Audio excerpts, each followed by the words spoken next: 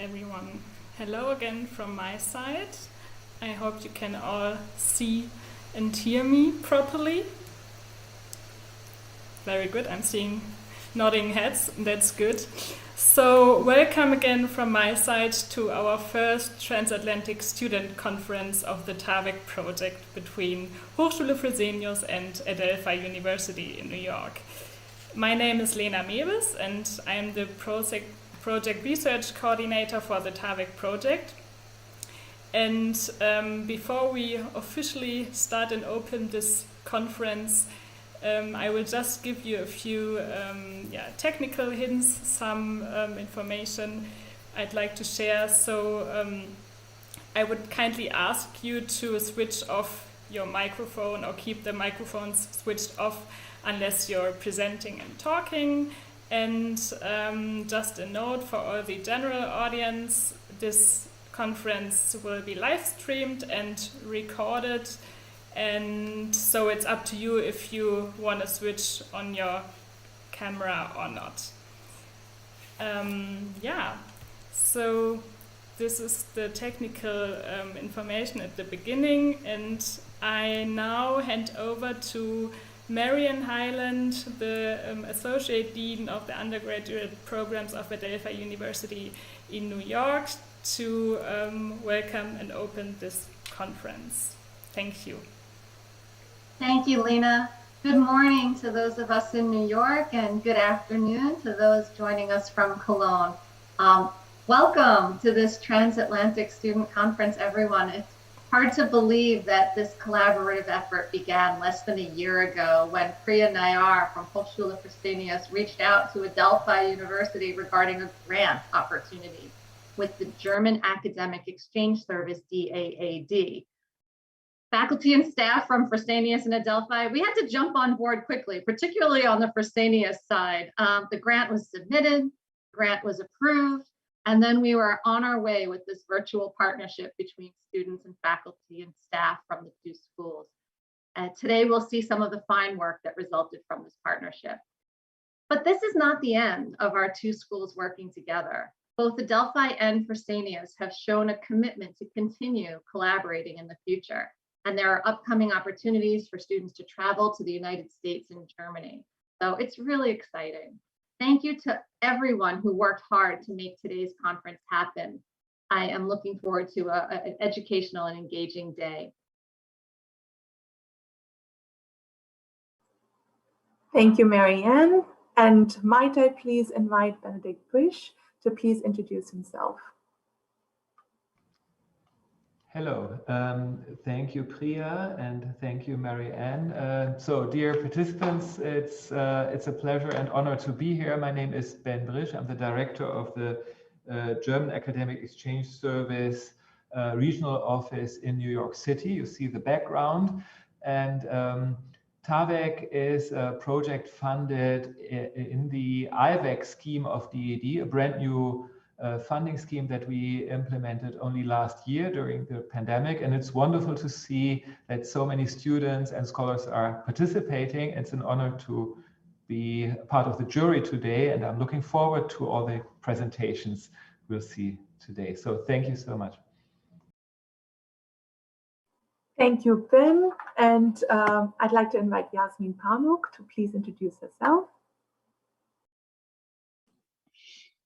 Hello to everybody. My name is Yasemin Pamuk. I am the head of cultural affairs and science at the German Consulate General in New York. And I'm looking forward to viewing your presentations and discussing them with you. And thank you very much for all your effort, and see you. Thank you, Yasmin. May I please invite Dirk Schulgen to please introduce himself? Hey everyone, I'm Dirk Schulgen, also honored to be part of the jury and excited to see all your great work from both sides of the Atlantic. I'm a marketing and brand expert. I've consulted, worked at Electronic Arts and Gaming for 11 years and headed up Central Eastern Europe in marketing, been with Nike, headed up marketing there, and with a sustainable backpack company, which I headed up the last 4 years. So excited to see what you guys are coming up with, and have fun today. I think that's also important. Enjoy the moment, because it's a great conference, and yeah, have fun.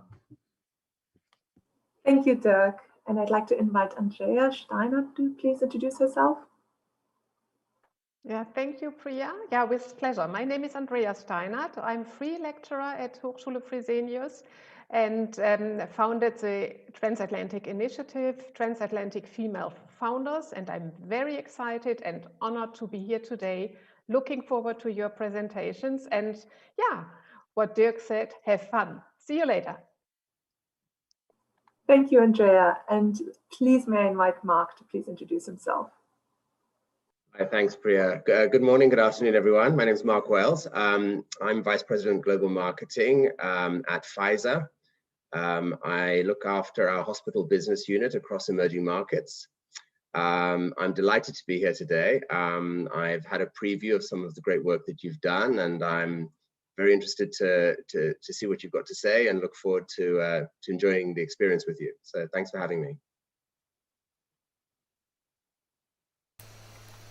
Thank you, Mark, and thank you to all the selection committee for the quick introductions. I would now hand over to the first course. We start with the first presentations of the business communications course, and I will hand over to Laura Misano, who is the Adelphi lecturer for business communication, and to Barbara Lear, who is our Fresenius lecturer for business English. So please go ahead, Laura. Thank you. Hi, everybody. I'm Laura Misano. As Lena just said, I teach business communications at Adelphi University. We partnered with Barbara and Robert and Lena on various projects. The first project was a career research interview project where our students collaborated and interviewed over 22 professionals from Germany and from the US, and they wrote SWOT analysis and thank you emails, and they did effective agendas, and they did recordings of their interviews, and we all got to watch their recordings. And then they moved from that project onto a creative team project, and you'll see today they created websites, they did social media marketing plans, they did presentations on how to get a job after college and communicating cross culture. And I remember meeting with the team and asking one of my students, oh, are you on campus? Thinking that he was at AU. And he said, no, I'm home. And I said, well, where's home? And he said, Bolivia. And then his other teammate from AU, where are you? Well, I'm in China. And then they're meeting up with their teammates in Cologne, Germany. So I thought, wow, this is truly a global collaboration, you know, and the students had to negotiate different languages, different time zones, communicating across different cultures. And, you know, they did a wonderful job, and it was all during a historical, you know, stress of a historical pandemic. So we were really proud that they completed those projects. So all of the students who completed the projects, you showed us that you have flexibility, and you have commitment and drive and purpose, and you have flexibility and persistence, and most of all, integrity. You didn't give up. And these are all qualities that as faculty, we would like to take credit for, but we can't, because that has nothing to do with us. That's you. You did it. And I know it sounds cliche to say for the students who aren't here today and the students who are here today, by finishing these projects, you really, I know this is going to sound cliche, but you're all winners. You really already won the competition. So we are very proud of you, and you have shown that now you can do anything. So congratulations. And I'm going to echo what the others said. Please have fun today. Enjoy. Over to Dr. Lear, I believe. Thank you so much, Laura. Yes, I agree. We are super proud of these students. And I'm especially happy that Paula Kolb is now starting, because she summed up the whole feeling of being overwhelmed by these additional tasks in a poem, which she's going to read to us. So Paula, the stage is yours. Okay, thank you so much, Mrs. Lear.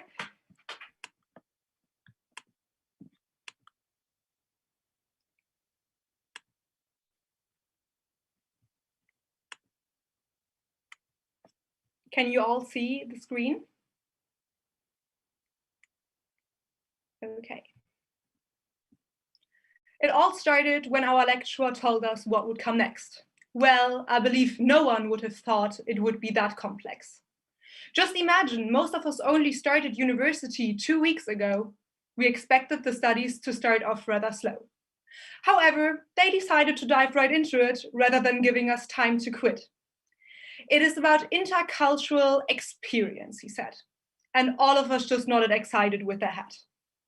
After 2 weeks passed really fast, the project started and turned out to be a blast. The project did not just include us, but also some people we could not get to by bus. Those people go to the university in a country discovered in 1492. Do you already have a clue? America it is. And not to start another quiz, the city the university is placed is the one people are living who have a really good taste. It is New York City, a place many people call really pretty. We got to know each other and immediately called each other brother. But there was no time for a romance or a passionate dance because we got an amazing chance. We did an interview with people we barely knew. Those people were experts in a certain field and talked with us about their experience completely unconcealed. They already achieved what we are striving for, but what they told us brought us down to the floor, even though it was something we probably knew before. They are only driving a nice car and made it so far because they were working and studying like a rock star. To achieve our goals, the professionals gave us an advice, not just to be always nice, but also to pay a certain price. This price is not about money, not about dollars or euros, but about the coming lows. When something seems impossible, it is the most important thing to keep going. That is what differentiates normal people from the one who are glowing.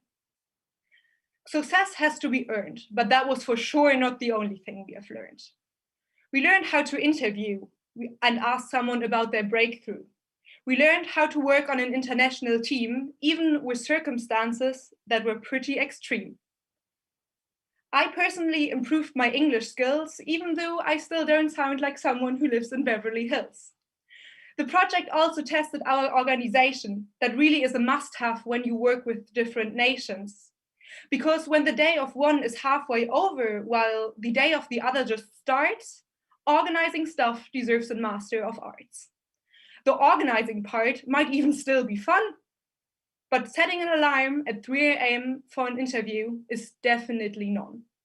Even though the last paragraph sounds quite annoyed, we will keep this amazing experience in the imaginary Polaroid. A warm welcome, everybody. My name is Paula, and today I stand here representative for my group members who will shortly introduce themselves.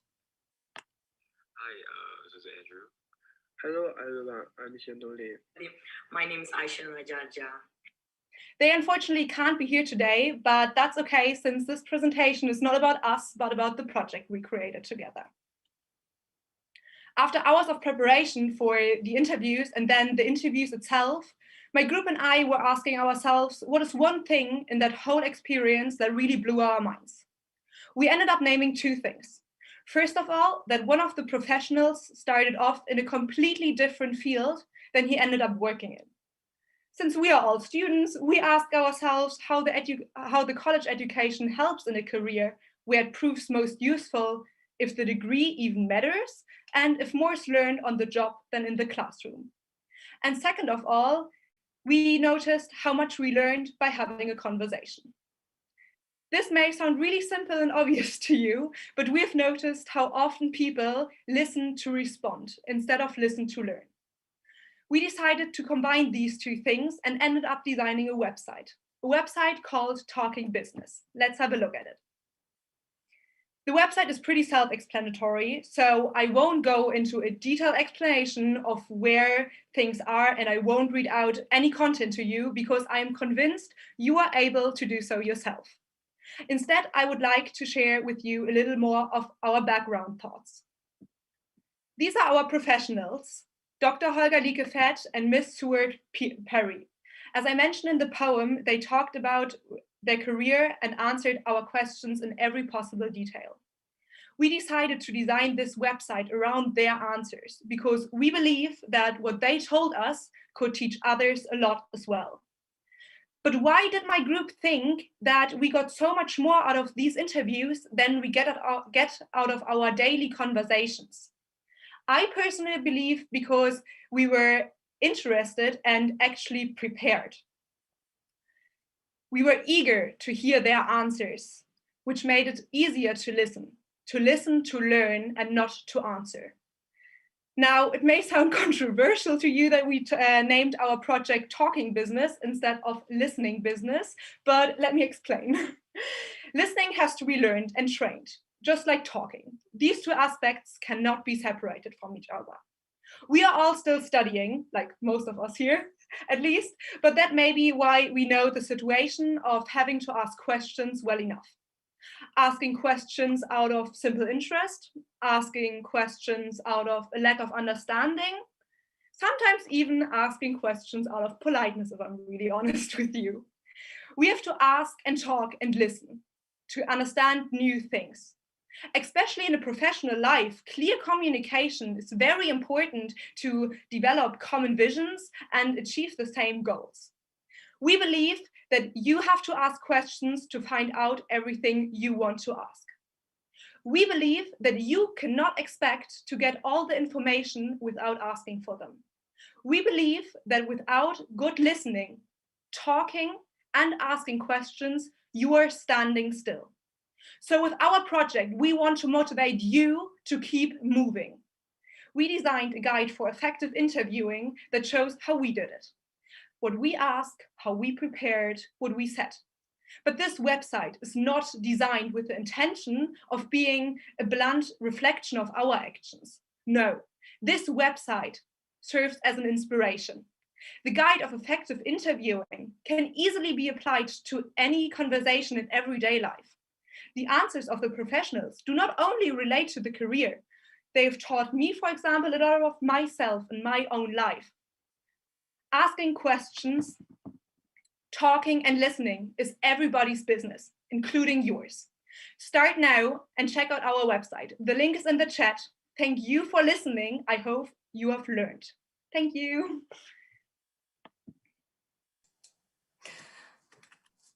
All right, thank you very much, Paula. Wonderful start. It is now the chance of the selection committee to ask questions if you have any.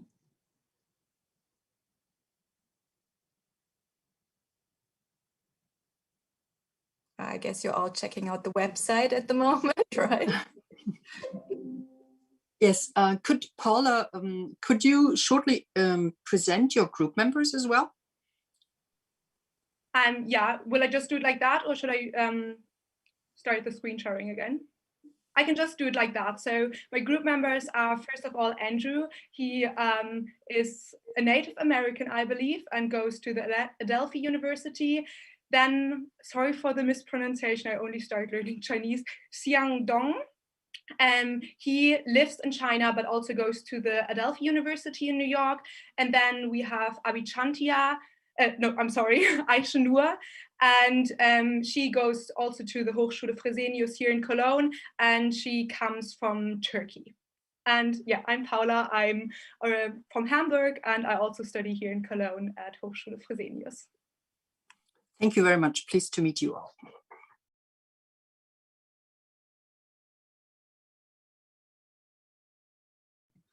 Paula, is there one story out of the interviews which surprised you the most, which is still in your head, and which led to the learnings you just presented? I don't really know if it surprised me, but I'm a person that really stresses myself, and I think I have to have my whole life planned out. I'm like, I have to study this now, and I already know what I want to do for my master program. And the one professional told us that you don't have to always know where like life is going and where the path of life takes you. And it's such a basic quote, so to say, but for me it was so good to hear that you don't have to stress, and that like everything comes at the time it's supposed to come, and that you should focus on today rather than just on tomorrow. And that's really like something since he said that, I try to reply in my head every single day, and that, yeah, it's really stuck to my mind somehow.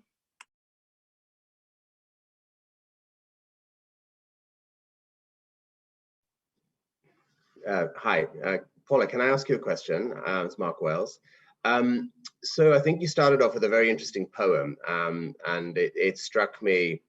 It's been many years since I was in your shoes. But what sense do you have of your academic life preparing you for a professional one? You know, what's your takeaway from the conversations you had with those leaders?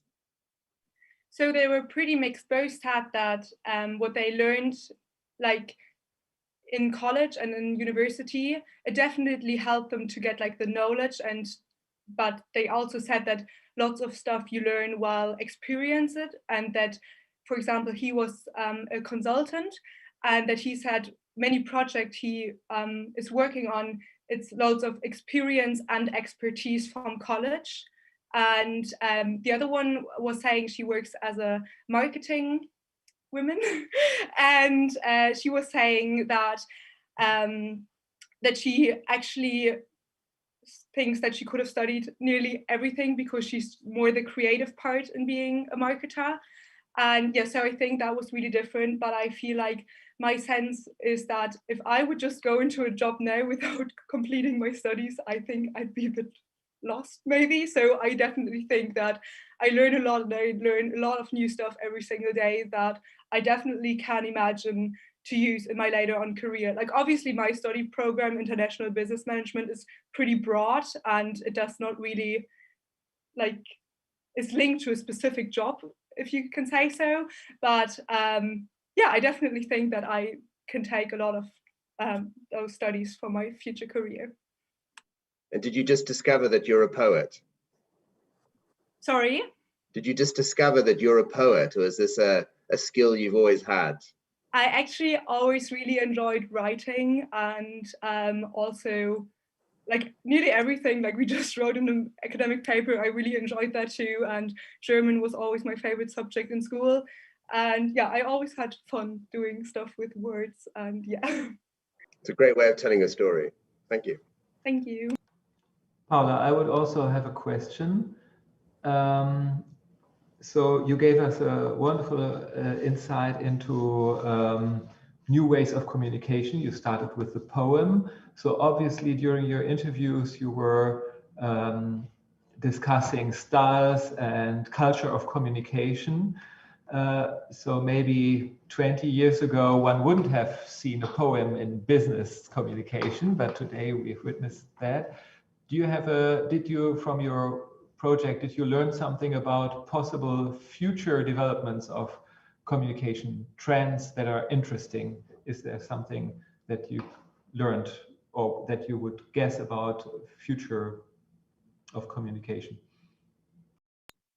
I believe that everything will in future be a bit less academic, just because so it's easier to understand for everything, and especially in business, the outcomes of doing business are important for everyone. So I believe that even business communications will held at a simpler language, so that they are accessible and understandable for everyone. So I noticed that I just talked about my academic paper, but he did not expect us to use the most formal language as well, because it's about you saying what you mean and not just making the impression of like the most intellectual person on earth just because you use really difficult words. And I think that's where language is gonna go. Like, not that words are dying out or something, I just think that it's impossible.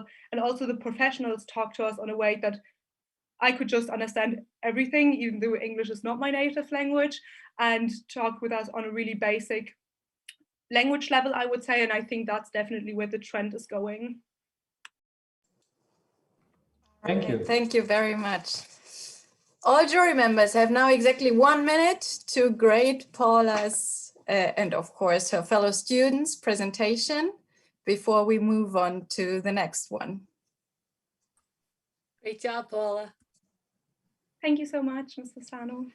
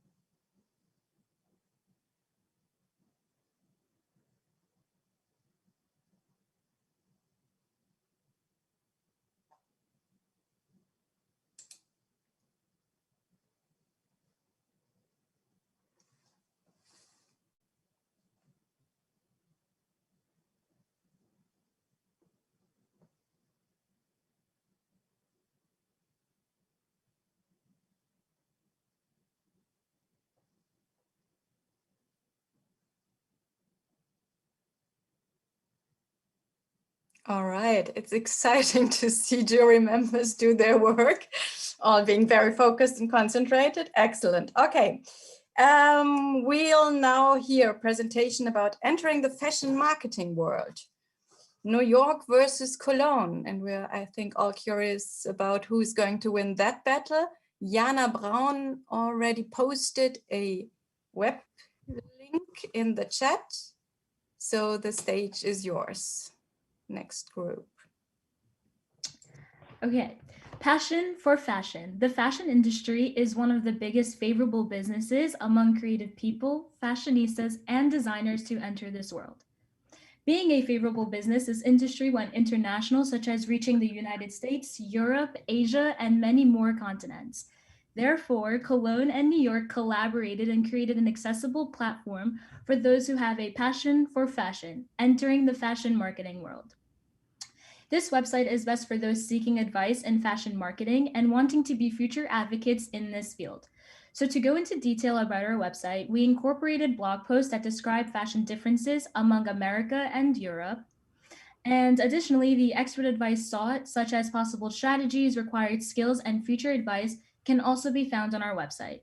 So now we would just like to say thank you for allowing us to have this wonderful opportunity to showcase our website. And now I would like to introduce my teammates. Yes, so my name is Jana Braun. I'm a student at Hochschule Fresenius and I study international business management as a bachelor's program.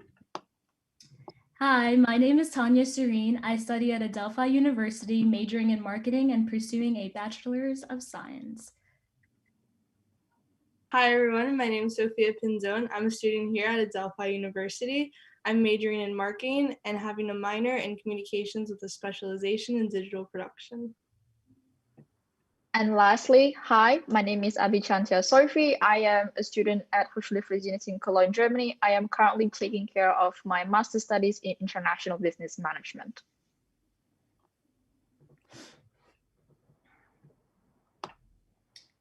So to start off, welcome to our website, Entering the Fashion Marketing World, New York and Cologne meets fashion marketing. So for the first post, we included how to keep up to date with the constantly changing fashion environment. And to follow these fashion trends and get news on the latest styles, you can follow certain apps, websites, or fashion influencers, and they're all listed under this blog post. Moving forward, we included the fashion differences among our two continents. So fashion in America is very different from fashion in Europe. Americans tend to dress casual and they don't really care to match their clothing, whereas Europeans tend to match their clothing and wear a well-fitted outfit. And like I mentioned before, we sought advice from professionals in popular retail. In the States, we talked to a rep from Saks Fifth Avenue, which is a luxury department store for both men and women. And in Europe, we reached out to a rep from Peek & Cloppenburg, which is an international retail clothing chain for both men and women as well. The headquarters of Peek & Cloppenburg are located in Germany. My teammates will go into further details about the advice sought. And then last but not least, our last blog post is about marketing platforms retailers use to advertise their campaigns in products. It's shown, so the marketing platforms are shown in this little diagram, but in general, the focal point of marketing are the consumers. So therefore, the goal of fashion marketing is to catch the consumer's attention. And this is only done so by using the right social media platforms. As you may all know, that retailers will go above and beyond when it comes to advertising their brand name, products, services, campaign, and their campaigns. And this is just so they can catch your attention and to get their brand name out there. But yeah, that's pretty much it about the blog post. My teammate Sophie will now go into further detail about the required skills for fashion marketing. Okay, and we all know a little bit about fashion marketing as explained from my peers, Tanya. So for the candidates of you are into the fashion and business, the multi-billion dollar industry of fashion management is the right path for these candidates, because the fashion marketing managers have the huge yet exciting task of overseeing the branding, advertising, and even consumer reactions to the marketing campaigns and fashion products. And therefore, it takes more than just passion for fashion to make it into the business. And it takes also a high level of equity, patience, vision, development, and strategy. So here we can have a closer look what the candidates need for a success in the fashion world, and one place where you can learn from the ropes. And we can see that basic skills such as reading, writing, speaking, and listening is really important. And then the second one, to have skills such as critical thinking to forecast and predicting of the future of the fashion industry. And then the third one is the communication skills, because as a fashion marketing managers, they should be able to get in touch with their peers and also know how to manage their members. And then we also need to know the time management skills, and then system analysis skills as well. And then also able to read about financial management. And lastly, knowing understanding about the resources where the fashion industry is getting their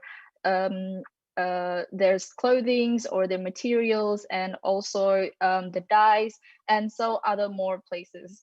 And lastly, not least, is the decision making is the most important skills for all. And now that we know about all of the required skills to enter the fashion marketing world, we need to know a couple of strategies that's going to be explained by my lovely peers, Sophia. So using strategies in the fashion marketing world is essential to your brand. Listening to our professionals, we learned that the 3 most used strategies are market campaigns, Fashion Week, and the blanket strategy. So to go into a little more depth, starting with the marketing campaigns. These are designed course of actions that promote specific products of your brand or company. This gives the company and brand the ability to see who is looking at their product and gain awareness. Next up is Fashion Week, which we all know that is the most exciting weeks of fashion world. They happen all over the world and are the prized possession of fashion.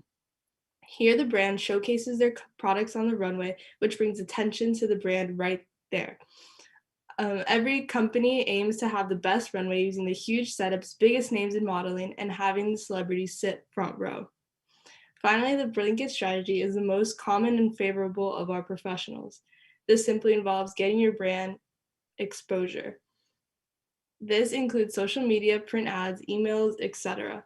With the use of technology in our day and age, this strategy will only continue to grow and is a must in the fashion marketing world. Next is Jana, who will give us advice for the fashion marketing.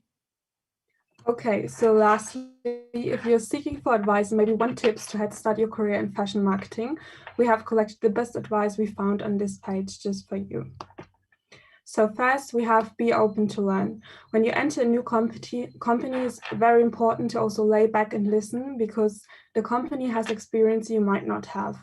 Your motto should be learn, listen, and repeat when you first enter a new company. Then we have think outside the box. Your new idea could be the idea for your company, but we also know that you should be prepared to discuss and explain a lot, because not everybody might have the knowledge you have. Then we have money is key.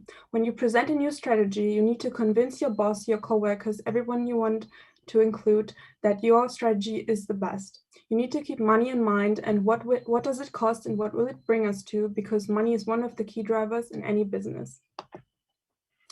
Then we have theory and the real world. As we all know, university can be quite theoretical sometimes, and the real world can be quite different. So our advice is to combine both worlds and have as much practice beforehand as you can, so that you're not surprised when you enter the job market. Next, we have never burn a bridge. Anybody could be the one to give you your dream opportunity one day. So our advice is for you to connect and meet as much people as possible and keep contact with them, so that one day they may help you with getting your dream. And last but not least, we have shoot for the stars. Possibilities are endless. When you believe in yourself and are not giving up, you can achieve your dreams no matter what they are. It can be great, but it can even get better. That was it with our presentation, and thank you so much for listening. We would again like to thank our professors who have given us this wonderful opportunity to create this amazing website. If there are any further questions, please feel free to ask. Thank you. All right, thank you very much. Excellent timing, by the way, and I'm particularly happy that all 4 of you could be here today. That is just nice. Okay, so the jurors once more have the chance to ask questions if they have any.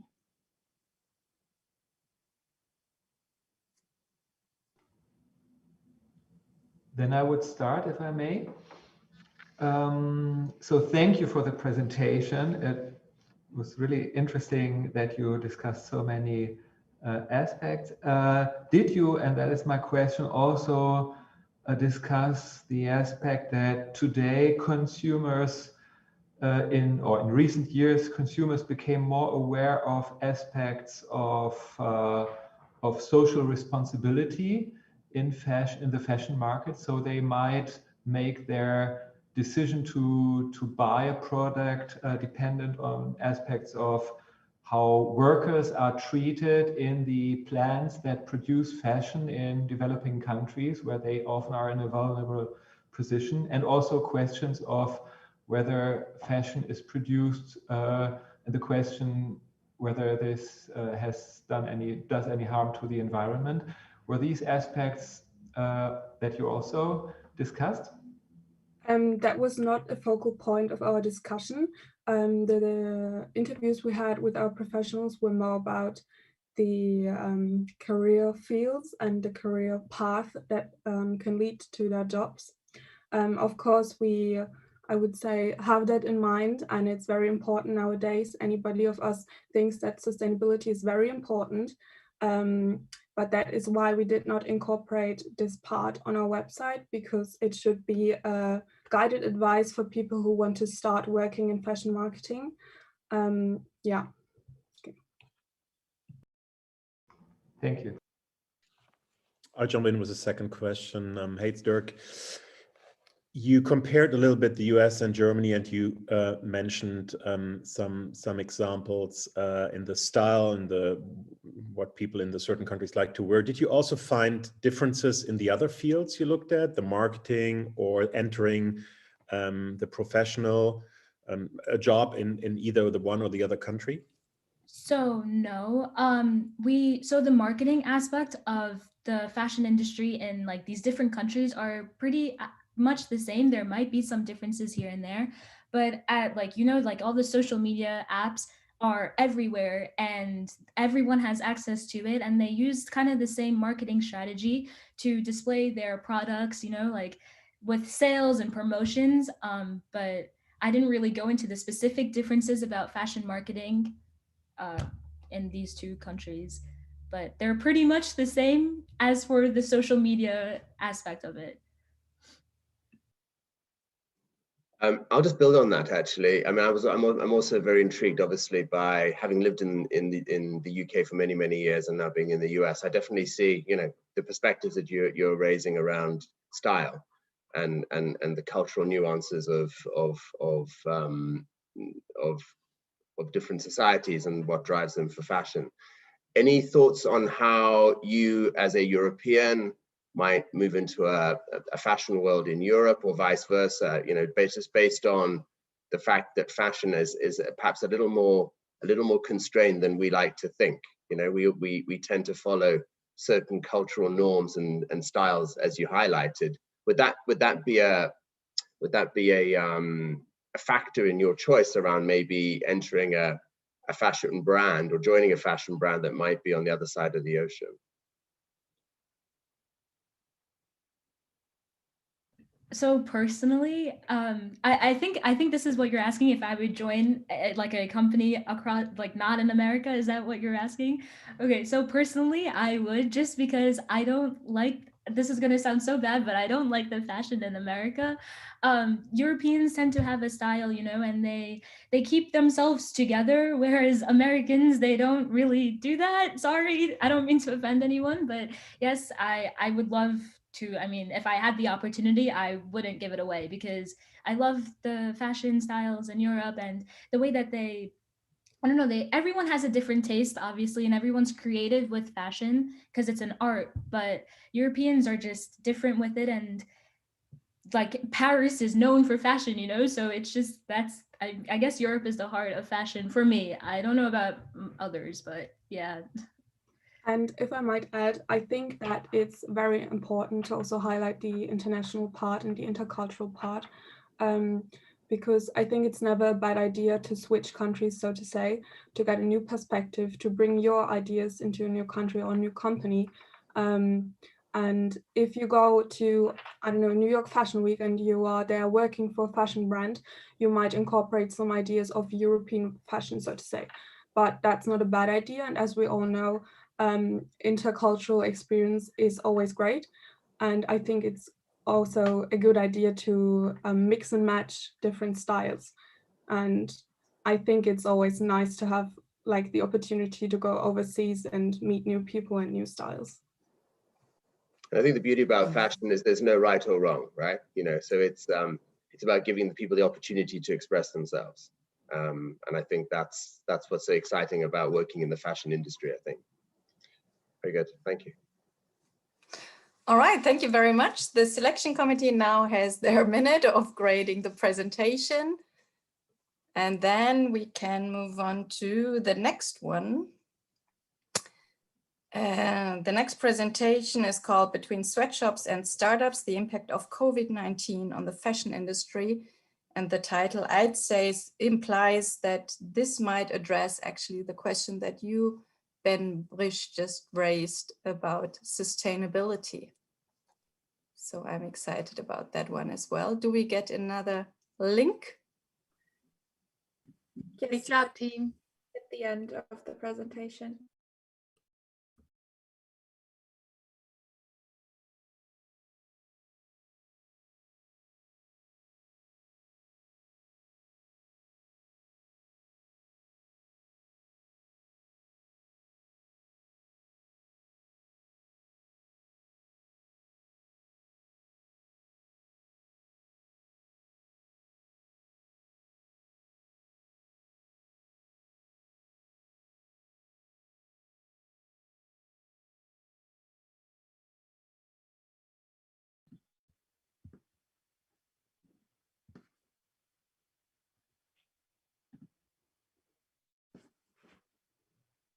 So are we allowed to start? Yes, please. The stage is yours. Welcome. In our presentation Between Sweatshops and Startups, we focus on how the pandemic affected different segments of the fashion industry. And Lea Marie and I are both studying international business in Cologne right now. We are in our second semester, and the TAVEC project really gave us an incredible opportunity to have great insights into the world of fashion, and we are going to share them with you now. We're going to start off with the two incredible interviews we had. So I'd like to present Gesa Mitro from the apparel brand Funktionsschnitt to you. She was one of our first insiders. And Funktionsschnitt is a company within the Fond Off group and focuses very much on sustainability. So their aim is to really produce sustainable, long-lasting products. That's what's really interesting right now. So Gesa Mitro is the global brand owner, and as an executive owner of the company, she's responsible for all departments, so marketing, sales, operations, you name it. Therefore, she gets insight, of course, from all parts of the company and could tell us a lot about the effects of COVID. So I'd like to start with the negative effects of COVID on Funktionsschnitt. So first of all, there was, of course, an overall reduction in the consumption by the people. Gesa said she believes it's because most people focus on only what they really need and what they're really interested in. That is why there was no big increase in sales during this period. And Funktionsschnitt directly couldn't take place in any fairs, so they could only help them digitally. What leads us directly to the positive effects of COVID on the brand, namely that there were a lot of new chances, for example, even the online fairs or the online business, which really expanded and the sales really increased. So overall, it was a really good season for Funktionsschnitt. And what is really interesting, given the fact that we talked about it before, the sustainability awareness of the people arose. So people had really the time to think about what they really need, what is long lasting, what helps to overcome problems. And a lot of problems are, of course, caused by unsustainable behavior. Yeah, so that was really good for Funktionsschnitt as a sustainable brand. Our second interview was with Paulina Benoit from Condé Nast. For those of you who don't know Condé Nast is a global mass media company which produces some of the world's leading print, digital, video, and social brands, and these include also the Vogue. So there's the connection to the fashion industry, in case you were wondering. And Paulina's job is to put digital ads on Condé Nast properties, so she really got insights as well. Nevertheless, she mostly only pointed out negative effects of COVID on the company. The first one being that print and editorial content couldn't be produced because editors, producers, etc. Have to work from the office, which was of course not possible at the moment. So there was a lack of content and advertisement, what is really bad at the moment. Additionally, there were massive declines in sales, and not only because of the misproduction, but also because people in general stopped reading magazines and print media over the last years. So everybody's focused on online media. And last but not least, a lot of employees were laid off, especially those who could only work from the offices. Paulina said, so to say, Condé Nast couldn't really sustain itself.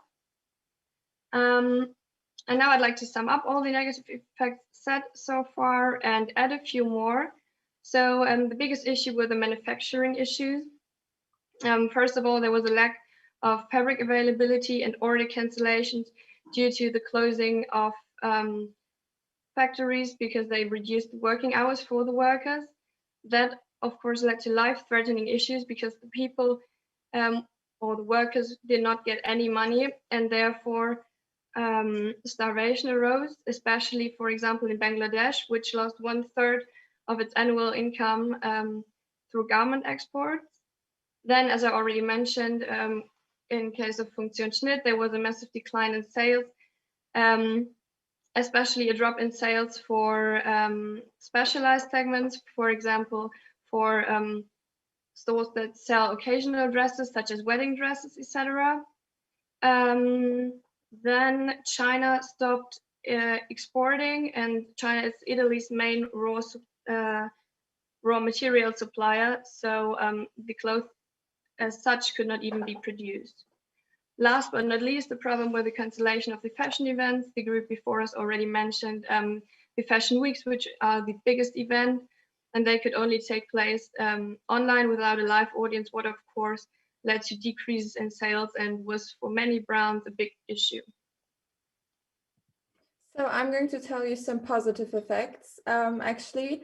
So first of all, face masks turned into a real fashion statement piece, and many brands introduced their own face masks and made them like a key piece of their regular collection.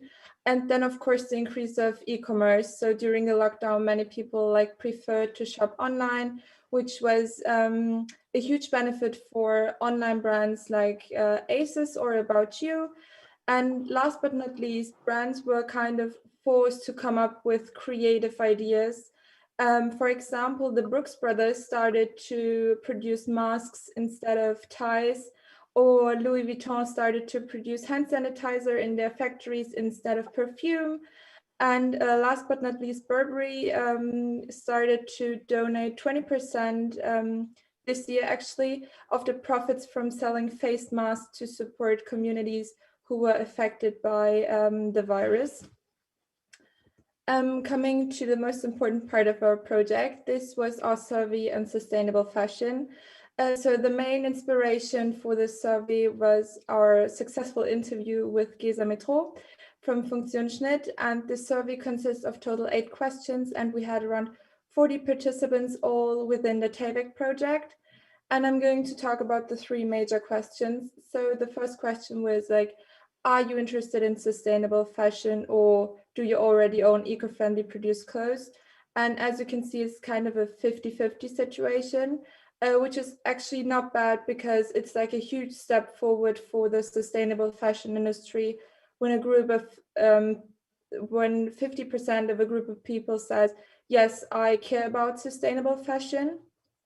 The next question would be, how much money would you pay for a regular white t-shirt?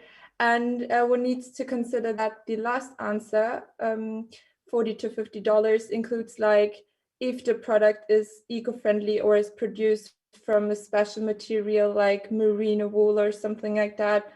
And the fact that 20% said, actually, yes, I would pay $50 for a t-shirt, which is eco-friendly, is also a huge step forward for the sustainable fashion industry and for sustainable fashion producers.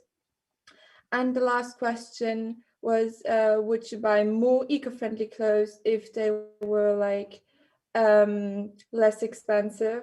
And as you can see, around 98% said yes. This just shows that the preconceptions that sustainable fashion is expensive kind of exist, and that more people would actually buy sustainable clothes if they would be less expensive.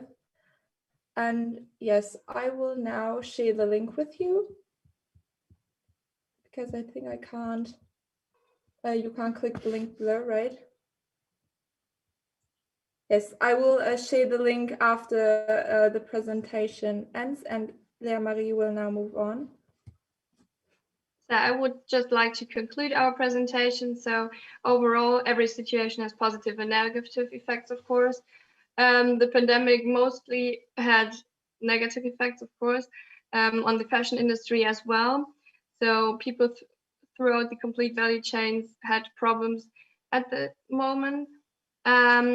Nevertheless, one can really say that the sustainability awareness arose. And that was especially good for brands who focus on sustainable fashion, which is the direction we should all go to. Yeah, and over here you can see our thoughts on the TAVEC project.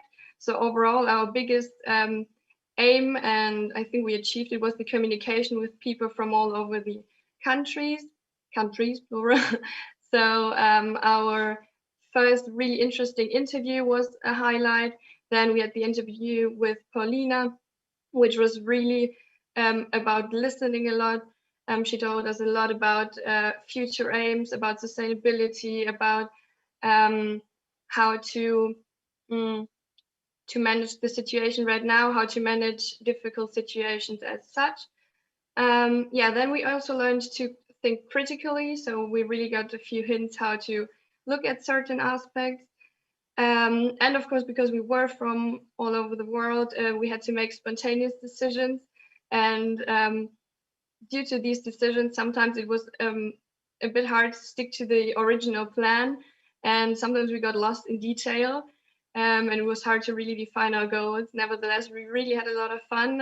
Thank you very much for offering us this great opportunity. And thank you for listening.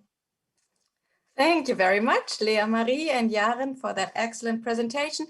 You took slightly longer, so I'd say we reduced the number of questions in order to stick to the schedule. Do you have any questions from the jury? Maybe just two or just one. Yeah, thank you very much. I have just one short question. So can you say that sustainability is more important for the younger generation or the older one? Could you learn it by asking all these persons about it? I actually think that sustainable fashion is kind of turning to a trend right now for the younger generation. So when I see or when I go shopping with my friends or people in my age, I think that sustainability in general, but also in the fashion industry, kind of turns into a trend. Yasemin? Yes, thank you very much for the presentation. You briefly touched upon this issue, but could you just summarize your view on whether the pandemic will be an opportunity or a risk for more sustainable fashion production? Just your conclusion on that, please. I would it's really an opportunity for sustainable fashion because, as I already mentioned, a big problem was, for example, the issue with workers that did not get paid in Bangladesh. So all these factories where people really suffer from producing our clothes. So I think there was an awareness in general that we can't go along like that. So in the future, whatever comes, the situation as it is now cannot really stay like that. So I think we really have to focus on sustainability. And I think people had the time to have a look at what is sustainability. So sometimes you really do these impulse purchases. And now if you really have to stick online and look online to what you can buy, I think there is more awareness and therefore a bigger opportunity. All right, thank you very much. The jury members can now grade the presentation, and Lea Efforts, you can get ready to talk about importance and definition of communication. And I think this includes both verbal and non-verbal communication. Great job, team.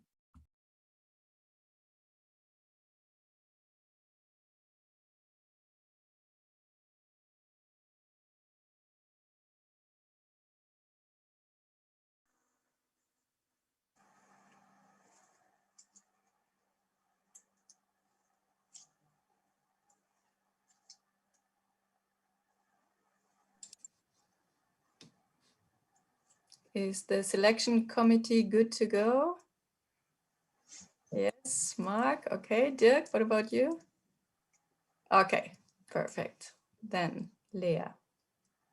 Okay, good afternoon, everybody. First of all, can everybody see the screen and can everybody understand me? Because I do tend to have problems with my microphone. And it would be quite ironic if on a presentation for communication, my microphone wouldn't work. But yeah, so then I'll just go ahead and start. Our topic is the importance and definition of communication. As everyone else, our team, Solomon Arker, Minli Zhao, and Janina Bao, who unfortunately can't be here today, we have also done our share of interviews. We did our interview with Matt Kelly, the Director of Marketing Procurement at Adidas in the US branch. And we found out quite a lot because we were interested in marketing, and especially when it comes to the fashion industry. However, what we expected to find was not what we actually found. He emphasized a lot during the interview the word communication. And you might remember Ms. Misano introducing a team where one of the team members was in Bolivia and one was in China, while the other two were in Germany. That was us. So you can imagine that along with multiple time differences and starting up this whole project, plus the emphasis of communication in the marketing world, it got us thinking, what actually is communication? And that's exactly what we're going to find out today. First of all, there's a difference between verbal communication and nonverbal communication, which I will go into. And then I will explain the difference between the scientific meaning of communication and what we found out to be the reality of it. According to the Webster Dictionary, a process by which information is exchanged between individuals as common system of symbols, signs, or behavior is called communication. Now, we are in an entire generation of people who use the internet, WhatsApp, emails, everything of the above, Zoom, yeah. However, that does change a lot. You're not currently sitting in front of somebody where you can see every single part of the body.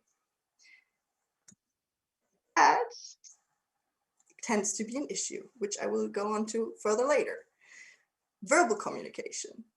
Verbal communication, including speaking, writing, and texting, is anything that has to do with words, written or spoken in general, as it refers to above, which means that as people, we tend to like to converse. However, words are not the only form of communications we have that we emphasize upon and that we give special attention to, whether we know it or not, which brings us to the nonverbal communications. Nonverbal communications could be noises, such as crying. If you're crying, well, you're either very happy or you're very sad. There's no or confused, but there's an implication of what kind of emotion you're showing and what your mood is even though it's just a noise. You're not clearly speaking or saying that you are sad, but if you're crying, I am presuming that you are. This is how it works. Coughing, you either have something stuck in your throat or you have a cold. So that might also be a heavy implication of that. What else I have is gestures. As you can see, probably I am gesturing a lot because I'm used to it. I grew up this way. This is something that my family does, and I find it helps me a lot with speaking very clearly and easily and taking a little bit of the nervousness out of situations, which obviously falls into body language. And the human body has an amazing mechanism of showing its intentions or the speaker's intentions without them realizing it.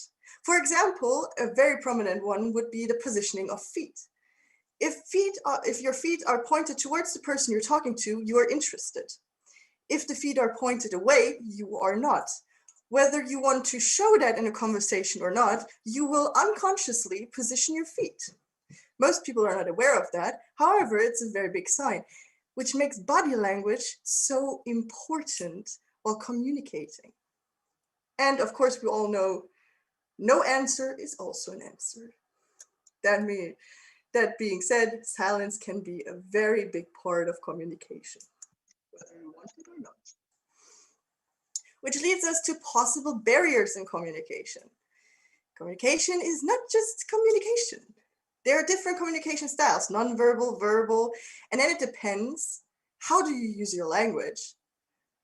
Are you accustomed to public speaking? People that are not accustomed to public speaking, like myself, might tend to stutter, over-explain, and or use other words in place of the ones they are trying to say.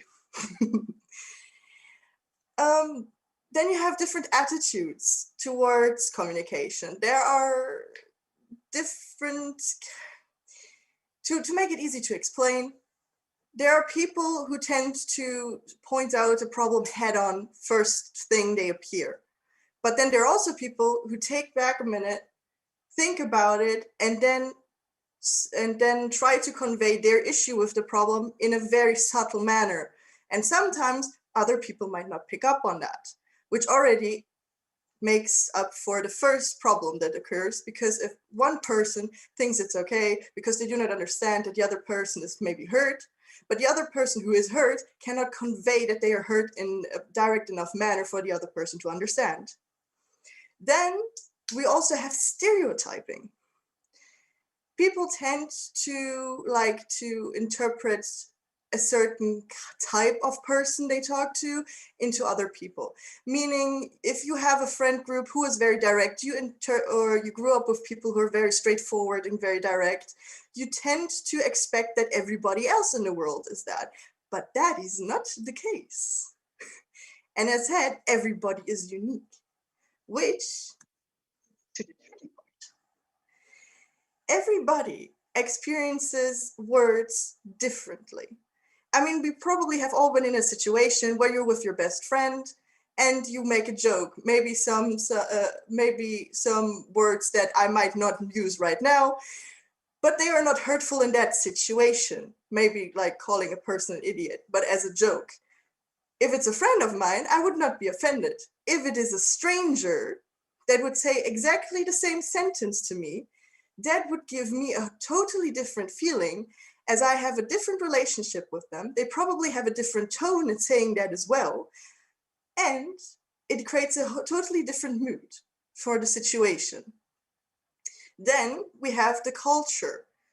There are some phrases, for example, like we also have sayings in Germany that if you would, and obviously in every single other country, that if you would translate them, they would not have the same impact in other languages, for example, English, as they do in their native language, which tends to lead to misunderstandings.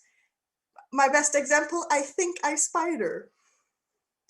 That does not work well in English. Most people will probably look at you and think, why?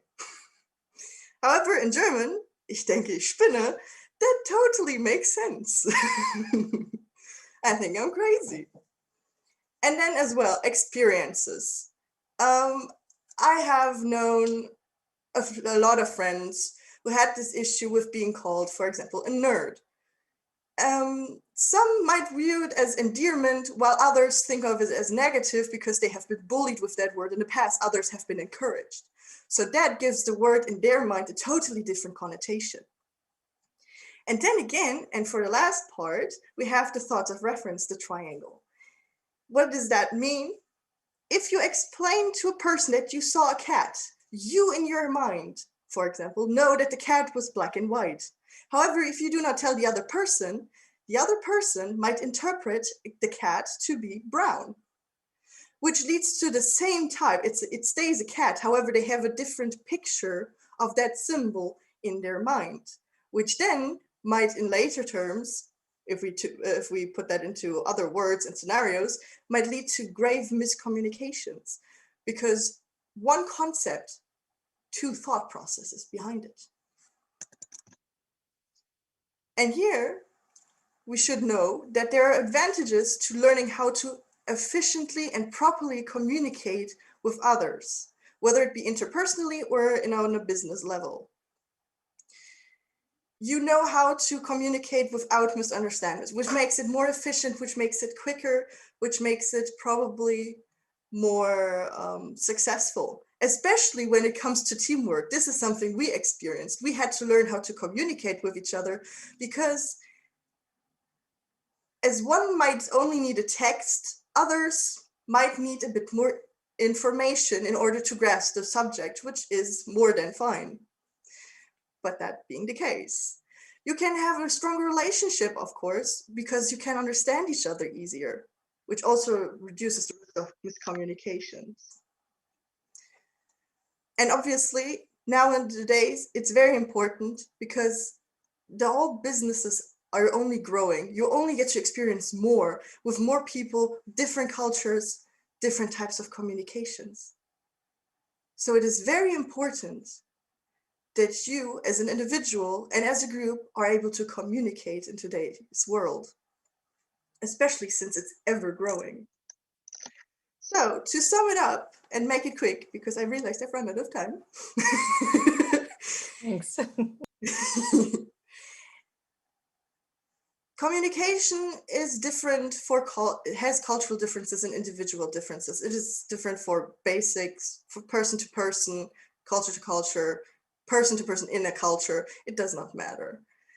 It is good to know how to communicate, to navigate in business related environments and between people. And in order to actually communicate successfully after you learned how to listen, which I might refer back to Paula's presentation. So yeah. But thank you all for your attention and your time.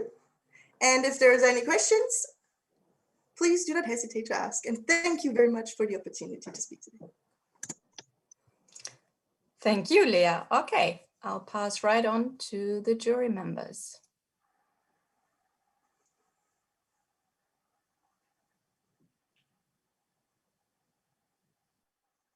Yasemin. Yes, so sorry to be the one who asks questions again. Thank you very much for the presentation. You said that or in your presentation, your conclusion was, or one of your conclusions, that there are cultural differences in communication. So this begs the question, what do you think is the main cultural difference between American and German communication, in your view? To be very fair and in all fairness, it's right now, it's also the barrier of political correctness is what we presume to be politically correct, which we notice because our teammates, I'm more of a direct and straightforward person. I always have been, and that will probably never change, although I do try to be considerate, that was the word. No, but my teammates from the US were more of a very,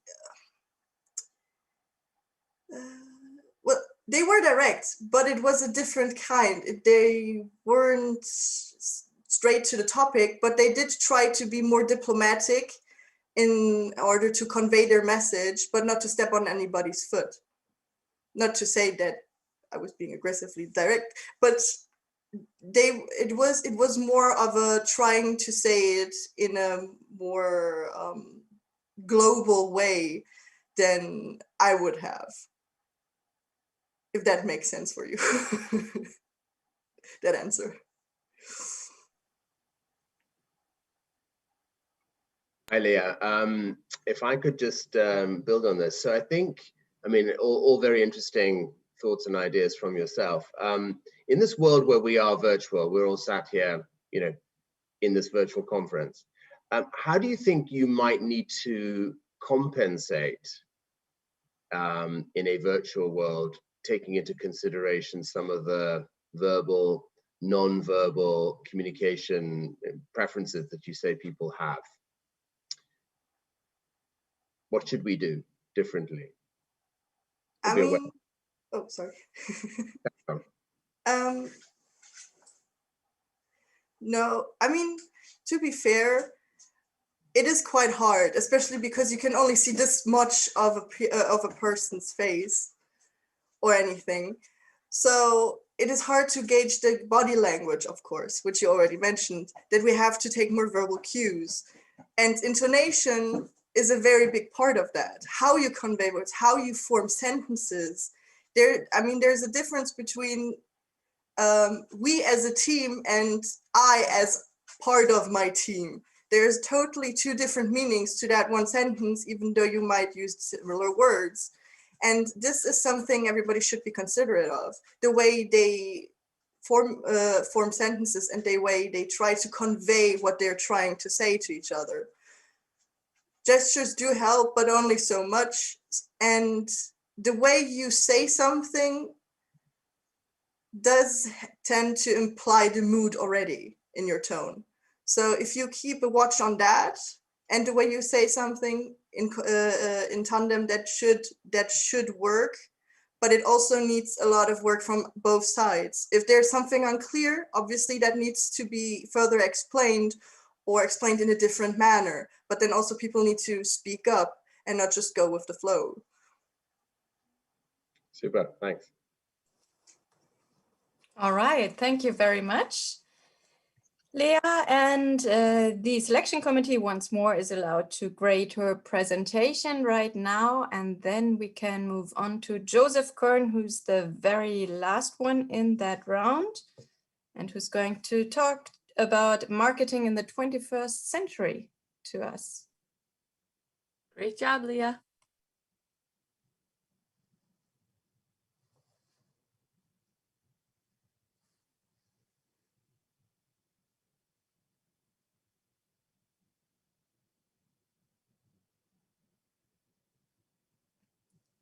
Okay, jury members seem to be done, right? Okay, Joe, then you can go ahead.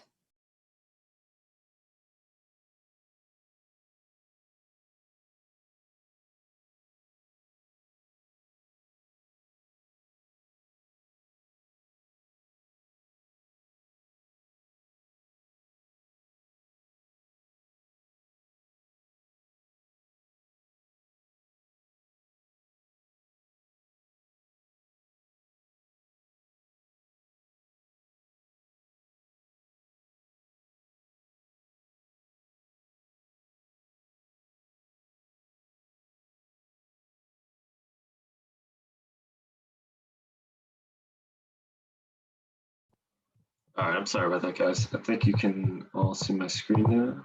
Present. Okay. So I am going to be presenting today on marketing in the 21st century. Just before I start, I want to quickly introduce my group members. We're going to go clockwise. So I'm obviously Joseph Kern. I'm a junior marketing student at Adelphi University. I'm sorry, to my right is Marina Blastro. She was a fellow business communication student, also at Adelphi University. In the bottom right corner, that's Leonie Schroeder. She was a student at Hochschule Fresenius.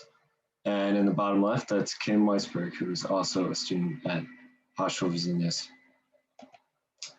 So our group story So obviously I am doing social media marketing in the 21st century. I think it is a growing market, but before I get into all those logistics, I think the most important part about social media itself is the fact that it connects people, and especially in a global pandemic, we live in a world where you can just see someone's face. And I think there was an important distinction that was drawn in the last presentation, and oftentimes that leads to disconnect. So I think it's important to draw attention to this personality, and that's what I'm going to do right here briefly.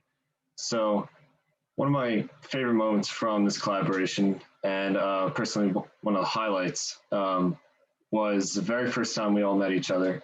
And I had coordinated a group meeting, and I think I coordinated it in the afternoon here on New York time. It was around 3 p.m. And I had shown up on time, actually 5 minutes early. I had like a whole schedule prepared and everything, and no one showed up. So I thought, wow, I can't put my group members as rude, and I was taken back. However, I was on New York time, and I was so arrogant as to believe that everyone else is on New York time. So that actually proved to be the spark that ignited the fire for our group project. Marina Velastro is involved in field hockey here at Adelphi. She's an athlete, so she had a busy schedule. Kim and Leonie had a bunch of extracurricular activities going on. So we found that Instagram was something that we all had in common, and it actually proved to be an incredible tool in connecting us, and just was very efficient in coordinating times and so on. So that's a little bit about us and how we kind of came to be comfortable with each other. So introducing Instagram. So like I said, Instagram is infamous for attaching a face to a personality. And the method in which they do this is quite unique. These are just a quick couple of snapshots of how they organize the material. And in a world where there's a lot of growing startups and dominating social media sites, Instagram is the only one that is 100% visual based. So it's going to be pictures, it's going to be videos, and it's going to be very brief, like I think it's less than 100-word captions. So you got to get a powerful message across visually with very minimal text, essentially almost like a PowerPoint. So I think this is an opportunity not to be ignored, especially in a global pandemic. And it is essentially the basis of marketing, is communication as fast as possible with as much transparency. So harnessing that tool was quite difficult. Although we were, very familiar with the platform, there was a lot to take in. It was quite overwhelming. Instagram offers a lot of different promotions and a lot of different alleys and essentially vehicles to get your information across. We found it easy to organize it in a survey, of which we included in our bio, and posts. So quick breakdown. There's stories, there's posts, there's videos, there's a whole number of different things you can do. So today I'm going to take you through the method that we chose, which is posts. Before I do that, a little bit about our career research interviews. One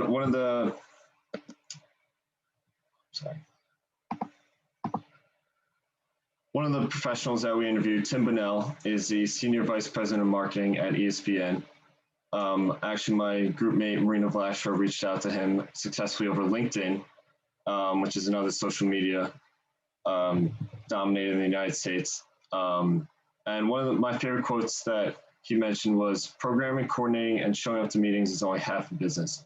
So one of the big things that we took away from Mr. Bunnell is that he demonstrated to us the power of negotiation and strategic and effective meeting skills. And he really emphasized on the power of negotiation, which we were all unfamiliar with and quite intimidated by.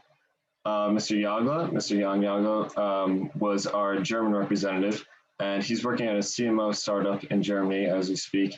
And one of my favorite quotes from him was, "Sports is a great way to learn how to be a team player."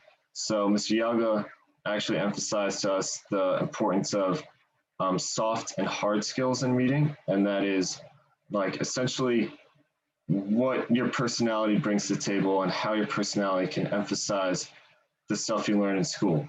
Essentially how you can supplement your technical meeting skills with a colloquial, casual personality. So just a quick rundown of our meeting with Mr. Bunnell. As you can see, this is quite a wordy caption that we've attached to our Instagram post, but essentially, like I said, he demonstrated the importance of negotiation, and he actually began a field in marketing when he graduated in the United States, but he's now working in programming. So like I said, he was less attached to the personal side of marketing and the communication side, but more on the like tactical programming and just essentially scheduling side. So he was very precise in his explanations and wasted no time essentially. Got right to it. And one of the important distinctions he drew was between ESPN and ESPN Plus and their competitors, and how he was negotiating a global pandemic in a time where people are now dominating streaming services and engaging in a lot of different online activities. Mr. Yagla, on the other hand, kind of was the polar opposite. He emphasized team playing. As you can see, he's a basketball player, and I thought this is personally my favorite interview. I think the team playing and communication is like 100% of marketing. And as a junior marketing student at Adelphi, I've gotten quite a firm grasp on exactly what marketing is. And I think Mr. Yagla hit it head on. And also what I found to be interesting is that he was our German representative, but played basketball for Penn State University in the United States. So that also added to the mix that I really happened to enjoy, and made it a lot easier for our German counterparts to really relate and understand our career individuals. So we actually organized a social media survey, which due to time constraints would take forever to go through. But essentially, we got 23 responses among a lot of our peers, and I'll take you through a couple of the results that are pertinent to this project momentarily. So these are just some numbers to reaffirm our premise that social media was a growing market in the 21st century, especially among a global pandemic, and exactly why we wanted to corner that market from a marketing angle via ads and so on, and FaceTime with consumers. So this is just a quick rundown of the marketing giants in the 21st century, like Facebook, Netflix, and so on, and how their streamers and viewers have grown exponentially due to the pandemic. Once again, just reaffirming the pandemic side of our growing market. You can see February 29th was the first United States COVID death, and a lot of remote work apps and connectivity apps have been on the rise since then.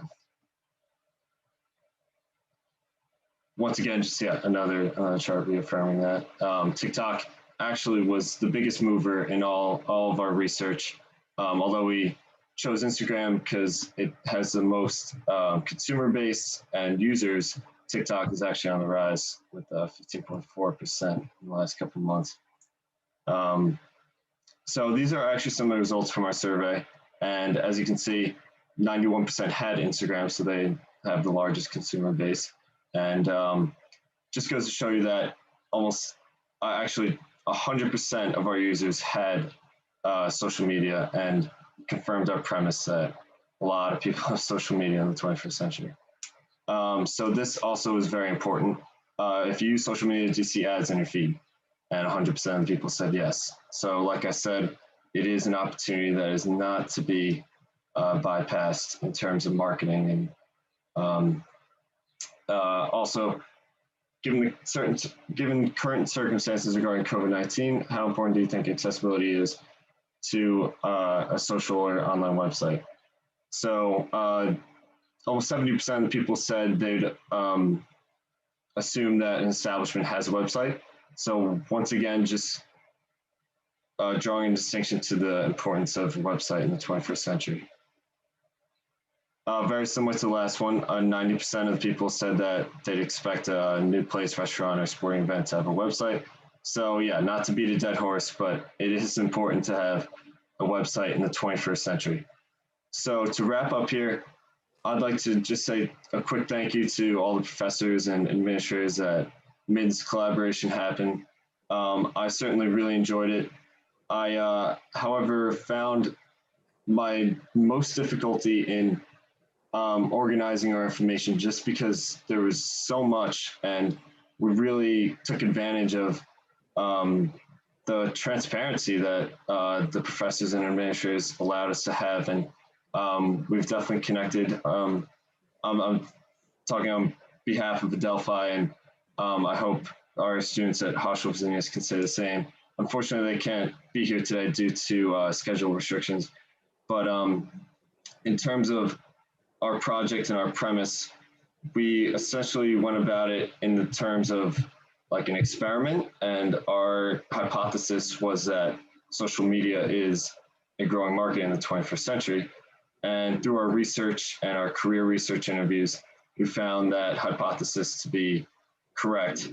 And I'd like to say thank you to my professor in business communications, Laura Massano, and she has definitely allowed us to have a seamless flow of communication with our career research interviews, especially because I've never been in an interview over Zoom, neither have my counterparts, and it was very intimidating.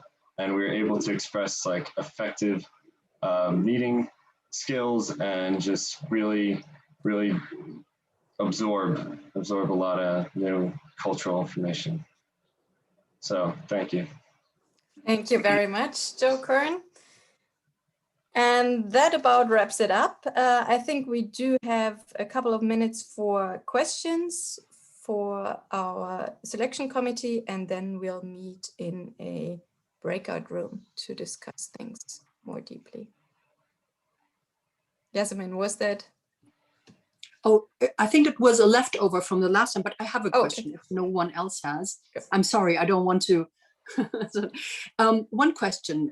Thank you very much for this visually very appealing and structured presentation.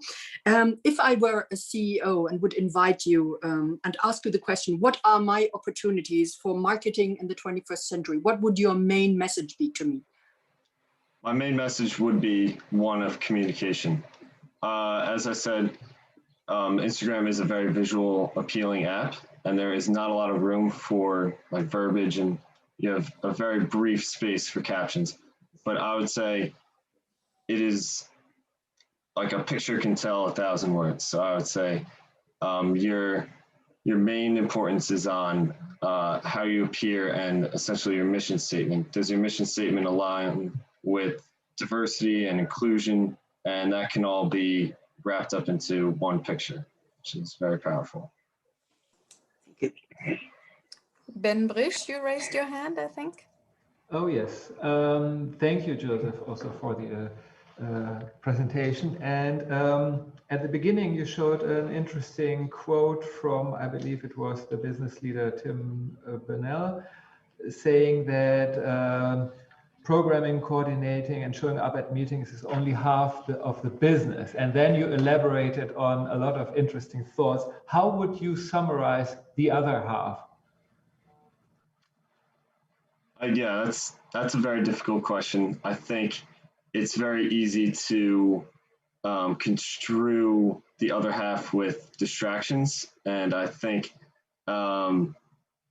especially if you talk a lot, it is hard to not insert a lot of your personality on meetings and so on. So essentially what I'm trying to say is, I think the other half of business is what makes you you, and how you can communicate those skills and those street skills into a meeting, and how to get the negotiation that you walked in there to get, and so on. So I think it really is it really is communication. It's communicating what makes you you.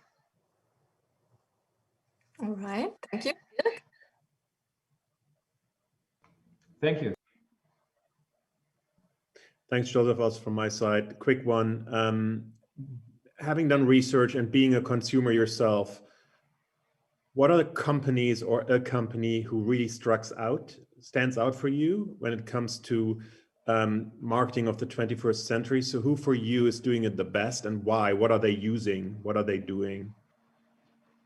Yeah, that's a great question. I actually did a project on Uber and their counterpart Uber Eats just a week ago for a different class actually, and I was very impressed with their marketing tactics. Unfortunately, just quick quip about the company, they took huge losses last quarter, and that was due to the global pandemic.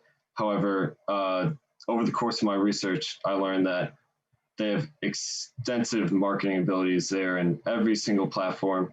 They spent millions of dollars on commercials in the Super Bowl, and they've just like really gotten face time with the consumer. And that's what I'm trying to say. It all really comes down to like familiarity and face time, and people just kind of establish a connection through those like frequent appearances. It's very important.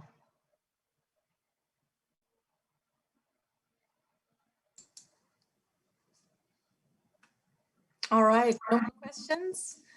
Then I think Lena is setting up a breakout room for all of us, including Laura, Messano, and myself, right? Thank you very much for presenting here. This was really a wide variety of presentations, and I'm really proud of you because you did this all on top of your heavy workload as it was already. And in the first semester of your studies that started during a pandemic. So kudos to you. Thank you very much. Yeah, thank you also from my side. It was a great start of presentations, and yeah, I'm already excited for the next round. So thank you, all students and all selection committee members, and Barbara and Laura for guiding us through this course. And yeah, we now have a 15 minutes break, and I will put the faculty and selection committee in the breakout room now, and all others can enjoy the break. See you in 50 minutes. Great job, Joe. Thank you guys.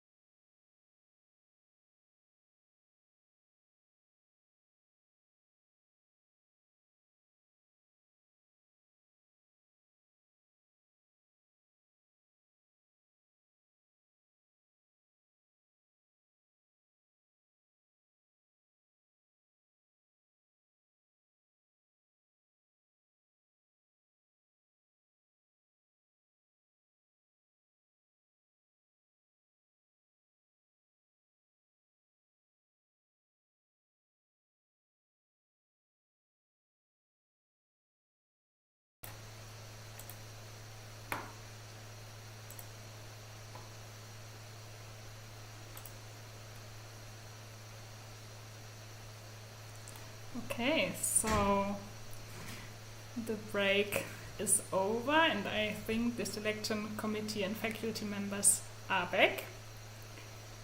Finished their discussion. So then we start with the next. Lena, actually, could we just have 1 minute before we begin so that everybody just gets a minute to settle back? Sure. Is that okay? Yeah, I wait a minute, sure. So we have 1 minute more and then we'll come back. Perfect.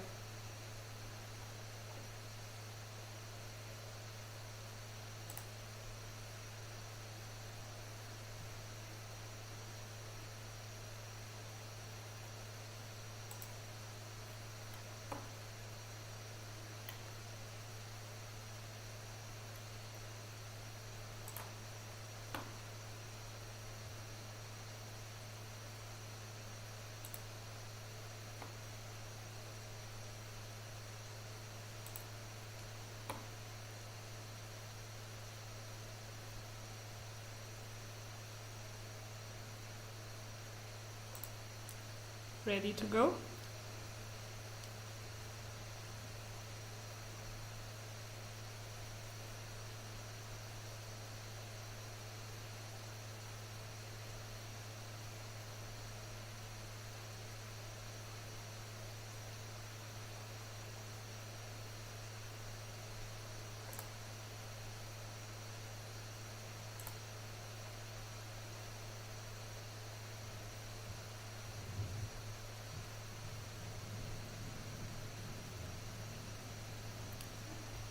Just waiting a few more moments for everyone to be back.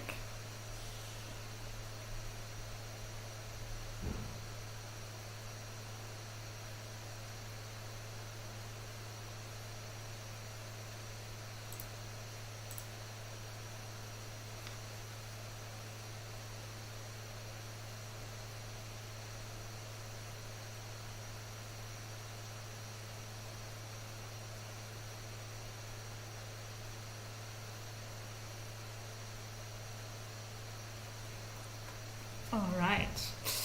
Okay, so we're now continuing with the human resource management groups, and I would welcome Ahmed Ray from Hochschule Fresenius and Marianne Hyland from Adelphi University again to quickly introduce the course and themselves, and then we start with the first presentation. So I hand over to you, Ahmed. Indeed, yes, thank you very much, Lina Nives. So my name is Ahmed Ray. I'm on the International Business School at Hochschule Fresenius. And as said, for this project, I work together with Professor Marianne Hyland from Adelphi University. We both teach undergraduate courses in human resource management. And when the opportunity came up last summer to collaborate internationally on the TAVEC project, we were both very aware of intense discussions around social inequalities that were taking place on both sides of the Atlantic. And we used this as an impulse to encourage our students to examine some of the issues that are affecting specific social groups and to see how some of these play out in the different countries. So the student groups were free to select one aspect of diversity and then to examine that from an American and a German perspective, looking at the social and the legal context in which these take place. So we had some great projects, and I'm delighted that some of the students will be presenting their work here today. So I will now hand over to the first group to present, and we have the title, Disability, How Can Today's Disability Be Our Ability Tomorrow? Thank you, Mr. Ray.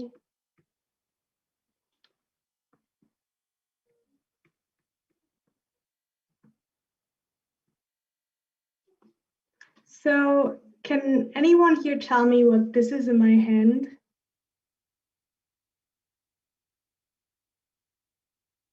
Just anyone? A pencil? Be a bit more specific. What can you say about the pencil as well? It's blue. Thank you, Paula. So this is a blue pencil. I can show you or write down something. It's none of these fancy pencils that can change their color or have glitter in it. It's just a blue pencil, right? If I have to write down something, it wouldn't matter if I use this blue pencil, or even if I would use this pink pencil. So we are coming back to this. I would love to introduce you to my little friend, Alex. He is currently 8 years old, and as you can see in the picture, he loves to do art crafts. He's a very good student and extremely sportive. He knows how to do laundry, and if I tell you, he not just only knows how to do laundry, he knows how the washer and dryer works, and he also loves to do it. He learns a lot by just watching YouTube videos. All his technical skills he already knows by this young age, he learned by watching videos. Okay, you might ask yourself, why is she talking about an 8-year-old boy and a blue pencil? Here's the connection. Alex loves this blue pencil. If he wants to write down something, especially if it's important to him, there could be like a million pencils around him. If he can't find this blue pencil, he might have a mental breakdown. And that's because Alex has a disability of autism and ADHD. And that's what we want to talk about today. How can today's disability be our ability of tomorrow? Unfortunately, my team members, Ryan, Jared, and Alexa can't be here with me today. But still, also in their interest, I'm here to talk about this very important topic. And our hope is that after this conference, you go in this word and talk about this topic in a normal way and try to educate yourself, educate your family, friends, neighbors, co-workers, everyone you're meeting in this word. So first of all, thank you for watching our video in advance. Still, I'm trying to give you a short snapshot of parts of our videos which are important to understand why we want to talk about this presentation. First, we have a reason why we want to talk about disability. One reason, enough for me to talk about, is this reason is Alex, an 8-year-old boy. How many people are really impacted by a disability in the United States? You're listening to a part of the video recording spoken by Jared. So disability impacts all 2 in 7 adults aged 65 years and older have a disability. 2 in 4 women have a disability. 2 in 5 non-Hispanic Americans. Can you hear it? Okay, sorry. Americans, Indians, Alaska Natives have disability. 26%, 1 in 4 of adults in the United States have some type of disability. And that graphic is shown. 1, 2, 3, 4. 1 in 4, 26%, over 60 million people are impacted by disabilities living in the United States. So we already have over 60 million reasons talking about this important topic. People might blame it on the American healthcare system or other issues. So we also wanted to look at the German situation. Now you're listening to a part of our video recording who was presented by Ryan. As we can see, there are 7.9 million people with disabilities in Germany. Over 80% of these are due to an illness, and 2/3 of these are a physical disability. With that in mind, 18% of these disabilities are leaving the people wheelchair-bound, 30% of these people are integrated in the labor market, and 26, roughly over a quarter of these people felt discriminated. So again, we have 26% disabled people who felt discriminated. And again, 10% of German citizens have some sort of disability which is impacting their life. What do you think? How high is the percentage of people with disability worldwide? Can anybody give me a guess?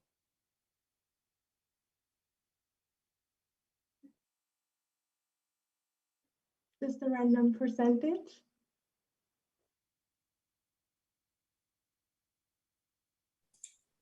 I'll say 20. Okay, you're not that far away. Almost 15%, over a billion people living on this planet Earth have some sort of disability. So we have a lot of reasons talking about this important topic. So we wanted to know, how is their life going to look like from a legal perspective? Yes, there is the BGG, the United Nations, the UN Disability Rights Convention, the American with Disability Act, who all tries to prohibit discrimination against people who are having a disability. It's great that we have those regulations and laws that's trying to help make life easier. But is it really a fulfilled life by just looking, you're having this regulation and this law? As an example, education. Both law system in Germany and the United States want to ensure that disabled kids get the same education. But is it really the same education if you have to visit extra schools or classes in order to receive education? So there's something called IDEA in the United States, and it's like they're funding and trying to, ensure that every kid has the chance to get the same education in a normal school, not an extra school just for people who are disabled. We're not actually having this in Germany, so the German regulations could look and trying to figure out how we could change this. Now my university is the first school I'm visiting, and I never got in contact with someone who has a disability. Why? Is there a difference we have to make? Free time, coming back to this little Alex I talked about, he loves to play soccer and he's able to enter a sporting club.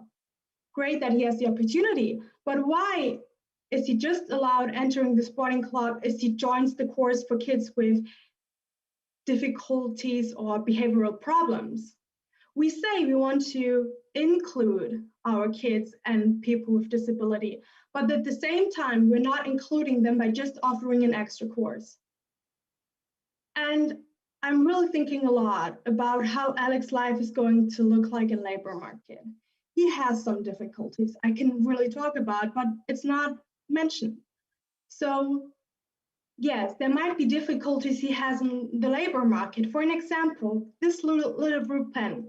If he shares an office and anyone in this office would use this blue pen, he would probably have a mental breakdown because it's his blue pen. He has an emotional connection. So shouldn't it be the company's work to educate the workforce, train the workforce in order to ensure that every employee is getting the same rights, same chances? That's what we wanted to talk about.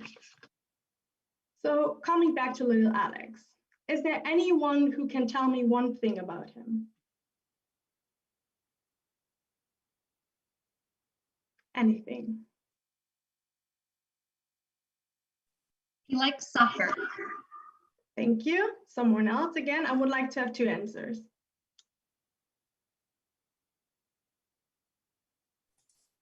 He likes his blue pen. Okay, great. Thank you. So Mr. Ray hasn't mentioned that he has a disability, but he remembered something that is connected to his disability. Thank you to Mrs. Highland, who showed us one of his abilities. And the problem in our society is that we are not looking at people's abilities, especially at disabled people. We are putting a label on him. We're putting ADHD and autism on him. We're not looking at his perfect skills he has. He could be like the next extreme famous soccer player, or he could definitely work in the tech industry with his knowledge and grades. But sometimes we're not giving disabled people the same chance. Yes, we have all those regulations, we have those laws, but something we have to change is our minds. The problem is not the person's disability.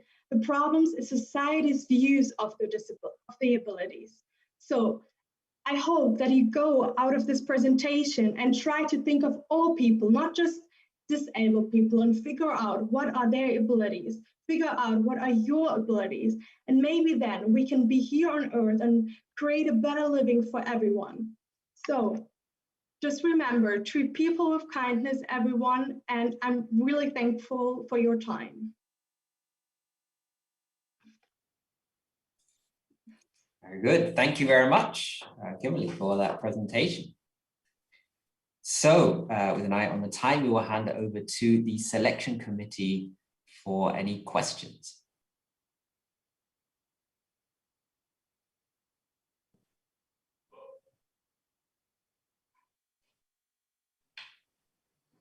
Hi, Kimberly, it's Mark Wells, and I'll kick off. So I think this is a very pertinent topic, and I was particularly interested in the differences that you highlighted in your video between Germany and the US, in how disability is viewed, but also how it's managed, I would say. And I think it raises a lot of I think important points to me around the business context. What do you think, based on what you've discovered, is the biggest gap that exists, you know, in terms of making that question that you asked up front a reality, making disability the ability of the future for corporations? One word: education. We are not educating ourselves enough. So maybe if someone comes in your office and applies for a job, you may know that he mentioned that he has autism. You're now checking all the stereotypes you know about autism. You're now checking everything you learned from a movie, maybe from a newspaper's report, but we never actually looking at the real disability and look maybe which abilities they have. Most kids I met while I was working as an au pair for this little boy, these kids had also some types of disabilities. And they were so intelligent, every one of them. So we should try to educate ourselves of disabilities and not thinking, okay, does this really work? Because the first question, of course, how would you handle a situation if a grown-up man has having a mental breakdown because of a pen? But if you educate yourself and you're going to talk to personals who can really give you an insight of it and talk to the person as well. It's important that we talk with the persons who have a disability, because in the most times they can tell you what they're feeling afterwards or what are the trigger points of them. So educate yourself, educate your coworkers, employees, family, friends. And it's important not just educate yourself in Google. I think in this world we have to try to find education to make it easy. A friend of mine, unfortunately haven't seen him in the last time due to COVID, but he has a Tourette syndrome. Maybe some of you know him because he's very famous on Instagram and YouTube. He is showing his insights, his points of view, and he's giving you the insights we might not understand in such a simple way and not with, like other groups mentioned, these words. We don't understand these words. We don't understand the term autism. We don't understand the term ADHD. We need to have education that gives us the information in the simplest way we can receive. Thank you. You're welcome. Okay, thank you very much. We have one more short question if any of the selection committee would like to ask something. Yeah, I would like to ask something. Are there programs in companies in the USA? Because I really don't know about it. I know we have some support and a quotage for disabled persons and programs in companies, in bigger companies, really good ones. I experienced it once. So I don't know in the USA, are they existing? Are they not? I don't know. So unfortunately, we haven't looked at this perspective. But from my experience, I have the feeling that the United States is more advanced in talking about these topics in schools and in general. So I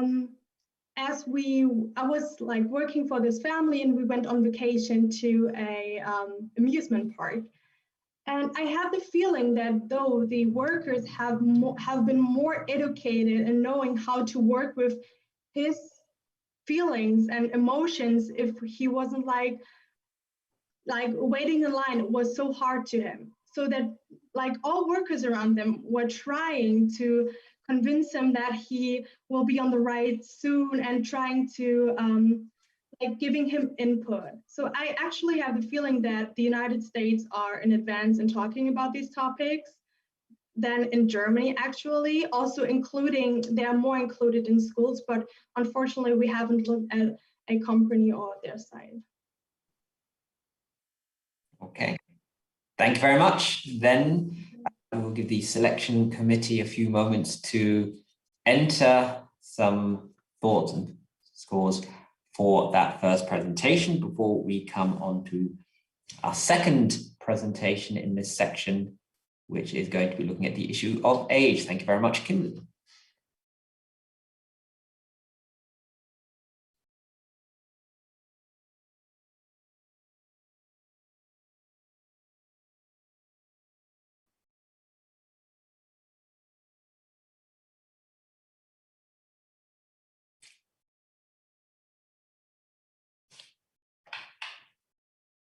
Very good. Are we?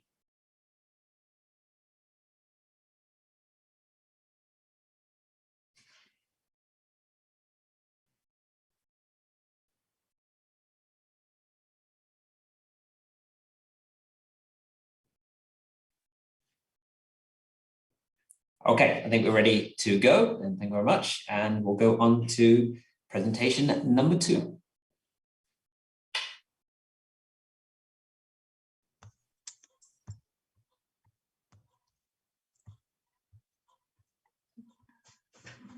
Are you able to see my screen now? Okay. Hello, my name is Dilara Zeycan, and I hope you can hear the sound. If not, please interrupt me.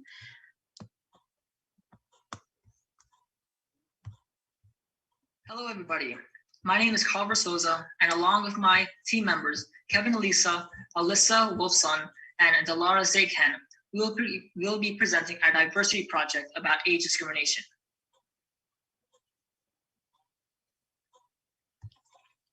At the beginning of our project, we were all strangers with different stories, problems, and view on the world.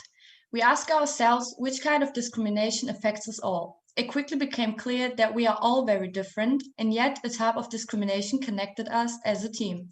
A type of discrimination that does not target the color of the skin, nationality, religion, or culture, but our age.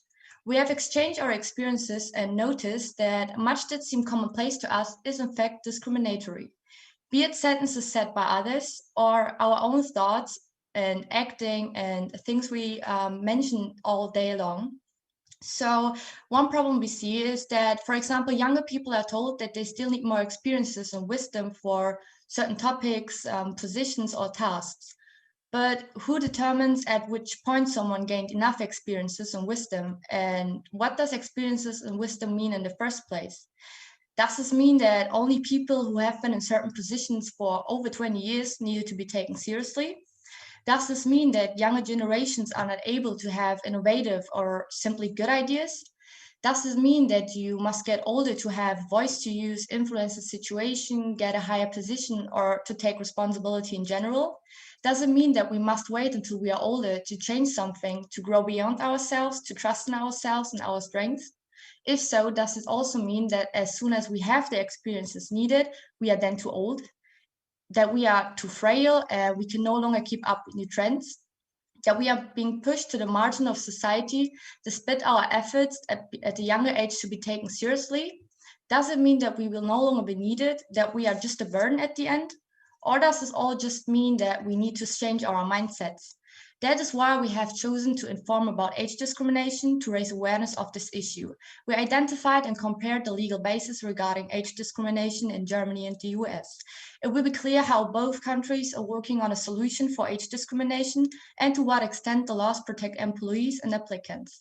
In the end, there will be an assessment on our part of the effectiveness of the current measures and some ideas we have.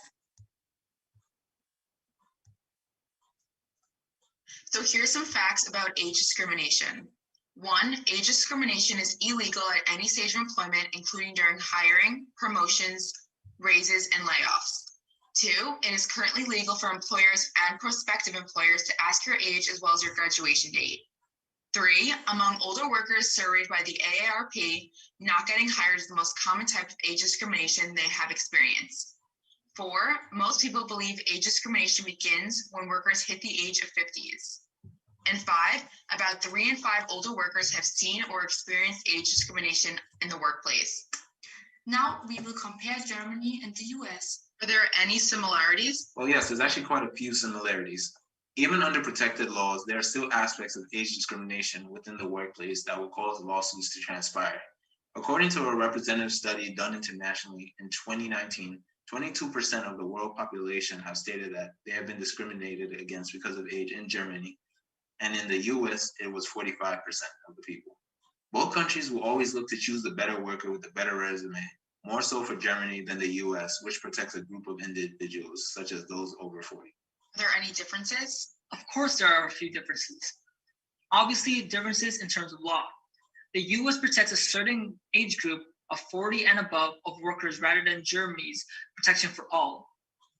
Germany protects the rights of younger workers at a better rate than the US, with certain US states protecting younger worker rights, as in the US it's generally more accepted if a worker is younger to be sidelined in favor of a more experienced worker.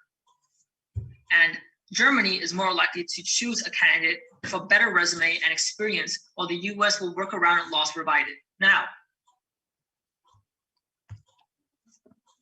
both the US Equal Employment Opportunity Commission and the General Equal Treatment Act in Germany help workers and applicants by providing legal protection and the contact opportunity for people searching for help regarding discrimination and an important path for equal treatment.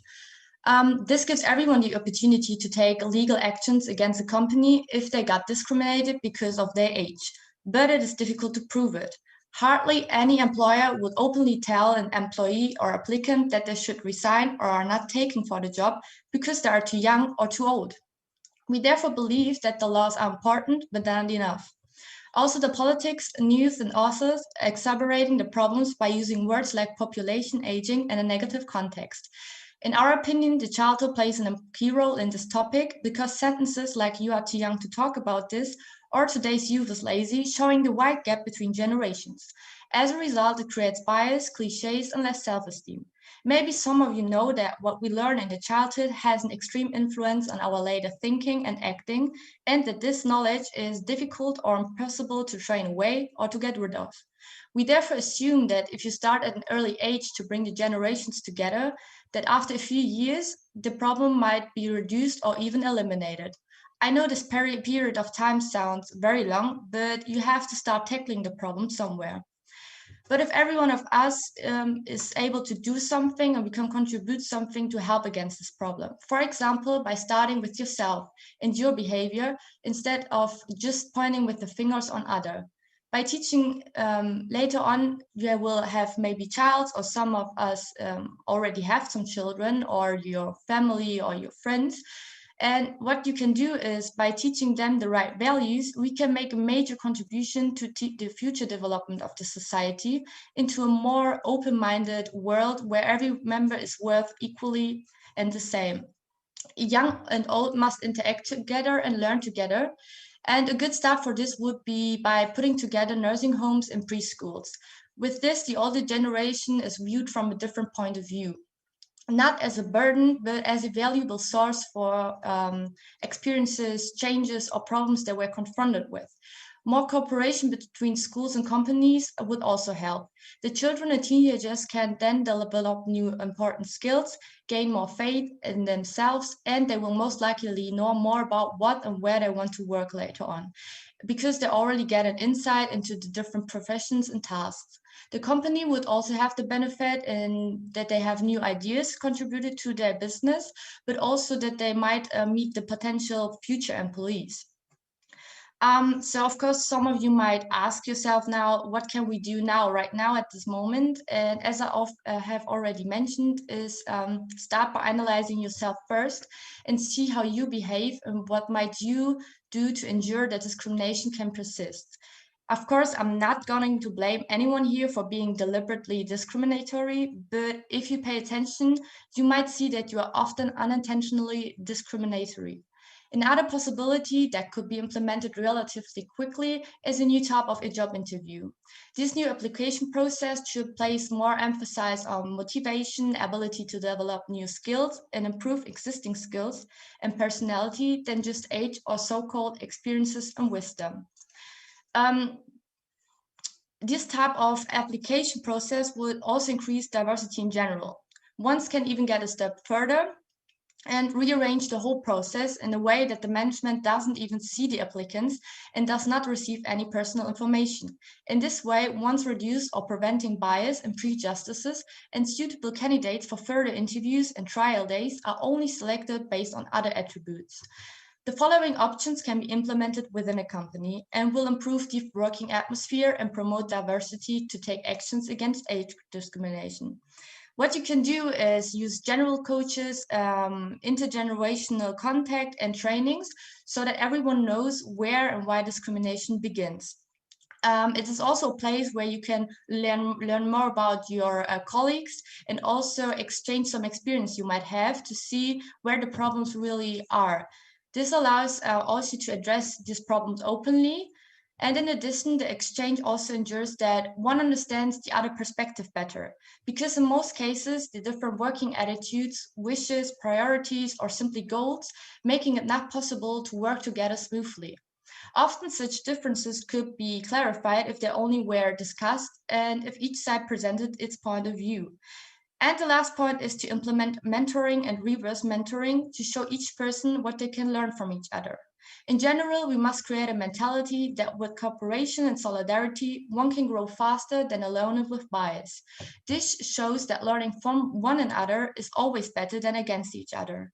In conclusion, it can be said that further research in this direction would be worthwhile.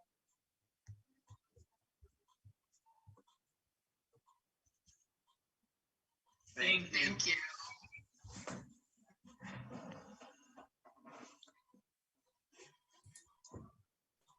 Okay, very good. Thank you very much, Dilara. Okay. Are there, sorry. you were going for a bigger ending and I cut you off. With an eye on the time, are there some questions from the selection committee?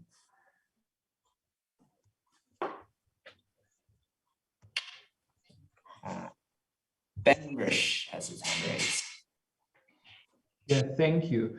Thank you for this interesting presentation. And my question would be, did you touch upon the question how the image of aging changed and is changing, and the expectations to aging? And are there maybe different kinds of role models for aging in our societies? Can you tell me something about that aspect? Can you please explain in further detail what you exactly? Sure. I would guess that my grandmother, for example, when she got older, she had pictures of how would it be like to become an older elderly person. She had these pictures in her mind. She had role models, and she would maybe behave in a way that these role models of aging behave. Today, maybe people who are getting older have other role models. Maybe their expectations and the image of getting older is changing. And how can that affect the question of discrimination of? Thank you. Yeah, okay. So I think because we looked at it from point of view how we think in a business world, this would affect everything. But if you're talking about the aging process in general and how we look at it, I would say it is more difficult for the younger generations because there are so many like pressures from each side. So I think from the younger generations, the world of aging is really far away, and we just under pressure to be better than anyone else and be perfect, and we're not allowed to have mistakes, and we need to be perfect in each and every day. And then it also comes in mind like sexism, discrimination against women, men, what's happening there. So I think it's a whole package what's creating like the aging, the thinking how we should age.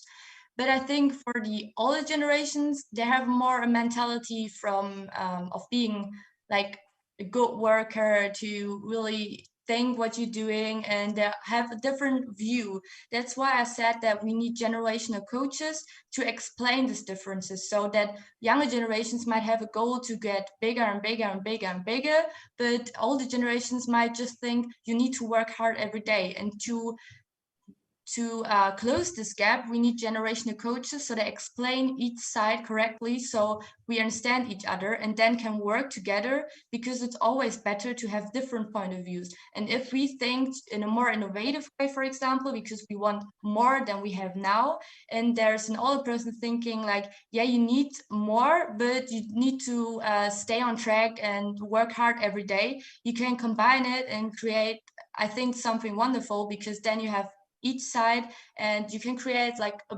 big and more open-minded world with this, I think. Okay. Thank you. Thank you very much. We will have one more quick. Yasmin Pamuk has had her hand up for a while, so we'll have one more quick question and a brief answer, if we can, to it. And you're still on mute. I'm sorry. Thank you. Thank you very much for the presentation. You recommended to prevent the age discrimination, to anonymize the selection process to some extent, so to leave out personal data. So now in the United States, there is an active policy with regard to other minorities, to actively promote the so-called positive discrimination. That means people are selected to some extent on a quota basis, taken into account that diversity is represented in the agencies. So on this scales, to anonymize fully up to the extent that you don't know the sex of the person that is applying, with view to the opposite approach, to positively discriminate people and to take them on a quota system, where is your position, yours and your groups, in this regard? At this point, I speak personally for myself. I don't think you can get equal when you separate yourself from the society. So if we say, we focus on one group, how can we get closer together if we're separating each other now? Because I say, I'm looking just for someone from this and this minority. And in this anonymous application process, it's really focused on your skills maybe, or your personality. So what do you contribute to the business itself? So it doesn't matter who you are, or what your name is, what your age is, what your sex is, you can apply for a job and you can be confident, because you know they're just looking at your personality. They're just looking what you, for example, write them in a motivation letter or whatever, and they get not influenced by your name. Even if they're looking for a minority, they might still have this bias and think like, yeah, we just need this person because we need to be diverse and we need to get a good image. But that's not the case, and that's not what we want. We want a world where we really accept each other, not because we just need it for a diverse atmosphere to get a good image, that people don't say like, yeah, no, this company doesn't have like more LGBTQ people there. We really focused on getting diversity by being open-minded and not because of a trend. That's why we thought it's a better application process.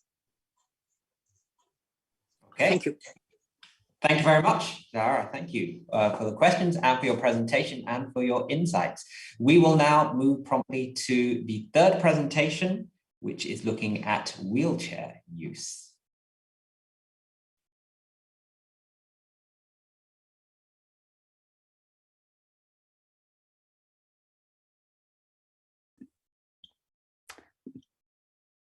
So hello everyone again. I'm Lara Hochgeschurz, and as a part of our human resource class last semester, my group and I decided to focus on disabilities and in particular on wheelchair users. So for this presentation, I have 4 main areas that I will cover. First, I will get into our background and why we decided to focus on this topic in particular. Then I will get into our group work and explain a little bit how we went from forming our group to performing our final result. After that, I will also outline our video so you get a better understanding of what areas we covered. And in the end, I will of course show you our final result. So regarding the background of our topic, we decided to focus on wheelchair users in particular, as all of our group members have had experiences in public or society where we saw that a person who is using a wheelchair got discriminated, or people were staring at him in a weird way or laughing and making fun. For example, regarding myself, I always took the bus to school, and there was a man, he was always using a wheelchair, and he did have some difficulties when entering or leaving the bus, and people were making fun of him and staring at him instead of helping him. So that's why we wanted to take this chance of this project to educate ourselves even more and understand what a disability is and how it can affect especially your career. And we also think that as a group, society should be more accessible to disabilities, and that a disability should not affect your career or your applying process for your job in any way. So regarding our group work, while we were working in this international environment, we started off everything with our first Zoom meeting, and we interacted as a group for the first time, which can also be seen as the forming stage. And before we even knew the task, we got to know each other and exchanged our information about Germany and the US, of course. Then we got into the storming phase, where we focused on the aim of the project, which of course was the 5-minute video. And we did have some difficulties as meeting in this international environment. We didn't really had the same similarities in meeting and find time. After that, we continued with the norming phase, where we finally agreed on a topic and started working, and then came together again and gathered the information we got. And lastly, we had our final result, and everybody was happy with the video.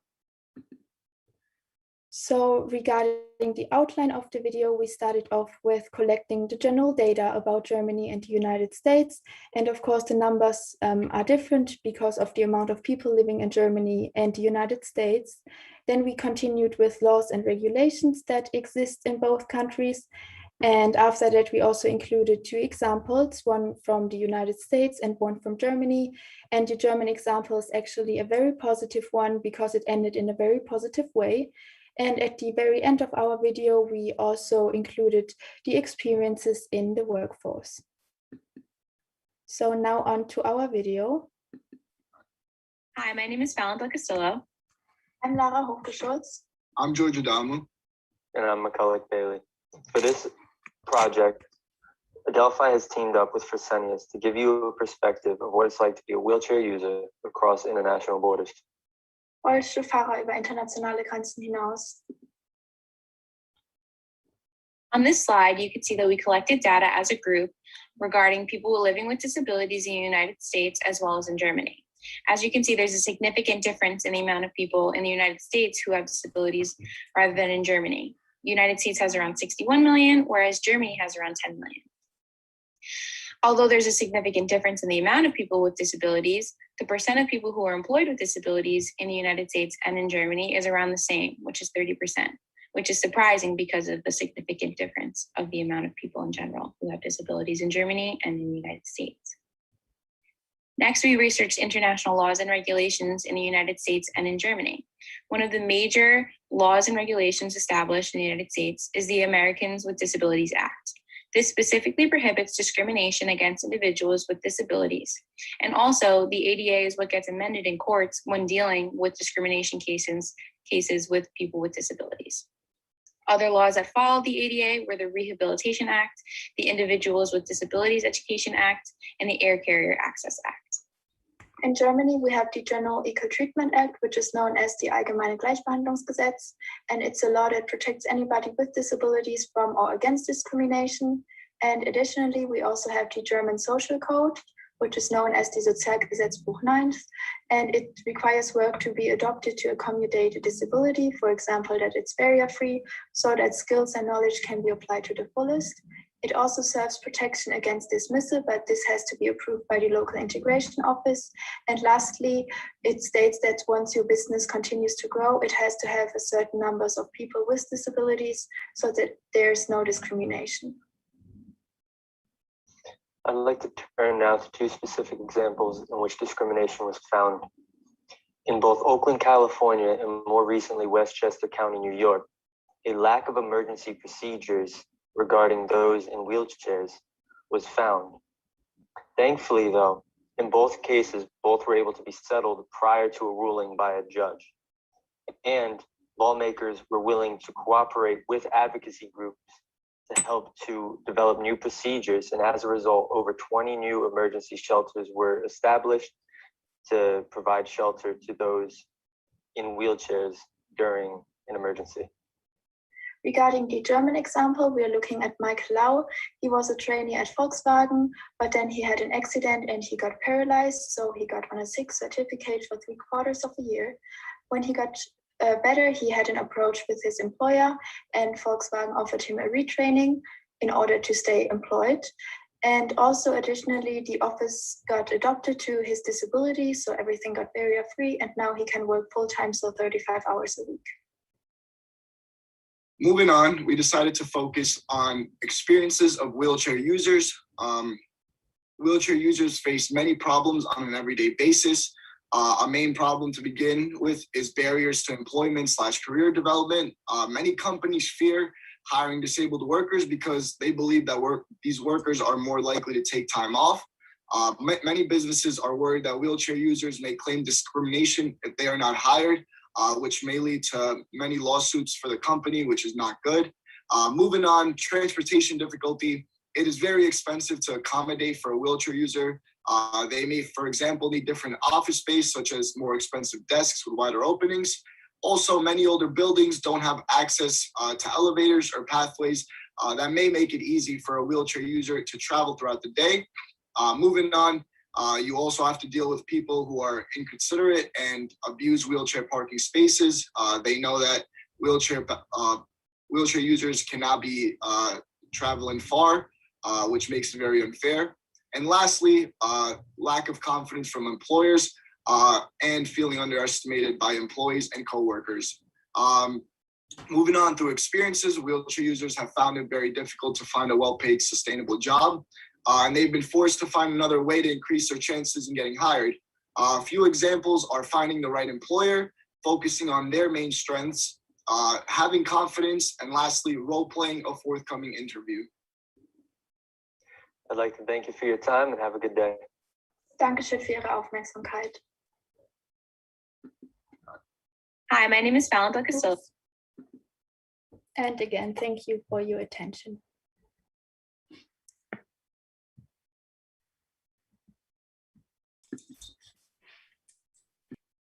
Very good. Thank you very much, Lara. Very insightful presentation. Are there questions from the selection committee?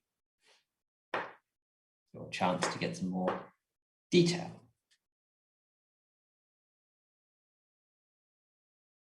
Yes, I think Dirk Schulman has his hand up. Yeah, just out of curiosity, because it's something I had to learn when I did my civic services ages ago. Have you tried to experience yourself how it is to be in a wheelchair? So have you tested it? I know it's an awkward question, but it changes your point of view when you're doing it. And if you try to go through the city, for example, while sitting in a wheelchair? No, sadly, I did not, but I would especially be interested in doing it, because I think when you are actually in this situation, everything is different again. And now we see it that you should treat everybody right and with respect. But I think when you're really in this situation, everybody looks different at you. And as I mentioned before, people start staring at you or making fun only because of your disability, which obviously in a society, this should not happen. Yeah, I agree. I can just recommend it. It's like 25 years ago, but it's still, the experience is still in my head, and it was a life-changing experience. Thank you. Useful insight. Are there further questions?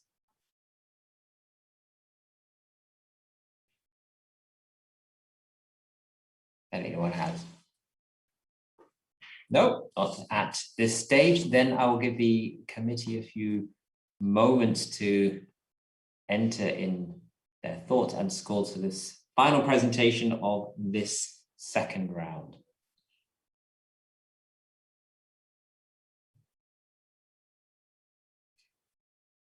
And while they're doing that, I will hand over to Marianne Hyland to wrap up this section. Thank you, Professor Ray. This was really interesting from my perspective as one of the faculty members involved to see the progression of the students' work and what it culminated in with these presentations today. Professor Ray and I met with the students throughout the semester as they were working on these videos, and to see the different issues that they were exploring. And you can see these are some really important topics that they grappled with. And it's really fulfilling to see the work today. So congratulations to all of the students on their presentations. Well done.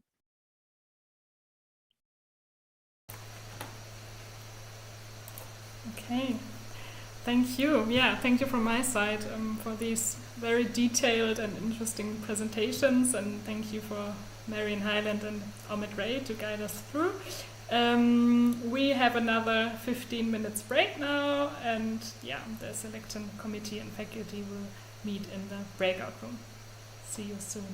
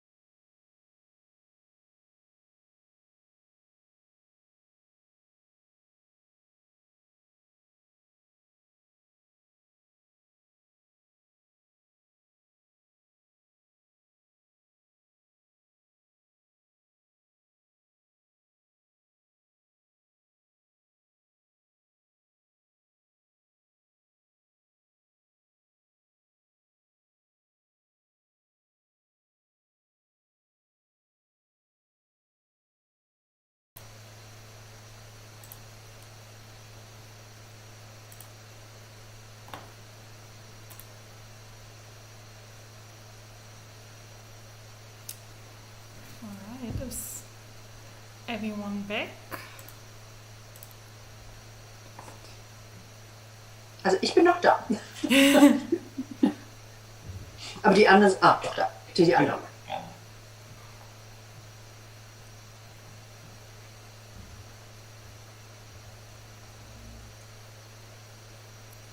Selection committee members back, I guess. Yeah, perfect. Okay.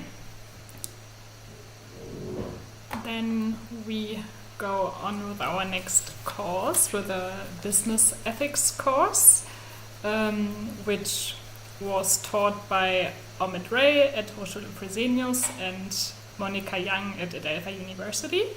And so I hand over to you again. Very good. Thank you very much, Lena. Yes. So after 2 undergraduate courses that we have had, to a postgraduate course. And in fact, the interesting aspect that we have here is we were mixing 2 separate courses in terms of specific subject matter. So at Hochschule Fresenius, with me, we had a course in business ethics. And in fact, in Adelphi University, they were looking at organizational behavior. So we were trying to aim for an interface between these 2 subjects. And what we looked at here and what the students looked at here, therefore, was the challenges that international companies face when they operate across national and cross-cultural borders. So what are some of those issues that they encounter and how can they deal with those? So we had some fantastic work, again, as we've seen in the first 2 groups as well. This time, the deliverable was a longer video, something between 15 and 20 minutes. So that would definitely be too much for the scope that we have today. So the panel has had a chance to review these in advance, and each group will give us a shorter version of their presentation and what they have worked on. So without further ado, we will go to the first group to introduce their topic. So yes, thank you very much, Mr. Ray. We would like you all to switch off your camera because we are presenting now a talk show, and therefore it's for you it's better to just see our 4 screens. Thank you very much.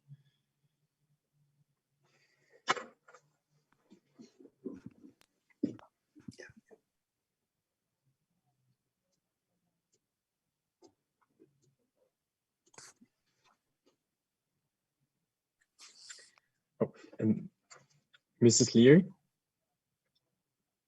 can you just switch off your camera? We're simulating a talk show. Oh, thank you very much. Thank you. So yes, welcome to our TAVEC talk show.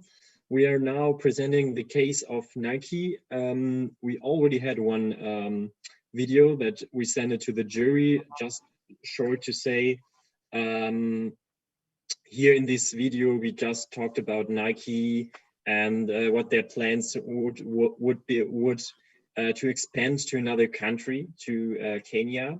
And now in this video, after three years, we're talking about how they expanded to Kenya. So have fun here with our talk show. Welcome back to our second TAVEC show. 3 years ago, Nike announced plans to expand to Kenya and to open a new location there. The central question was, how exactly does Nike manage to adapt to the new environment in terms of culture, society, work conditions, while still maintaining its own values and guiding principles? Our viewers were already able to learn that Nike has previously expanded into numerous countries, like in the past Pakistan or Vietnam. At our last interview with Nike, we heard the company has conducted an analysis of Kenya market, and based on that, they have created the expansion strategy. Now it is 2023 and Nike has finalized the expansion to Kenya. So here at this stage, I will not go more into detail. Please watch the latest video to the talk show if you do not remember everything of the latest video. Also today, I would like to welcome back our 3 representatives of Nike, Mrs. Griselda Meftari, Vice President of Global Development, Mr. John Nothinghell, Director of Diversity, Cultural Competence Management, and Mr. Jordan Sapari, new manager for Kenya facility. Mr. Zeperi, you were the cultural representative for the project expansion to Nike. So what was Nike's inspiration for the actions they took to accomplish corporate social responsibility in Kenya?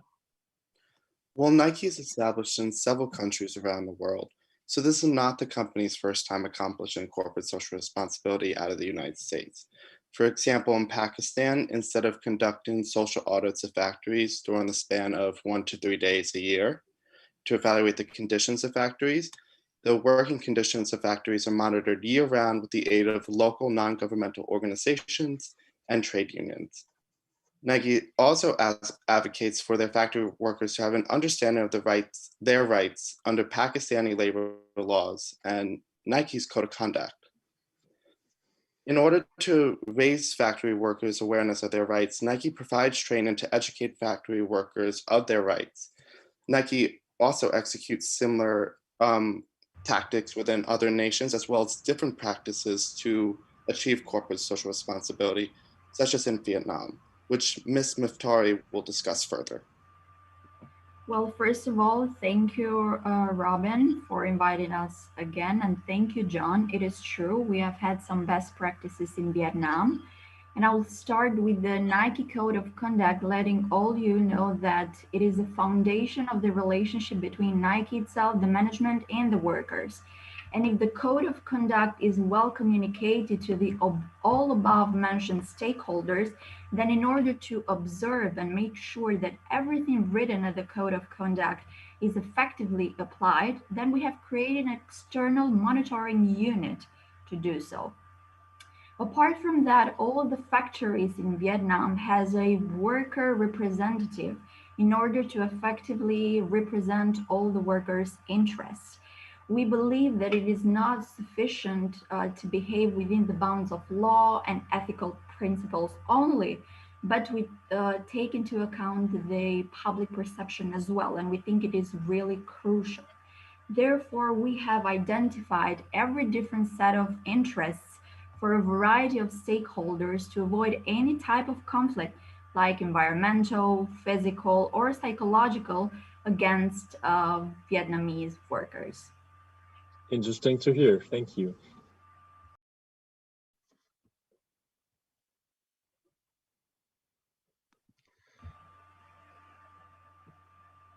Well, apparently Mr. Inhofe has some troubles, technical issues.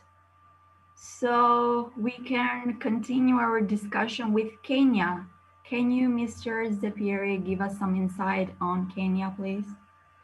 Thank you, Ms. Miftari. I'd love to. So our manufacturing factory and retail locations have been up and producing very well thanks to an up-and-coming Kenyan economy. We are proud that Nike has brought jobs and helped bolster the growing economy in Kenya. However, we also pride ourselves on our organization's corporate social responsibility. As Nightingale and Miftari have discussed the ways they have implemented corporate social responsibility in different ways in their respective projects, we noticed that Kenya Airways had taken initiative in Kenya to help deliver sustainable educational programs in order to support future generations in Kenya. At Nike, we have roots in our athletics, and we also understand how important it is to guide the youth educationally. So we have constructed a free of cost boarding school for Kenyan students who are passionate about advancing their education. And the school also comes with the top of the line exercise facilities for our students who are passionate about sports as well. We saw Kenya Airways corporate social responsibility program and built our program after it. The pillars of their program are education, water, environmental conservation, resource mobilization projects, health and sanitation, disaster response, sports and cultural engagements. We feel that our Nike boarding school will bring these opportunities to our students and their families as it is our corporate social responsibility to do so for the Kenyan people. So, yeah. Many thanks to Priscilla Miftari, John Nottingham, and Jordan Zeperi. It is great to hear that the expansion to Kenya was a complete success. It was interesting to see how Nike has learned from the past mistakes. For example, paying close attention to working conditions on site to ensure that they are fair for every worker. People should always be at the center of every business. This includes not only giving workers a job, but also supporting them in their work. It is also good to see that Nike is not only in Kenya to make profit, but they also want to help the economy to grow with their CRS program. They can help also students. This is exactly what Nike achieved. So take care of yourself in this time and have a good night. Thank you for listening. That's it. Thank you very much.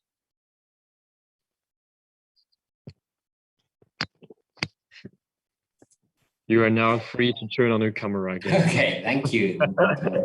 On our cameras and re-enter the room virtually. Thank you very much for that interesting setup, another way, and a good demonstration of how to think spontaneously on your feet and react to the unexpected in the virtual world. Okay, so some questions from our selection committee.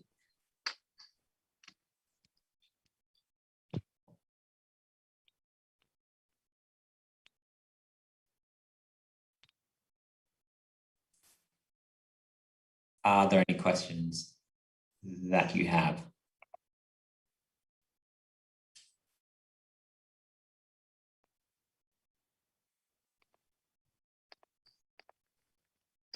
Amit, I believe Dirk is raised. I've just seen it now. Yes, Dirk Schwung has a question. No worries. Thank you, everyone. I was just interested, you as you were acting and playing members of the Nike family. How did you do your research? Where did you get your the insights, the language, etc. of the company from? Because you did a good job in acting, being an active part of Nike. We actually found a good amount of resources and research from databases like Google Scholar. That's what I used to find information about what Nike has done in Pakistan, such as like improving working conditions as well as factory conditions for their employees. Ilda did the same. She did research on Vietnam, and Jordan and Robin looked into Kenya. Yeah, maybe to add here, Nike has a really good database according to where they expanded to already, on where they have factories and where they have stores. Like they have a really good on their webpage a map where you can just type in the country you like to, and you see, okay, there Nike is located or not, and they have some also some reports because of the past and there's some of the scandals that happened in Pakistan or Vietnam. They have now some very good reports where they describe the working conditions in the factories, and yeah, so from Nike's itself, it was really good sources, but also, like as John said, really good from Scholar and really good already research from other persons. If there's no question, can I ask another one? Sure. Okay. Now that you've researched a little bit, and you obviously you acted as members of this company, but judging what this company is doing versus, for example, what other companies are doing or the market, how would you rate them on business ethics? So, you know, these, of course, the company just tells you the good stuff, but how would you rate them? Where do you see points of improvement which are still needed, maybe? In my honest opinion, I would say within the United States, like they are very big at advertising like their corporate social responsibility, which is equality for all. But when we looked outside of the United States, like it was mainly like factory conditions, we're making sure everything's up to date. It was like it was like mid, I wouldn't say like the top tier, but kind of the middle ground for corporate social responsibility outside the United States. Like they really push like equality and like their mission statement within the United States though. So like in the middle, not the best, but not the worst. Okay, very good. Thank you very much. Then we will give the selection committee a few moments to consider what their impressions are from that first presentation on Nike. And we will mentally prepare ourselves to move from the fashion and sportswear industry to a more technological based industry for our next presentation.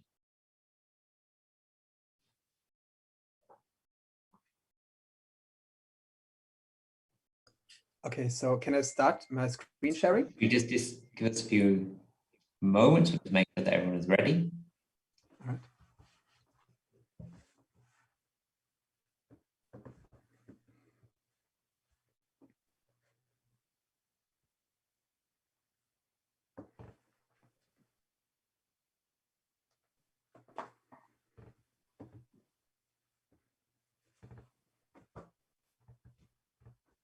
Okay, then hand over to you.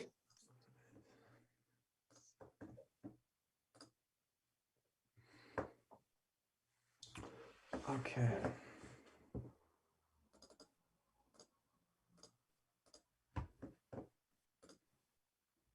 Just that.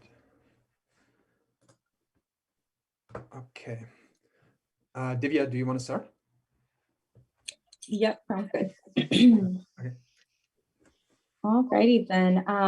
Well, thank you very much for joining us in our presentation. My name is Divya, and my group members are Chris, and then we also had some team members who can't be with us today, Jeremy and Elizabeth. But we are going to discuss the topic of Amazon and their ethical leadership in their environment. So just a brief agenda about what we're going to talk to y'all. So first, we're going to give you some quick insights about Amazon just to make sure we're all on the same page. Then we'll talk about some leadership theories that are going to be important for us later on.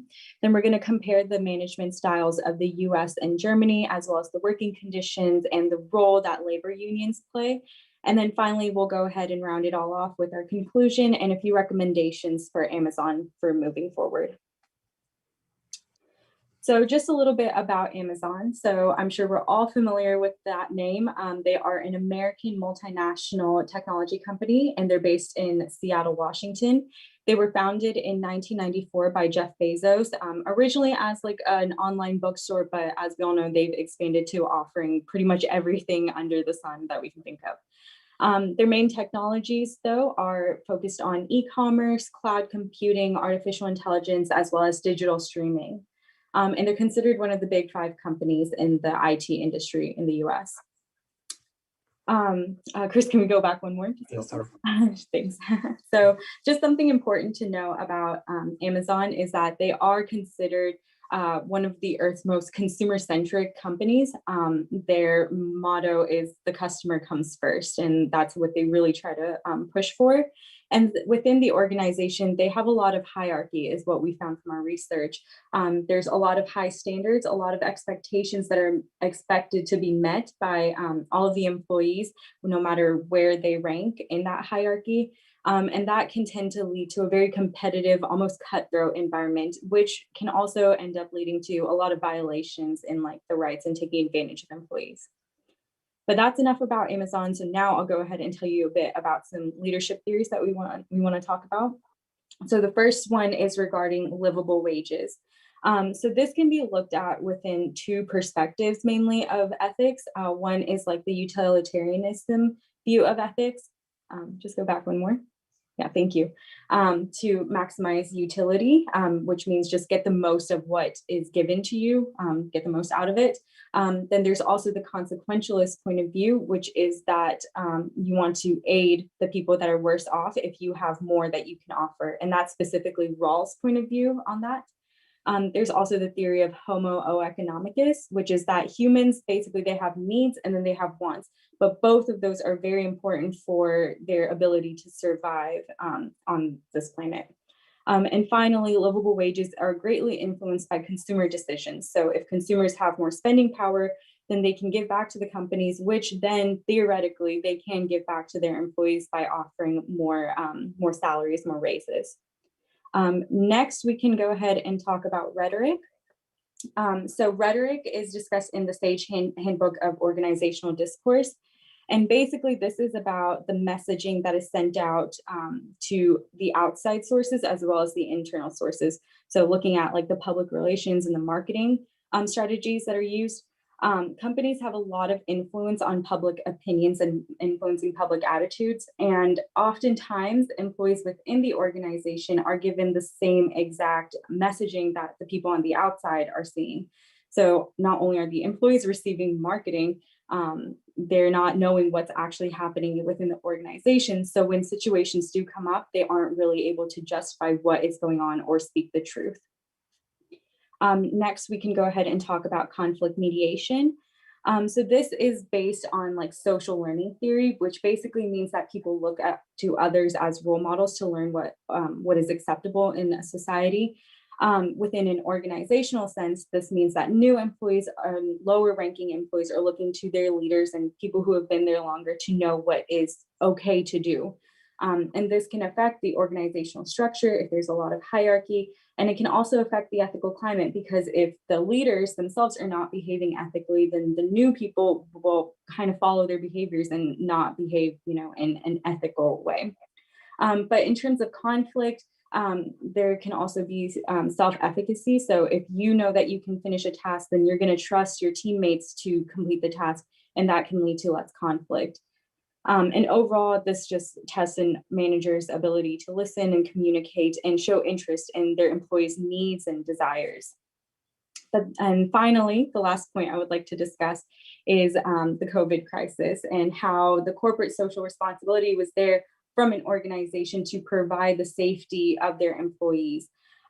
So in a lot of situations, there was not enough protections in place with social distancing or equipment that employees could use. And a lot of companies were even offering bonuses for employees who were willing to come in and take those extra shifts to recover like those people who were out sick or, just not willing to take the risk.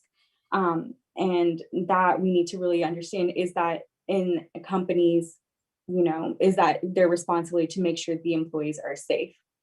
But that's basically it. So now I'll hand it off to Chris, and he'll compare the US and Germany in their management styles and so on. Okay, so during our project, we found out that there were different perceptions and views on management styles in the US versus in Germany.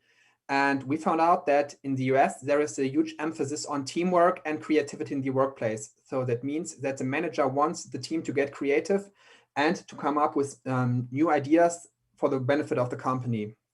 Furthermore, managers in the US focus on the relationship amongst each other. They want them to work good together and to produce the best solutions for their company. In the Germany, the managers also give a high level of independence to their workers and their subordinates. It is a fact that German managers can often handle more subordinates compared to American managers, but that's often not that personal like it is in the US. So furthermore, the German managers are perceived as communicating things very directly. That is also a kind of a cliche about Germany. And the entire workplace in Germany is basically more formal than in the US. So here you can see a list of some differences regarding working conditions. So both in the US and in Germany, general terms and working conditions are regulated by statutes, work council agreements, and collective bargaining. That's both in the US and in Germany. There are some minor changes regarding the minimum wage, which is $10.35 in the US, but it's the thing that some states pay increased minimum wages, not like that in Germany, because in Germany there is one minimum wage for whole Germany and it doesn't depend on the state. But there are indeed some major changes regarding the working hours and the working week. While there is not an imposed maximum of working hours in the US, there is indeed a statutory maximum working time of 8 hours in Germany and 40 hours per week. Furthermore, unless permitted by statutory law, working on Sundays and holidays in Germany is generally forbidden, but not in the US because there is not an imposed maximum of working days, even though several state mandates suggest that employers should at least get 1 day off. Okay, so now I'm going to be talking about unions. And first, to clarify, what is a union? So according to the Cambridge Dictionary, a labor union is an organization that represents the people who work in a particular industry, protects their rights, and discusses their pay and working conditions with the employers. So therefore, a labor union works in support of the employees and stands in for the employee rights. So there are also some differences in Germany versus the US, because in Germany, the 8 largest unions, you can see them here, are all unified under one umbrella organization, which is called the Deutscher Gewerkschaftsbund, which is the DGB, the largest confederation of labor unions in Germany and one of the biggest worldwide. So the DGB represents more than 5.9 million people, and the DGB fights for the rights of employees and aims at enhancing factors such as payment and working conditions. One memorable achievement was the introduction of a minimum wage in 2015, which have been made possible through the DGB. In the US, there is the NLRA, which is also which has been enacted in 1935 by the US Congress. It's the National Labor Relations Act, and it works in order to protect the rights of employees and employers. One goal, for example, had been to encourage collective bargaining and enhance the work relationship and situation between employer and employee. But the NLRA regulates only private sector unions. So in 2019, there had been 14.6 million US workers that were members of a union. So now there's the role of unions at Amazon, which has been very controversial in the past years, especially in Germany. The trade union Verdi, which is also a part of the DGB, is widely known for standing in for Amazon employee rights and has called for many strikes in the past years. So there have been claims against Amazon that they were paying too low wages, or especially by the warehouse workers that claimed that they had to work overnight and too many hours per week. So they had been fighting for them. And according to Amnesty International, there is evidence that the company Amazon is known for not recognizing and even forbidding their employees to join a trade union. Amazon itself answered to that and responded that it's not the case, and that they respect unions. So there are two questions now. So according to the international human rights, every employee is allowed to join or form a trade union. So Amazon has to respect those rights too. Furthermore, Amazon has the responsibility to respect human rights, which is articulated in the UN Guiding Principles on Business and Human Rights. So according to the legal question, whether Amazon has to allow their employees to join or form a union can be answered with a clear yes. So therefore, it can be regarded as an ethical question, whether Amazon hires or even fires employees that are part of a union to further their working rights and fight for their wages. Yeah, and so in the past, there had been some some claims regarding human rights violations at Amazon, which included making the warehouse workers work overtime hours. And especially there has been a scandal at the Amazon supplier Foxconn. And the nonprofit organization China Labor Watch conducted their investigation in the Foxconn factory in Hengyang, China, and claims to have discovered multiple violations of worker rights. So those claims included workers who have been forced to work overtime, meaning employees had to work between 80 and 40 hours per week. And furthermore, it also has been claimed that the company paid low wages and employees have even been verbally abused during their working time. Those are the claims that the China Labor Watch made. Furthermore, Amazon has been criticized for not paying taxes in countries where they operate, but that's another case actually. Okay, now Divya, do you want to continue with the recommendations? Yeah, I'll go ahead and finish it off. So as we just heard, we all know that there are these violations happening at Amazon, yet we continue to use them as a company. And that is because that they are so customer focused. They are very intact with like making sure that we get what we want, but at what cost? You know, is it worth seeing like people having to work all these exaggerated hours and stuff to make sure that we get our products the next day? So a few recommendations that we have for Amazon is to also give back to their employees while remaining customer focused. This really does need to come from like an internal organizational reshift. This can be done with the help of an outside agency where they come in to help managers and like the leadership really learn about how you can create a change in the organization. But they really do need to understand that every employee is also an individual at the end of the day and is a potential customer, and they need to focus on their internal employees as well. Amazon should also very much imply fair and consistent messaging throughout the organization and make sure that the internal employees know what's going on and why it's going on. So that way, when something, like the Foxconn letter comes out, that they know how to justify that and to talk about what's actually going on. Again, acting as ambassadors for all the potential customers that they themselves as employees interact with. They should standardize their management practices. So we gave y'all a few examples of different management styles that are already existing. So they could basically imply like a basic standard that they expect all managers to lead by, and then they can add their own styles at the end of the day. And finally, the last recommendation that we do have is that they understand that their employees are having to take risks, while some employees are able to work from home and stay indoors. So for the employees that are taking more risks, give them a raise, just, help them out a little bit. And in the end, this may help Amazon, be a little bit more likable in the public's eyes. So that's basically all we have for you today. Thank you so much for your attention. And yeah, if you have any questions, we'd be happy to answer them. Thank you again. Okay, thank you very much to that group. We have run over the time a bit, so we'll just take one question, and we have one hand up from Ben Brish, so we'll go to that. Okay, thank you for the presentation. And my question would be, so thank you for highlighting, analyzing and highlighting the differences on example of Amazon and other aspects you mentioned between the US and Germany. In particular, I found it interesting about the attitude towards unions. Did you find, or could you describe a difference in the attitude of business leadership towards unions in the US and in Germany?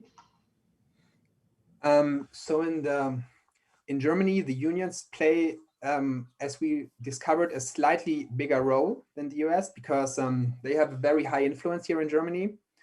And they are constantly calling for strikes and trying to further their working rights. That's why it is not really clear. I mean, it's not, the thing is that Amazon has been accused of not allowing their workers to be there, to work there, but they're solving that problem right now. So they're working on it, and in the US and in Germany. So I think the perspectives for the future will be that Amazon will respect the union workers and the union rights, and that. And just to add, thank you. Yeah, sorry. And just to add to that point, we've definitely noticed, just in our own experience, that here in Germany, you do hear a lot about the strikes that Amazon workers are going on, whereas in the US, it's kind of it's not as public knowledge. I've never had a package that wasn't delivered because the Amazon workers were on strike, whereas I've had that a few times here. So there is definitely a bit of a difference. Okay, thank you. Dirk has a question, so we'll take it, and if you could keep your question and the answer as brief as possible, that would be fantastic. We could get back to it. Okay, I'll try hard. So you took a look at the warehouse workers. Amazon is a huge company with a lot of more people working for them. In the leadership style between US and Germany, as it is an American company with a lot of, I guess, leadership styles, definitions, which they use globally. Have you experienced a different there as well, not just in the warehouse, but also in I don't know, they have programmers, they have marketing people. Is it on both sides, or is it more the warehouse side? So regarding the strikes, those were more on the warehouse side, actually. But the claims against Amazon have been mostly due to their tax avoidance claims in Germany, especially, because Germany is the second largest market of Amazon. But it mostly reflects the demands of the warehouse workers, actually. But overall, it's a very American leadership, which works very good. And I read they're also working in agile teams, so there have been some good leadership perspectives. Okay, thank you very much. Then while the next group gets ready, we'll just give the selection committee a few moments to write their thoughts down on that second presentation from this third round.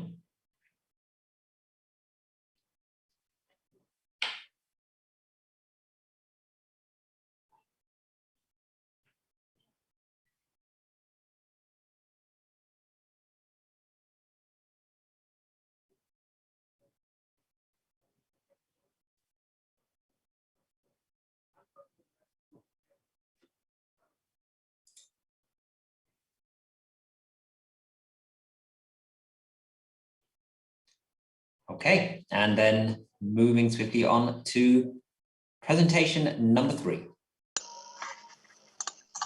Thank you, Professor.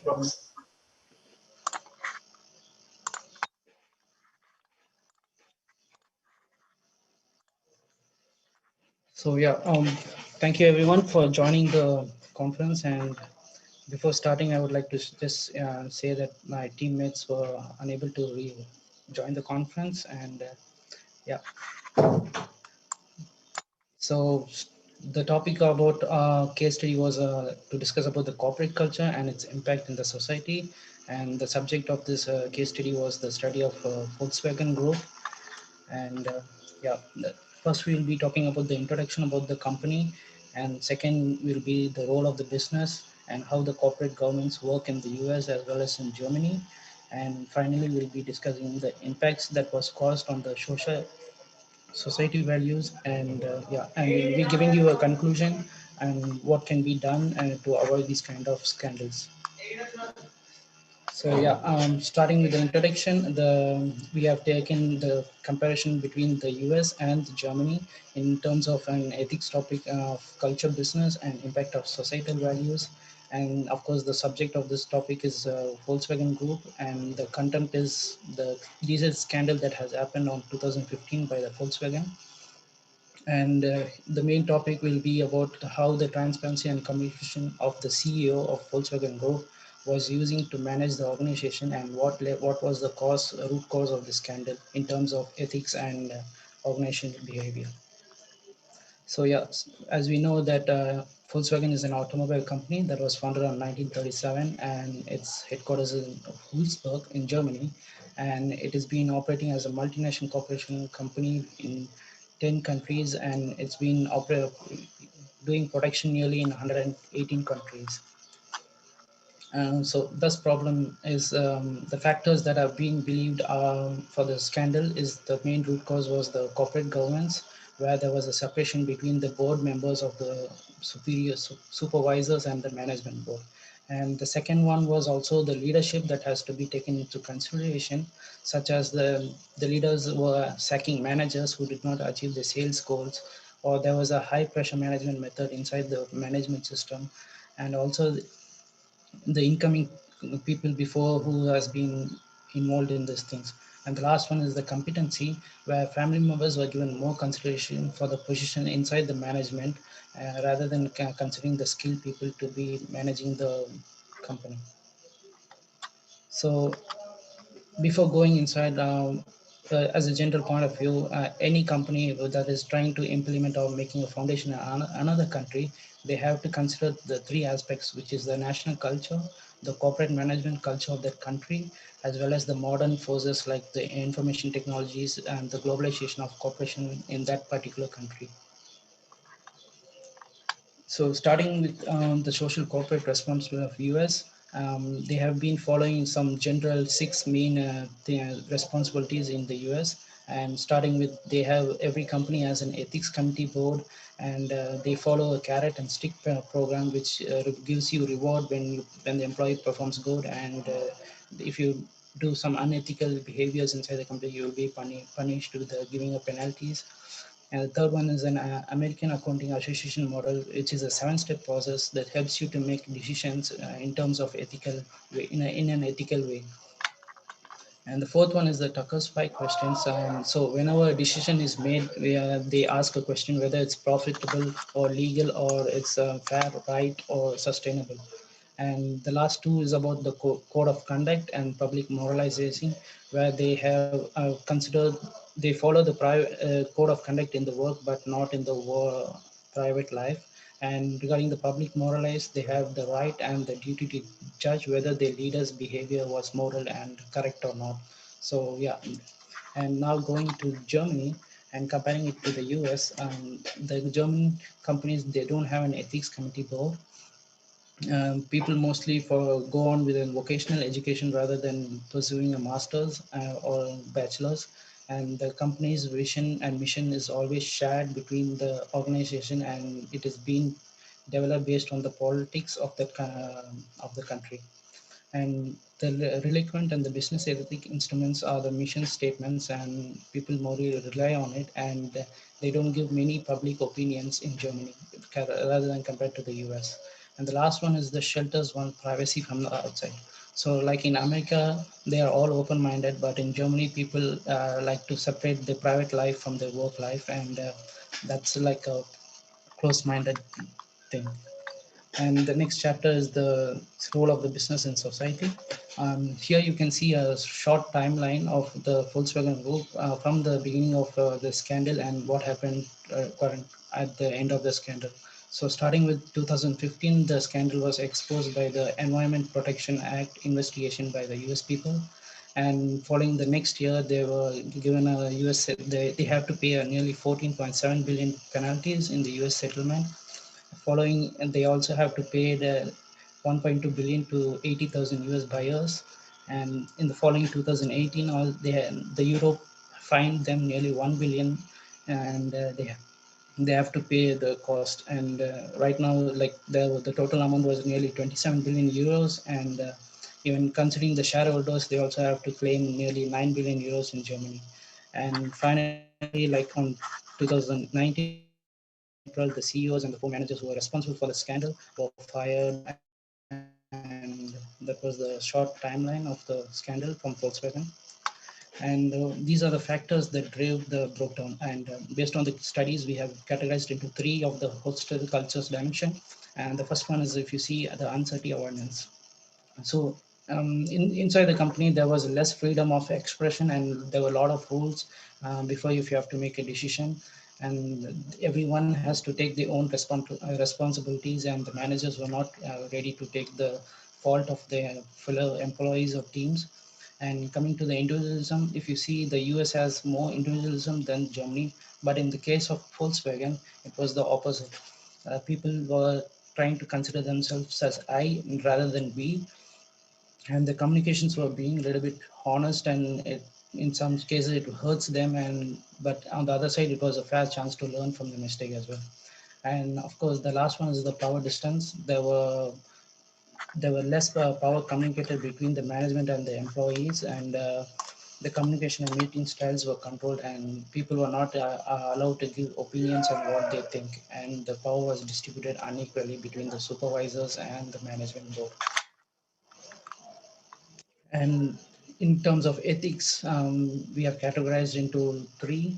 The first one is the pressure one, and which led to the breakdown was the management style. The leadership style was autocratic and single-minded goal to succeed at any cost, and the company's engineering reputation was at stake. So that was one of the breakdown factors that led to the breakdown. And the second one is the opportunities. And since software in today's modern world, software has nearly 100 million lines, and to hide an wrong code inside the line, and it is very easy and it is very hard to find. So using that as an opportunity, they used to cheat, and the factor was to lead to the breakdown. And the last one is rationalization. And even though the engineers knew they rationalized by saying it was the best interest of the company, as a result, the management would approve, meaning that the engineers knew they made a mistake, but when the scandal was exposed, they said it was the best interest of the company, and that was the last thing that led to the breakdown. And third one is the corporate governance. Here we'll be just discussing the general aspects of a corporate governance and how it should be rather than what the Volkswagen was not. So starting with the corporate value, let it be in US or in Germany, it should have a low power distance, and it should have a low uncertainty awareness, and the employees should be flexible to permit to work as whenever they wish to work. The third one is the value congruence. It is the degree to which an individual value matches the value found in the work environment. And the last one is the value it embraces based on its culture, company's culture. A company should have a high Newton orientation and should have a collectivism and with a very low individualism, so that a corporate can carry out its business in an ethical way.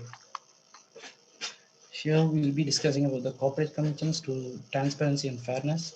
So these are the things that can be implemented in a corporate governance so that it can run in an ethical way.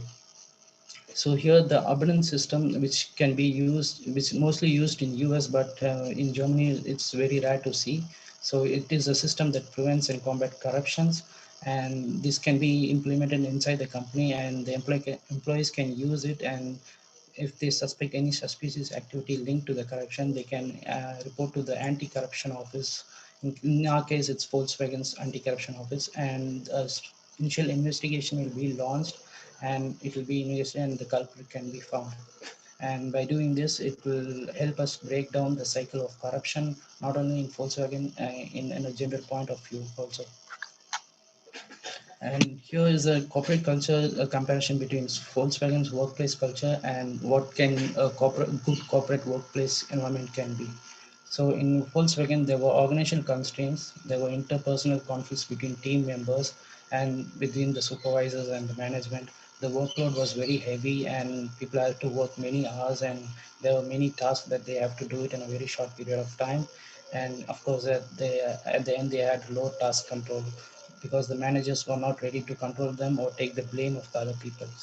But on the other side, to have a good corporate workplace, the company should have an abundance system and should give the employees to work whenever they want in terms of flexibility, and give them training on how to run the business or production in a company. So the last one is the impact of the societal values. Here we'll be discussing about the social responsibilities they were using it. So regarding the environment and social issues, once the scandal was exposed, awareness grew globally in many countries, and many governments started investing on many automobile companies based on Volkswagen scandal. And the second one is the environment policy implementation of Europe was criticized because they were not taking care of or following the norms of the pollution control. In terms of company, the company was walking towards profitable movement, meaning that when profitable focus increases, the result to unreasonable management, neglecting the responsibilities of carrying the planet, global warming, and the people health related effects. So they were focusing more on the profit, and they forgot to focus their responsibilities on the global warming and the health of the people around the around the environment. And at last, the startup companies around Volkswagen were also affected once the scandal was exposed, and many people have to lose their jobs. So after the scandal, what did they do? First, the Volkswagen promised that they will be more transparent and about the innovation activities to the public through publication and media, and report whenever anything goes wrong. They renegotiated with the International Metal Works Federation and as well as with the Work Council in Germany. And introduction of culture of whistleblowers was also introduced, and the culture structure was also reframed, and different CEOs and CFOs were changed. And at last, they said they will be focusing more on electric cars and planning to boost the e-mobility breakthrough. And regarding the can I ask you to, sorry, just quickly, Tarun, can I ask you really to wrap up in the next, just give a few closing sentences, so we need to keep the time. Yeah. So it is clear from the study, we came to know that the issue was the leadership, and this was the main reason that led to the scandal. And in order to avoid this, we must engage in a legitimate business competitive while focusing on technology innovation, and a democratic leadership should be followed inside the culture of a business, and the corporate governance and business ethics has to be improved. Okay. Yeah. Thank you very much. Thank you. Okay. Thank you. Okay, so we have gone over some considerably, so we need to just keep an eye on the time. Any questions that we have to, or the selection committee has to that presentation?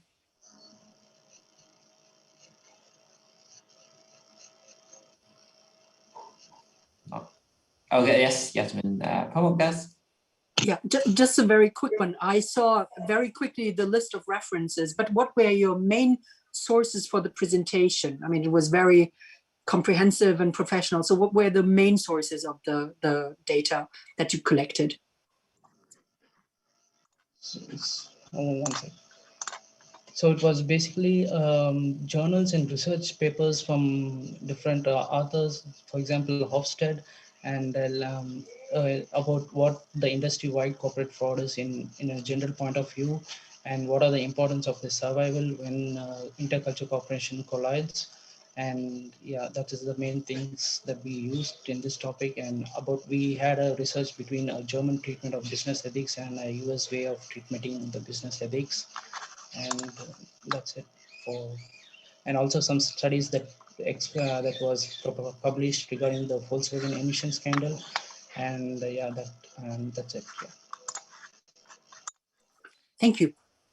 Okay, thank you very much. Then the selection committee will have a moment to consider their scores and marking for this section before we go on to the final presentation from this third section.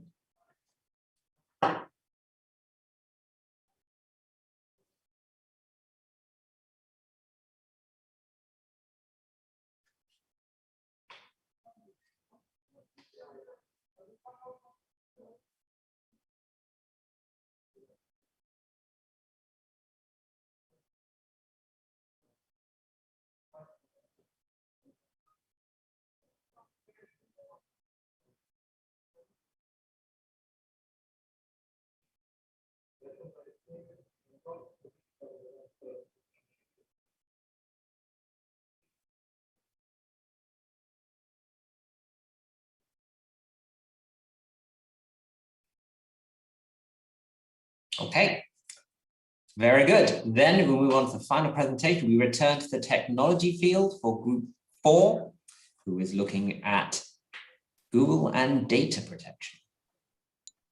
Hi. Hi. Well, hi everybody. My name is Maximilian Bialuch, and together with Angela Waklinska, Kaylee Shepard, and Alexandra Lombardi, we deal together with the topic of privacy laws and restrictions in Germany and the United States of America. Kaylee and Lexi, they are studying at Adelphi University. Unfortunately, they couldn't be here today. And Angela and me, we are both doing our masters in digital management at the Hochschule Fresenius in Cologne. We didn't prepare a presentation, but we prepared a video for you. So please just lay back, get ready, and yeah, dive into an interesting topic. I just have to present my screen. Can everybody see my screen? Yeah. Perfect. Then, here we go. Hi, I'm Angela Waklinska. And my name is Maximilian Bialuch, and together we have dealt with the topic of privacy laws and restrictions in Germany and the United States of America. Digital technologies have advanced more rapidly than any innovation in our history. Using the search engines that Google provides, our personal information is more exposed every day. In other words, the more people are online, the less they know how the data is used for what purposes. The issue that arises is that these users are being tracked, not knowing nothing about how much of the information is being collected, who gets to look at it, and what it's worth. So what are the impacts of digitalization? Digitalization is mentioned in government strategies, recognized in many fields, from education to health, communication to information services, and many more. Digitalization affects and makes changes of people's everyday life. Furthermore, it influences how they're doing businesses, how they communicate and work. So let's have a look at the American and German cultural values. The most significant features that are recognizable for the German culture is the intent to be thrifty, be sensible, and respect one another's privacy. The cultural values of privacy, modernity, structure, organization, and precision most accurately explain why Germany has a country-level, clearly defined data protection and privacy law, rather than multiple state-level laws that vaguely define data protection for American citizens. In contrast of German cultural values, American cultural values are reflected in the way that America's government developed some sort of data, privacy, and protection laws. The most important values in American culture are individualism, materialism, opportunism, and economic gain. By not having a federal data privacy law, America shows that it values economic gain and corporate growth over the privacy of its citizens. On this slide, it can be seen the Hofstede insights, German cultural values versus American cultural value. Germany and America's cultural values are reflected in their business's culture, and Google and Hofstede model can help to better understand why they have vastly different data privacy laws. What's the challenge about the privacy laws and restrictions we have chosen? The challenge that is elaborated in this project is how can Google ensure data protection and data privacy in Germany and the United States of America? So privacy laws and restriction in Germany. Germans are the most concerned about the security of their personal data, about hackers, about government surveillance, and the lack of transparency of online service providers. The German Privacy Act, also referred to as the Federal Data Protection Act, as called PDSG, lays down general guidelines and specifications for data processing in the public and private sectors. The PDSG refers to controllers who process personal data in Germany and in the context of the establishment's activities. Unlike Germany, the federal level privacy law is not valid in the United States. California was one of the first states to be implementing its own data privacy legislation. The California Consumer Privacy Act, short CCPA, grants customers the right to view, uninstall, and opt out of processing at any time. So now we come to a good question of how companies and government use our data.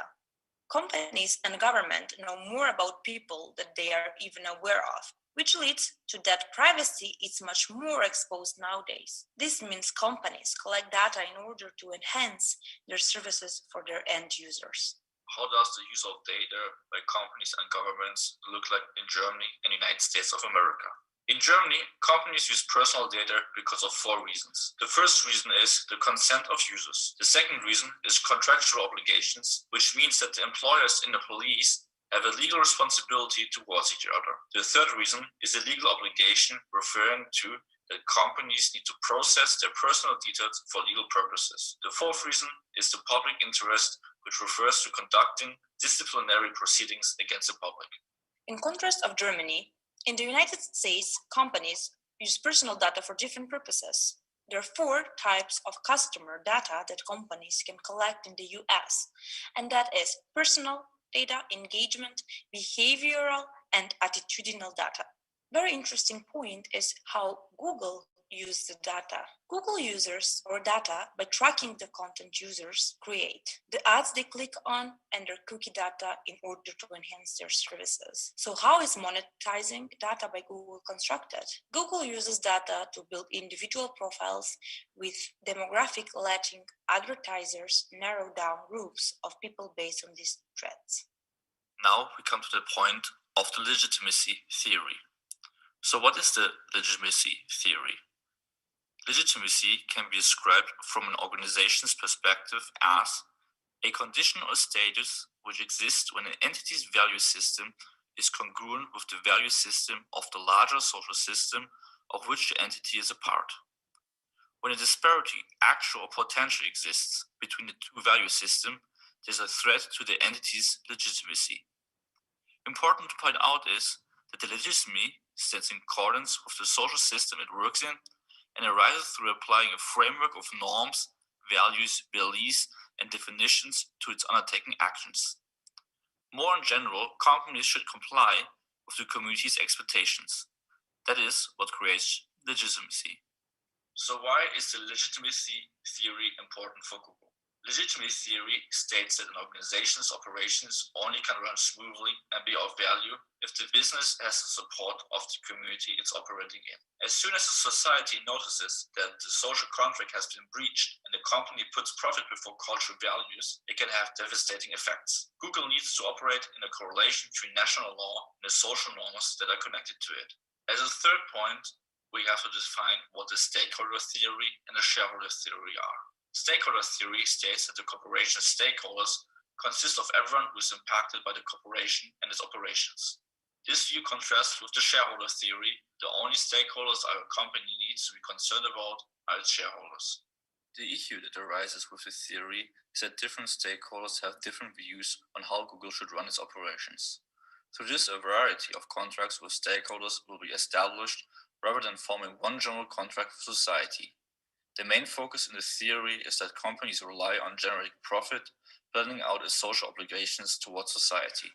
One of the biggest concerns relating to the topic of digitalization is the loss of our privacy. In the digital age, it's easy to invade somebody's privacy and gather a lot of personal information and data over social media networks, softwares, and digital platforms. This threat also places a big responsibility towards Google in order to protect their users' privacy and do not exploit it.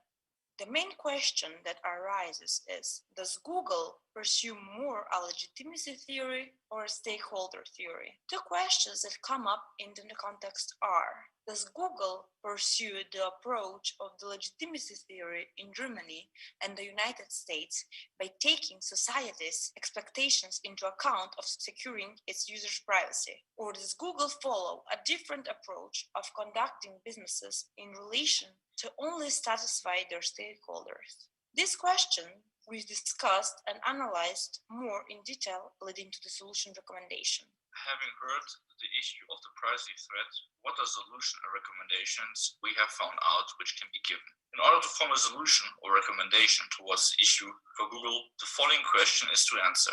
How can Google ensure data protection in regards to concern of privacy threat, taking the theory of legitimacy and stakeholder theory into account? An easy solution recommendation to this problem would be if Google only focuses on pursuing a legitimacy theory. By doing so, they would contribute the entire organization and business operations in accordance with the society's values it's operating in. A second solution, which would suit both society and stakeholders, would be if Google follows an institutional theory approach. An institutional theory approach is a sort of combination from legitimacy theory and stakeholder theory, providing a complementary perspective. Google can try to change their way of gathering information about its users and protect their privacy more if they can change their perspective on how to satisfy their stakeholders.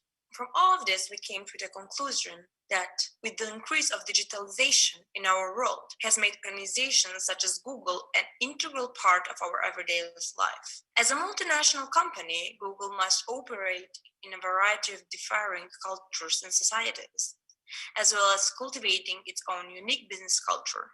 This can pose a problem to an organization as each society values different aspects of a business differently, which can be taken into account by applying the recommended solutions. We hope you enjoyed our presentation and thank you very much for your attention.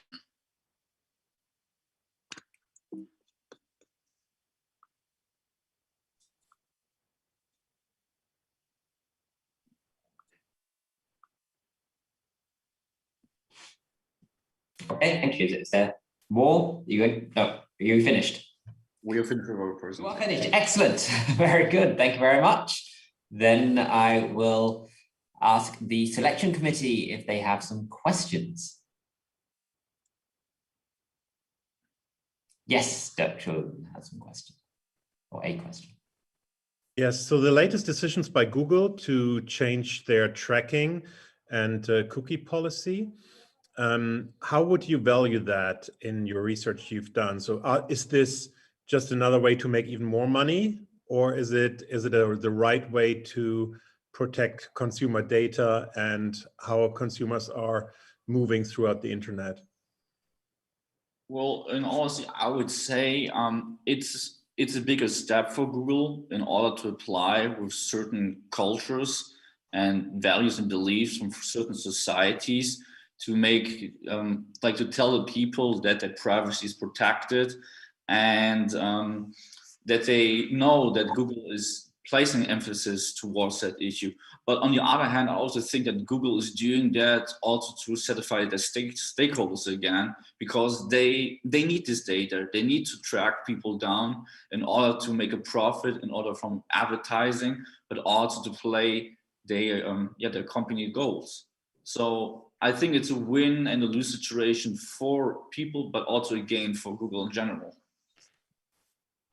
Yeah, I would add to this because information such as what people buy, where they go, and when they are, what they search on Google is the fuels to the digital economy today. So you can see it from the both sides, as Max says. Yeah.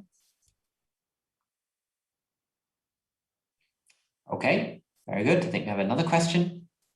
Hi, yeah, very interesting topic, and I guess my question to you guys would be, if indeed the concept of legitimacy theory holds true, is Google ethical by the nature that it follows what the population at hand is happy to accept?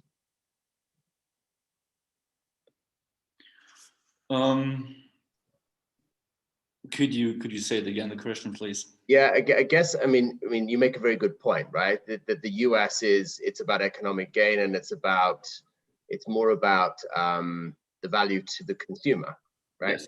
They're actually happy in some respects to share their data such that you can provide me with a better service and I can actually have a better experience. Whereas obviously the German situation is different. If indeed Google follows, puts the consumer first and understands how they feel about it, if they don't feel that intruded upon, is it therefore okay for them to conclude that they're being ethical in both societies, albeit that each society might look at the way they treat their consumers in another market in a different way? Well, I think that every society is valuing their norms and beliefs. So I think that in general, that Google will pursue this to make other cultures feel the same way. I think because Google is more like towards the stakeholder theory, because it's an American company going for economic gain and trying to hold this up, they will put a certain emphasis towards that issue. But in general, I think they're sticking with the stakeholder theory. Thanks. Okay. Thank you very much for the questions and for the answers. That was the final presentation from this section. We'll give the selection committee then a few moments to put some thoughts together. We would like to say thank you, Mr. Ray, for the great mentoring, and thank you for the opportunity to work with the Adelphi students. It was really good. Yes, thank you very much. Very good. Glad to have you and to have all the presentations. Thank you all very much. I'll pass over to Monica Yang to say a few closing words to this section. Well, thank you, Amit, and thank you for all the presenters. I see so many teams that you've been doing so well in terms of presenting the ideas that you learn from the class, and also through this opportunity, your team have been successfully demonstrated through creative way, because I saw a lot of videos that are being modified from what you presented in the class. So that means that all of you are really, put the best on your show today, and I'm so proud of you. And I could tell, I don't have any voting power here, but I just want to tell the judge panel that these students, they really been doing such a good observation, through such a short period of time. They see how a company, especially multinational company, been doing their management practice in different locations and trying to discover the differences in their management practices. And then through their evaluation, they're trying to provide any constructive feedbacks they can. So, this is wonderful. And through these practices, I believe all the teams now learn how to collaborate, globally, and also see the pains that those companies been through. So wonderful job. And thank you for listening to their presentation. That's it. I know it's a long presentation, so let's just have a break, and then we'll see how it goes, right? Finger crossed. Thank you, Monica, for wrapping up this so lovely, and thank you to the students and to Ahmed as well. Again, another 15 minutes break, and then we see you again. Very short. If we're doing the break now, then one of our members from the next group will not be there anymore because she's working in the hospital, just have a very short slot. It's fine. Then she's cannot taking part. Just to mention this at this stage. Okay. Would it be an option to start with the next class now for the selection committee and do the discussion afterwards? Thank you so much. Thank you. Okay. So, Ilda, do you want to just give a briefly introduction? let me just hand it over to Mr. Geibel. Excuse me. No problem. Who is the lecturer for the Fresenius students, and the Adelphi students were taught by Frank Gallucci, who can't be here today. But I pass it over to Richard Geibel for a quick introduction then. Yes, we will do that. We are quite flexible and agile. So it's great that we have all the students here. And it's what a wonderful part that we could work together. And I think we just hop over to the students, and all the other words we will do later.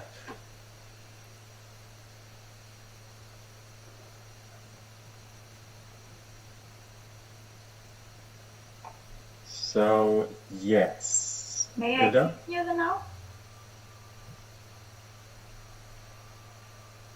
You can hear, right?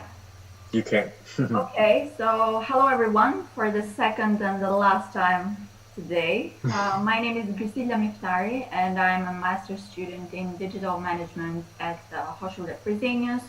Robin and Hoff, the same classmates, and then Zareen Parvex Sheikh is an MBA student in Adelphi University. Our final output of this part of the project was a podcast, but before, if any one of you wants to hear the podcast, we can share the link. But before we go to that, here is a short video announcement of the topic that we are going to discuss during this podcast. Please, if you don't see the video or hear something, let me know. I will share my screen right now.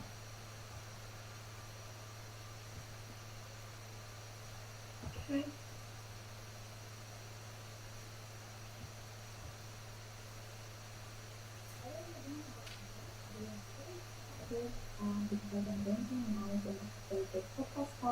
We will discuss about entrepreneurship and... Can you increase the volume a little bit? Okay. I believe this is the maximum. Okay. Just a suggestion, if you go to view options, it's usually like on top of your screen when you're sharing, and hit the down button. You can share computer audio, which will give everyone the same audio that your computer is giving off. Oh, it's so complicated. But Robin, if you can do so, you can share the screen. You already have the video. Yes. What's the matter? Just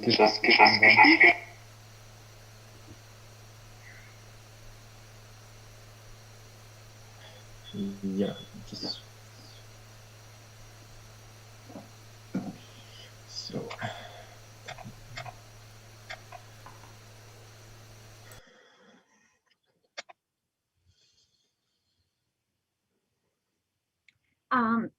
I mean, if it's okay, I know I just joined you guys, but while Robin is downloading, I can introduce myself. I'm Zareen Parvex Sheikh. I'm one of the MBA student in healthcare management at Adelphi. I've been a physician assistant for like 18 years, going for 19, and last 3 years, I decided I wanted to do a MBA in healthcare management.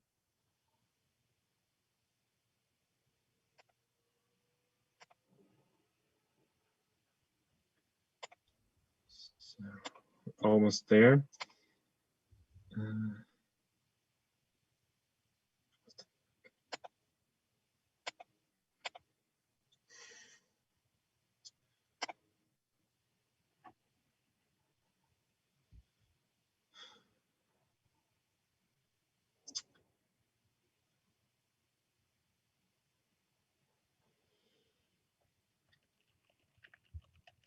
Just half a minute remaining for the download.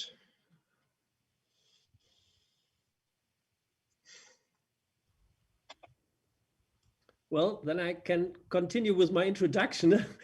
Yeah, please go ahead. Thank you.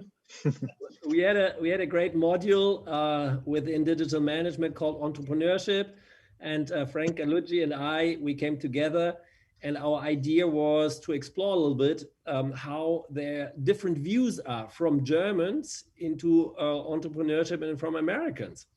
And one idea was to drill down a little bit more.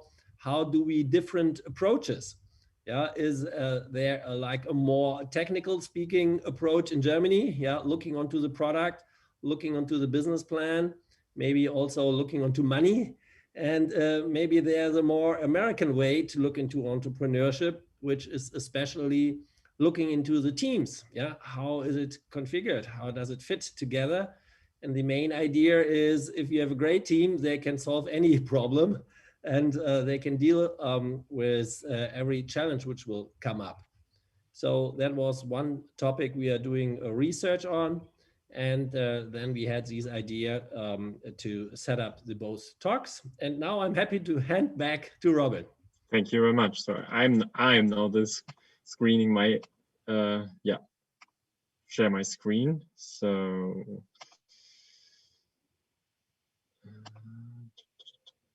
hopefully it works now.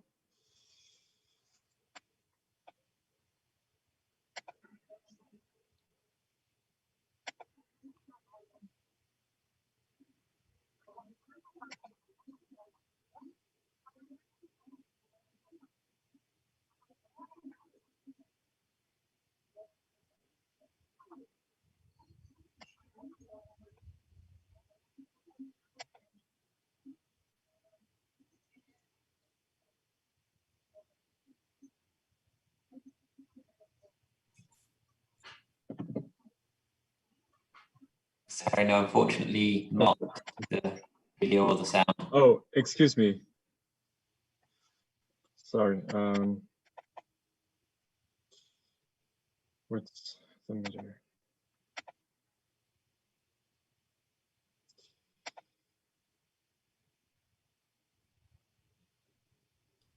But you can hear me, right?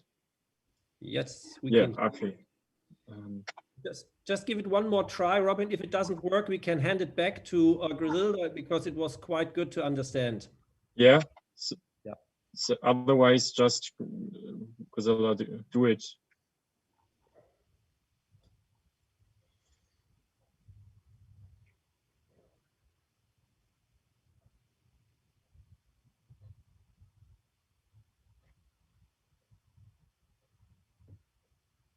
Hello everyone and welcome back. Today I'm really excited because I'm going to announce the next Thursday podcast topic in which we will discuss about entrepreneurship and digitalization impact on entrepreneurship.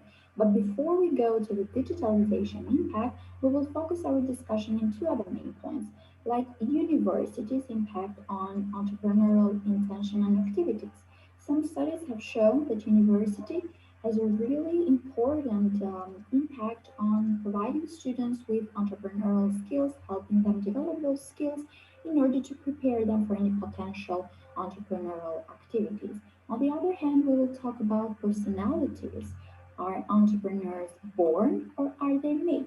But we won't focus our discussion in on the studies. We want real life experiences, real life practices. Therefore, I'm really excited because I'm going to invite my two guest speakers, Mrs. Zorin Parvex-Sheikh, representing Clara from US, and Mr. Robin Heff, representing MDoc from Germany. Both of these companies are operating in digital healthcare. They will share their personal experience. They will talk about entrepreneurship in general in their respective countries as well. Another important issue, like I mentioned at the beginning, is the digitalization impact on entrepreneurship. Therefore, we will ask our guests how do they actually use it. But in order to give you more understanding, a short introduction of what they actually do with their companies, and then a sneak peek, let's say, of their ideas and experiences, I invite every one of you to watch two short videos, one from Mr. Inhofe and the other one from Mrs. Sheikh. And then after the short videos, I again invite all of you to ask whatever question, to type your questions down below. Whatever question you might have related to entrepreneurship, please feel free to type it and I will pick up the most frequently asked question and discuss it on Thursday during the podcast. Now I will leave you to enjoy the videos, but don't forget, on Thursday, go to our website and follow the link in order to attend the podcast. Till then, goodbye. Thank you, Ilda, for having me here today, and then also welcome Sarah. As you already correctly introduced me, I'm the CEO of MDOC. We have been working at the medical sector for a long time, and we have always noticed that a lot of information channels about patients are much more English. For example, patients sometimes waiting for the results a couple of weeks because doctors send it via post. We have invented a digital platform where patients and doctors can exchange documents and can communicate directly and much more quicker than normal. Especially now in the pandemic time, this deficit is growing enormously. So to come back to your question, Ilda, German managers are known for working hard and beyond normal working hours, so to say, open-end. First of all, startups are founded in the form of GmbH. This has a lot of financial security because here only the GmbH is liable with the capital of the company and not the person himself. Numbers are the must-have for German founders and leaders. That means that important measures can be derived from numbers. When it comes to financing, for example, German leaders prefer to draw resources from equity. Forward capital is also used, but the more money the founder invests on its own, the more independent one is. Probably the most important factors of the German leader are staying power and the willingness to perform. Our company and platform works completely with digitalization. This gives us the advantage, for example, that data information is transmitted in seconds. Of course, the benefit is not only good for getting patient information from A to B quickly, but internally it also helps us to structure and manage the company. With regard to digitalization, we want our company to make an important contribution to telemedicine. We also want to make our platform as simple as possible without losing quality. This has the effect that also older generation that is not used to new technology can use MDOC. We have various applications that both the patient and the respective doctor can use. For example, Smart Clinic. Here the application allows sending documents to the patients before they come to the doctor. The questions are about self-history, clarification about therapy, and other medical questions. After answering the questions, the doctor will get this via the MDOC platform. Another application is Smart Practice. Imagine a pensioner who lives alone needs to go to the doctor. He has family members or friends, and no one can drive him to the medical practice. With Smart Practice, the man is able to call the doctor directly via video call and can tell him what he has. The doctor can give him any advice or can arrange for medical personnel to bring him the necessary medication. The goal of the telemedicine is to provide the patient with the best possible care, and on the other hand, to provide doctors with all important information in digital form. At present, there is still certain skepticism that medical matters can be controlled online, but now it's the time to overcome this. Hello everyone, my name is Zereen Parvez-Sheikh and I'm one of the Adelphi MBA students who joined my MBA in healthcare and management. I am also the assistant coordinator for Clara Company in the US. I did a project with Germany where they have a company named MDOC similar to our company Clara. And I would like to talk about it, our company, and what I think entrepreneurship in US. So one of the things, the qualities of entrepreneurs in US is that pretty much they have leaders, the entrepreneurs have a mind of nothing that can stop them for achieving their goal. Always ready to take challenges, they're determined, they're enthusiasms, they're positive, they're a team player, they have attitude, they tirelessly working without complaining. And my favorite one that I believe that to be an entrepreneur, it's very important and it requires is you have to be a risk taker. You know, if you're an entrepreneur, you have to be a risk taker because otherwise, if you don't take a risk, you never know like what your results will be. This is one of the things I believe that describe the entrepreneur. They're a go-getter. The other question I was asked, why do I think digitalization is important in US? I believe digitalization is important because this company that I am an assistant coordinator of, the company name was Clara, is actually it's a patient and physician-based company. It was started in 2014, and this company actually was not doing that well at that time. But then pandemic happened, and they, in the last 12 months, the company revenue has increased so much because people have realized how digital technology has impact on this during global pandemic. So what is about the company itself?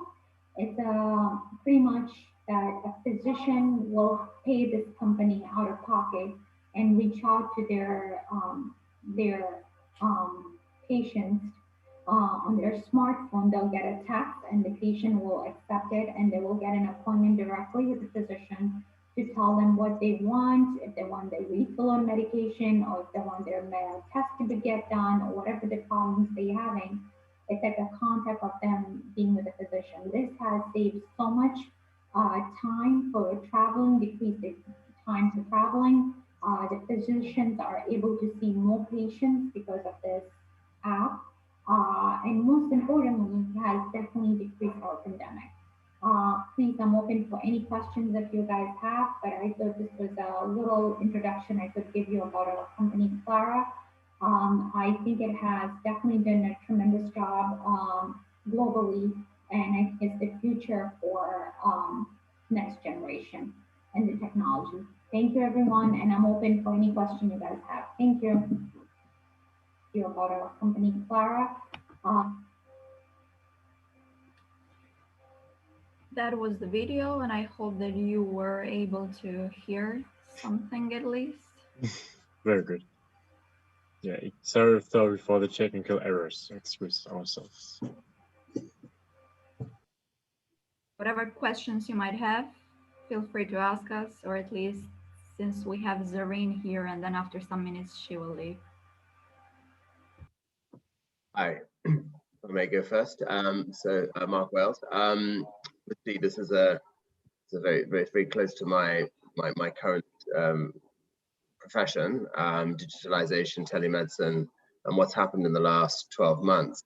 I guess my question to you guys would be, well, obviously we see progress, right, in this field, and for obvious reasons, but do you guys perceive any differences between the probability of this, being a real trend for the future between Germany and the US? You highlighted a number of differences. The healthcare systems are different, etc. But do you believe that there is a cultural aspect that may see these take different paths in these different markets?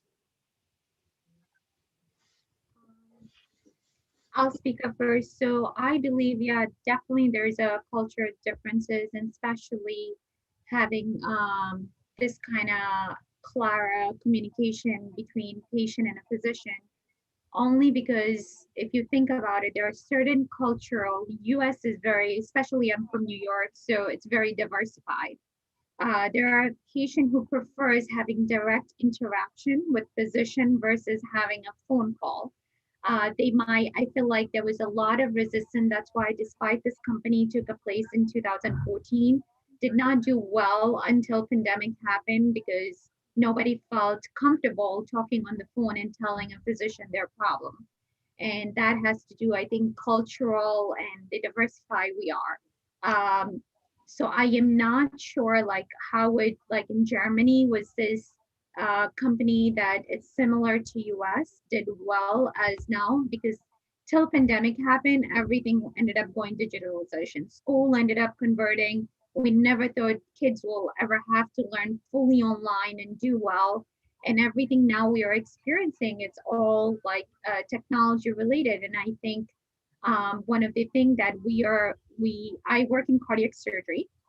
So we never had patient post cardiac surgery seen on the, we will schedule virtual meeting.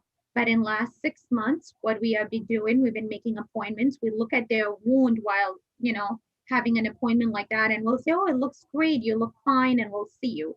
We finally next month's gonna start seeing post-op patients in the outpatient clinic. So I think that's the part of it. But is it true that patient felt comfortable before pandemic? I definitely do not think. But now are they feeling comfortable because they had no option? They couldn't come in and they're avoiding to be infected. Nobody wants to come in the hospital. You even tell the patient you don't feel good, come on in. They're like, no, I'm fine. I'm completely okay, because they're so scared of coming in. So I think now it's definitely has changed the picture. Yeah. Thank you, Zareen. Oh, you're Very welcome. good. Yeah. Any more questions from your side? A short one, or should we? No, that's not the point. And thanks a lot, Griselda, Zareen, and Robin. Great job. Well done. I think we have to continue to the next one. And thank you very much. Yeah, it's okay. Can I be dismissed, Professor? I have to go back in second. We're about to move another patient in the room soon. All the best, everyone. Bye, Zareen. Thank you. Thank you, everyone. Take care. Yep. You too. Okay, and then we have our final presentation, last but not least. So it's great to see Chris and Tarun again, and they have a topic called leadership precipitation in beverage industry. And this is all interesting for us. And let's see what kind of beverages they are talking about. And I guess we just jump right in. Okay, so hello, welcome to our presentation. My name is Christoph Neu. I am a student at the Hochschule Fresenius in the Master in Digital Management. Just like my colleague Tarun, he's also a student in the Master of Digital Management. And before we start this presentation, we'll have to say that unfortunately, due to unforeseen circumstances, both of the US members that were assigned to our group had to withdraw from the project before we even began. So, but since we still wanted to do the project, we decided on doing this topic, leadership perceptions in the beverage industry. And we decided on taking one company from the US and one company from Germany and compare them. So here you can see the table of content. At first, we would like to give you a short overview in the form of a company profile. Then we are going to be talking about the leadership personalities and how they reflect with. After that, we will show you on how the companies use digitalization for the benefit of their company. Then we are going to be talking about the marketing measures they are taking and how they reflect their leadership personalities within that. And after that, we'll have a short, short sentences on the sustainability aspect. And at the end, we can give you a conclusion on that. So the both companies you can see here, those are True Fruits from Bonn, Germany. And the second one is G Fuel from the US. And to start with, I want to start with a short story on True Fruits. So True Fruits was founded in 2006 by the former study colleagues Marco Knauf and Inga Costa and Nicolas Leclou. And this story is that Marco and Inga did a field trip during their university time, and they went to Scotland, and that's where they experienced smoothies. They have never heard of that before, but they saw them and they were very excited about them. So when they got back to Germany, they were like, so this is our idea. We want to establish smoothies in Germany because there weren't any smoothies here. So at their university, there was a startup convention and they presented their entrepreneurial idea to establish smoothies in Germany. And it was very well received at the whole audience. So for that, True Fruits is the first company that offered smoothies in Germany and right now is the market leader in Germany. So True Fruits has always maintained that startup character. At the moment, they only have about 30 employees and the founders are responsible for all the marketing measures, which means that they are not working with an agency. They are responsible for any marketing measure themselves. I will later tell you more details about that. So now Tarun, I will continue with G Fuel. Yeah, thanks, Chris. And coming to G Fuel, let's have a short story about them. So it was founded in 2014 by a guy called Clifford Morgan, and the company is right now in New York. And to talk about his personality, he was a broker who was working in the corporate finance business in the early 90s in the Wall Street. And the company's industry focuses on sports nutrition drink, and the size of the company was started with 50 employees, and now they have 200 employees with a revenue of 42 million. And the guy was a fitness freak, and he used to be taking supplements and energy drinks. And so while doing that, he got an idea, why not just start up an energy company, and that's how he started it up. And his first business pitch was in a competition called esports, where many gamers from around the world, they come and they play games. And while playing games, he did was giving up free samples of his product, and people started liking it, and that was the turning point for his company, and it started growing further and further till today.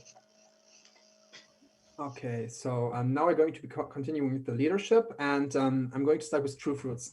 So True Fruits is based on the principle of leadership, which is the distributed leadership, which is for that, it's based on the assumption that one leader can't know everything, so that's why all the three founders of True Fruits divided their tasks. For example, Nicolas Leclou has a lot of knowledge when it comes to marketing.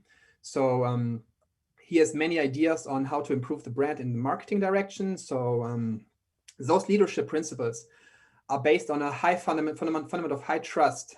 That's because the founders know themselves before True Fruits, and that's why they have a high trust among them. And the special thing about True Fruits is that their leadership principles and their characteristics are reflected within their brand identity. You can see that mostly in the marketing measures they do. I will come later to that, but it's very exciting on how they just show everything within their marketing and their brand identity. So in comparison to that, Tarun, can you continue with G Fuel? Sure. And regarding the G Fuel, like in Germany, the leadership is based on the entrepreneur's idea and based on politics. But in the US, I think it's more based on the personality of the founder or the CEO of the company. And that's how the leadership works in US, I think. So here in G Fuel, the principle of leadership was democratic style. And the meaning is that the founder allowed the employees to take the decisions by themselves and make it less managing oversight, and he doesn't have to micromanage people. So that was his leadership style, and also he was giving inputs and also taking feedbacks from the employees as well as from other customers, and trying to make the product more and more better thing. That's it. Okay, so now we're going to be talking about how each company does use digitalization for their company. So for True Fruits, their main use of digitalization is the marketing measures. So they have a very high focus on social media marketing measures, which are on Facebook and on Instagram, and they communicate their marketing through those two channels. So so in the past years, they established an online shop for brand merchandise and limited editions as well. And the special thing about those limited editions is that they are only available for a certain amount of time. And later on, you will see an example of such a limited edition, and you will see on why it is limited. So Tarun, can you? And the digital platform was 100%. They were using the social media marketing as well as, of course, e-commerce as well. And they never used any ads or any things in TV or televisions or anything. They just went 100% into social media marketing using influencers. And right now they have nearly 600 million consumers worldwide, and the endorsement deals are made with the social media influencers, particularly gamers who are more popular, who play online games, and through playing online games, people watch them drinking the product, and that's how he used the market of digitalization. And last, apart from the e-commerce, they also use the trade brick and mortar channels, meaning they used to sell the product on stores, but in a long term, it doesn't. I think the remote events can affect the business because everything is moving towards digitalization. So I think the company will be moving 100% to e-commerce as well and stop going through mortar channels. Okay, so now coming to the marketing part. So True Fruits mainly uses guerrilla marketing and social media marketing, and they're focusing on the humorous and satirical elements within their marketing experience. And that's those views and those perceptions they communicate within their marketing basically reflects their leadership style and their own characteristics. So for example, they are showing their views on current events on politics and communicating that in a very humorous way. So in the past years, their marketing measures have been perceived as highly controversial sometimes, but you will later see on why that is. And for G Fuel, what is that? Yeah, for G Fuel, it was, of course, as I said before, it's social media marketing. and their focus was more on the gaming industries rather than the sports industries. And they also used coupons and ads in YouTube's when, for example, if a game trailer is released, they use the ads of their company to be published in the videos. Tarun, excuse me, Tarun, please speak up a little bit and get closer to the mic. Yeah, okay.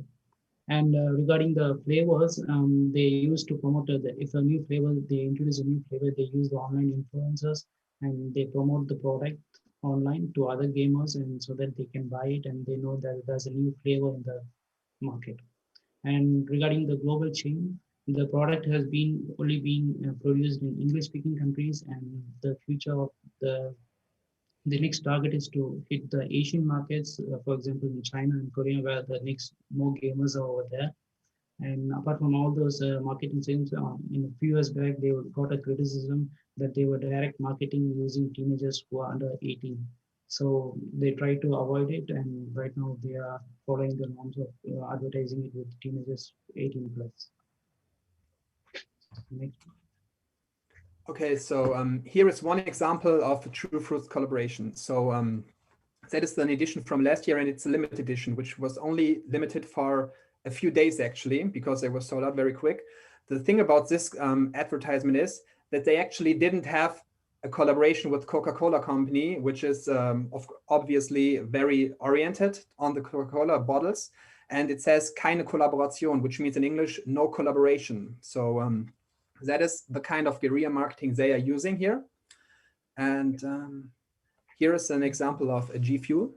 Yeah, and it's just the product of the G Fuel that we wanted to show you what the product is and what are the flavors. They more usually fruits as the main content. And yeah, that's it.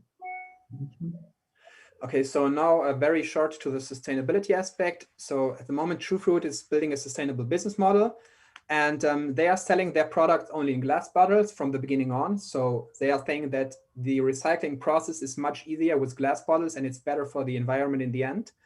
And 2 years ago, they established the so-called upcycling concept, which are bottle caps you can buy for the smoothie bottles, and turn them therefore into a soap dispenser or a salt and pepper shaker. Those are just the caps. You can just reuse them and you can buy them in the online shop. And they are also sometimes very well limited.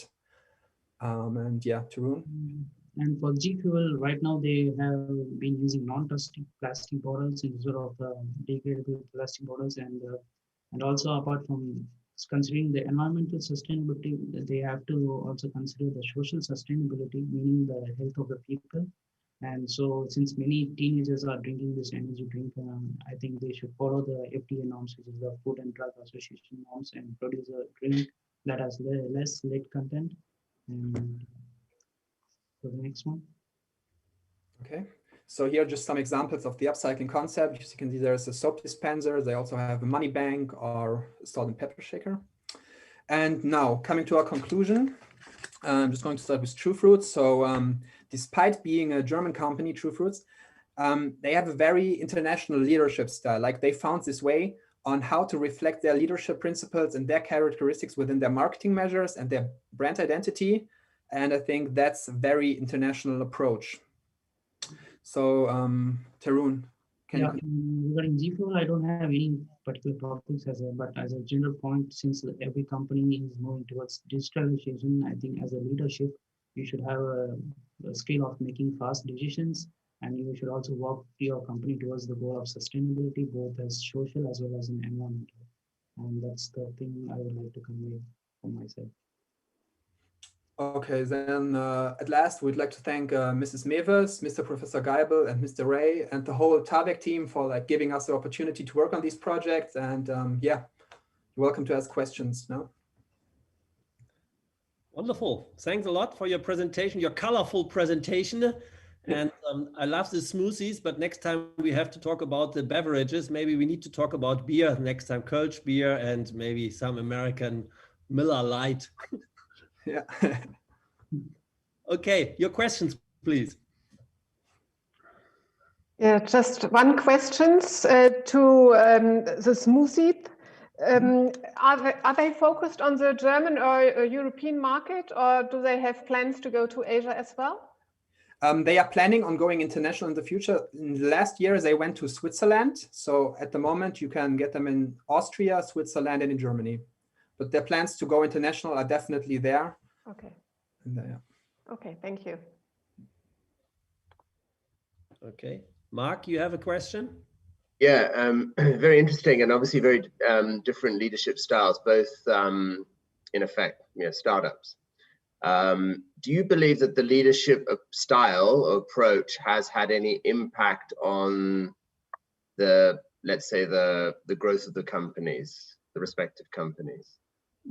For example, let's take Elon Musk, and I think like his personality is like totally different from the other CEOs what I've seen from, and it's not like the way you dress or what, it's the way you think. So I think that mentality is more important as well as the personality. So I think that's also a factor that should be considered for a leadership.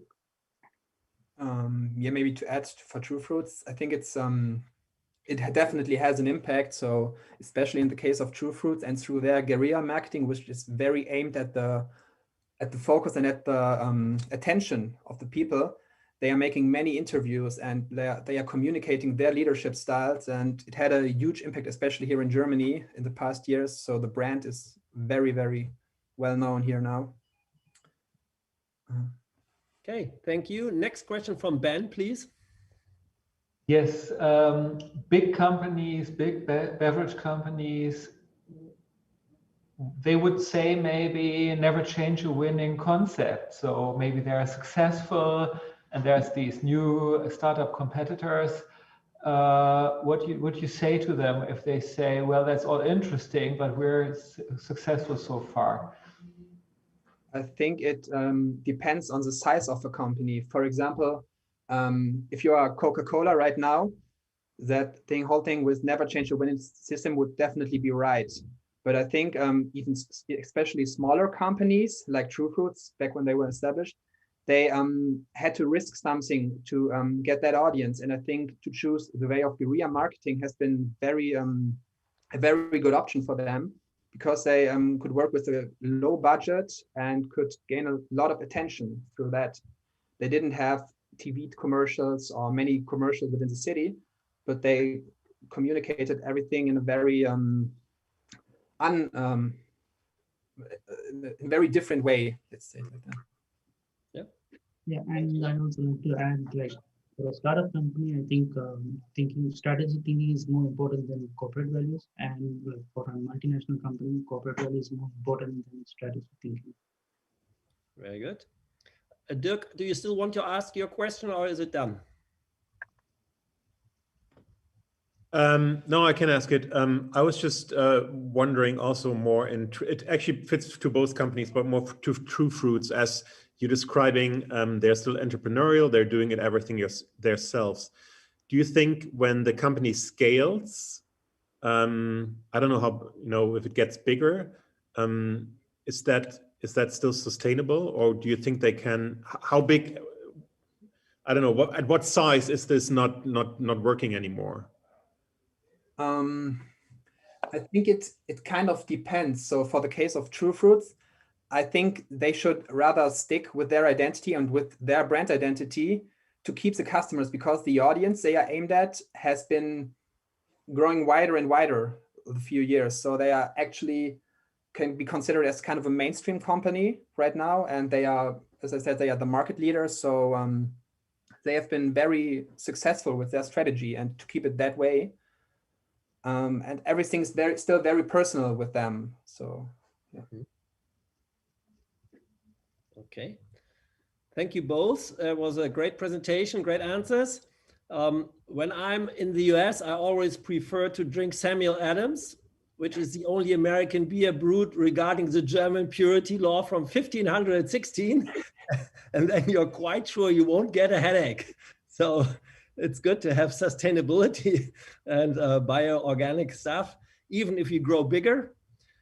Well, then we are all done. We made it. Wonderful presentations. And thank you, the people who are looking onto the teams that you skipped one break and all the students that you skipped. So we are better in time now. And I guess I can hand back to Lina, which will bring us to our outbreak room. Exactly. Yeah. Thank you. Thank you for doing it just right after another. So we will have the final break now. Just a question for the selection committee. Would you be okay with 15 or 20 minutes, or what would you recommend? No. Start it. 15 is fine. First, the recap and then maybe the break? Or do you want to do the break first? We want to do the break first for the discussion of both courses now, and then come together for the official closing.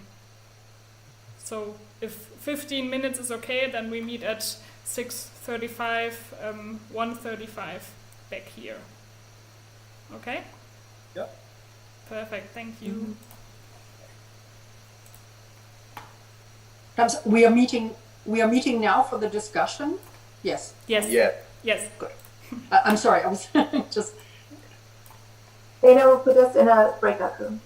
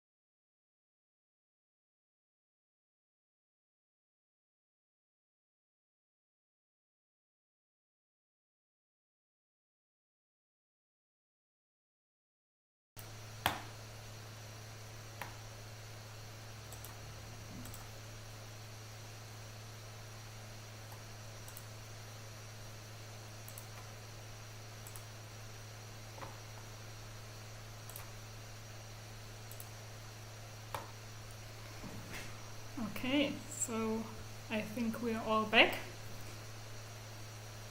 Right. To get the very end of our conference started. Yeah, thank you all for taking the time today, for being here, for doing such great presentations, and yeah, giving us so many details and insights in so many different topics. It was really a great pleasure to see all of you presenting those topics and seeing what you have worked on in the last couple of months. And I now would like to warmly welcome the Hochschule Fresenius President, Mr. Professor Dr. Engelsleben, who will just shortly start with the official closing of the conference now. So I pass it over to Mr. Engelsleben. Thank you, Lena. Thank you very much. My briefing was I just have 2 to 3 minutes, which is not enough for this, what's happening here today. First of all, I have to apologize that I could not be with you earlier at this morning New York time and at this afternoon Cologne time. But nevertheless, I think you already, I hope so, you had a very interesting time already together with each other and had tremendous interesting presentations.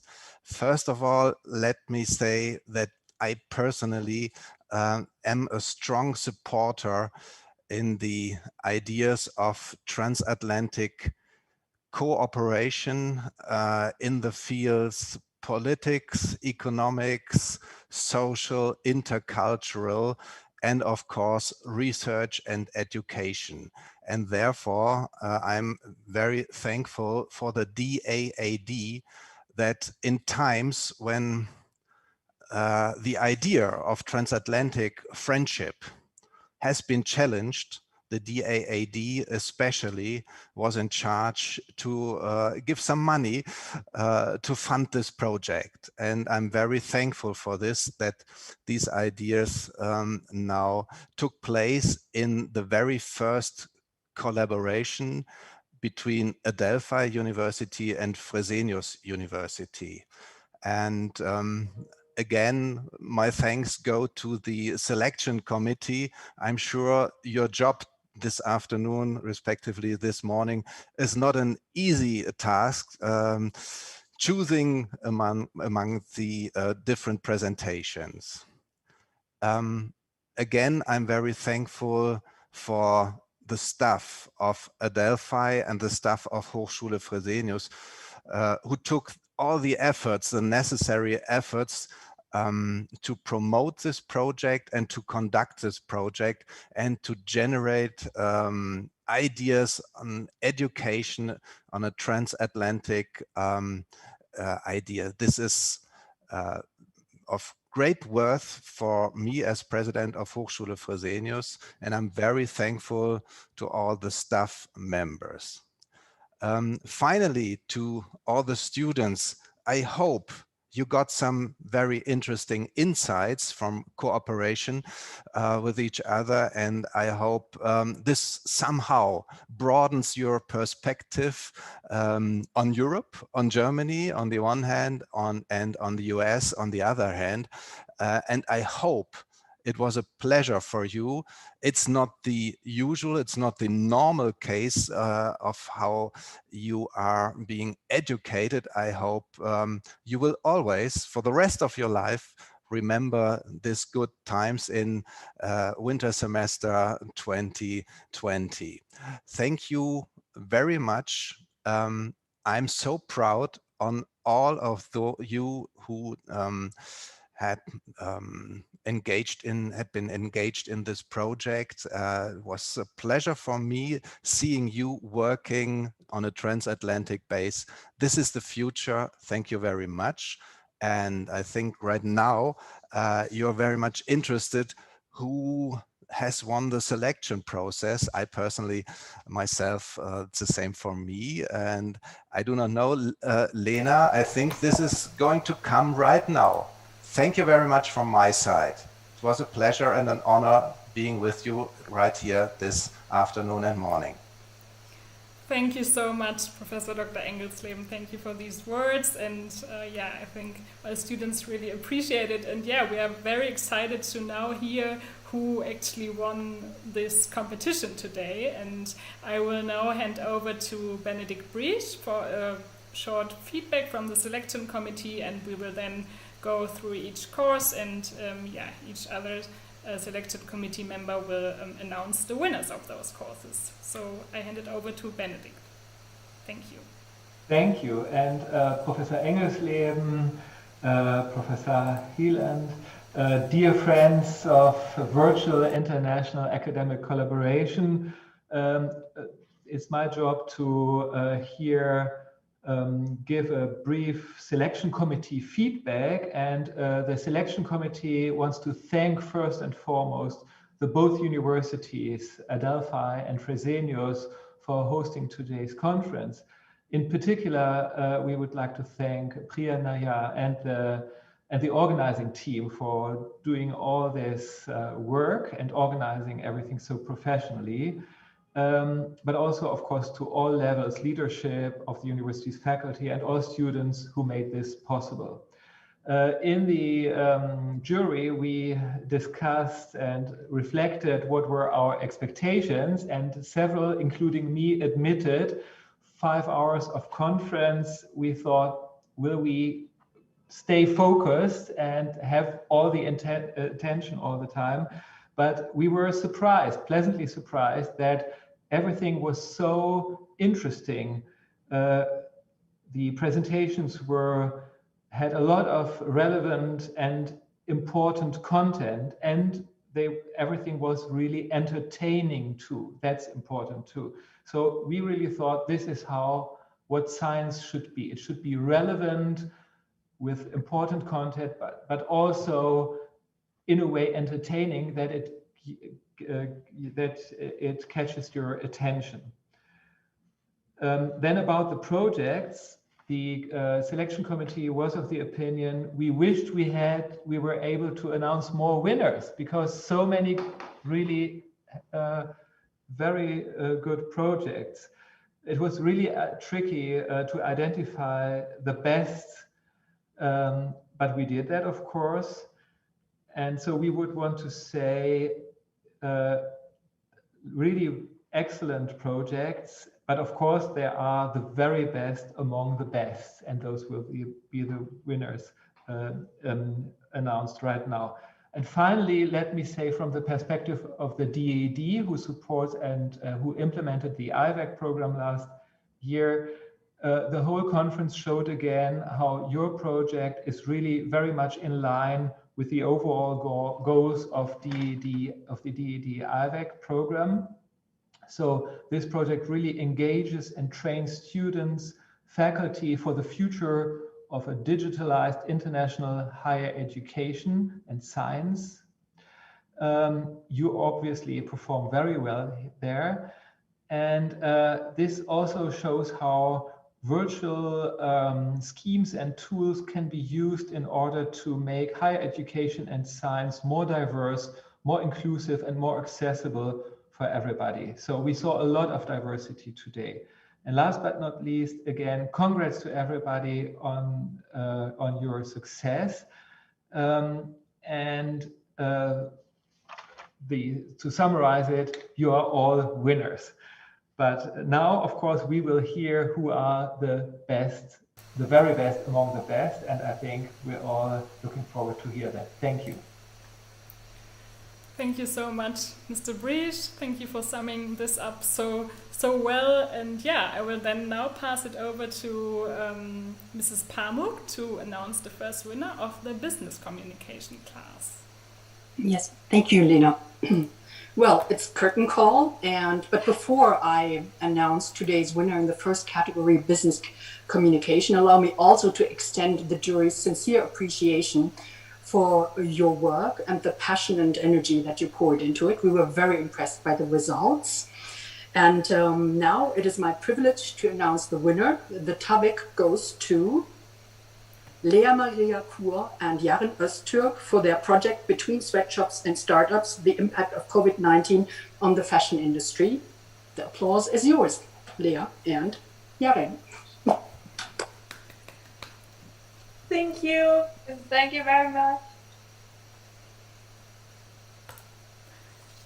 Congratulations, Lea and Jaren. Great job.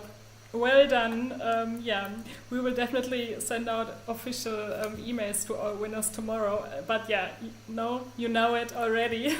So yeah, enjoy the winnings. All right. Thank you very much. You're very welcome. Thank you.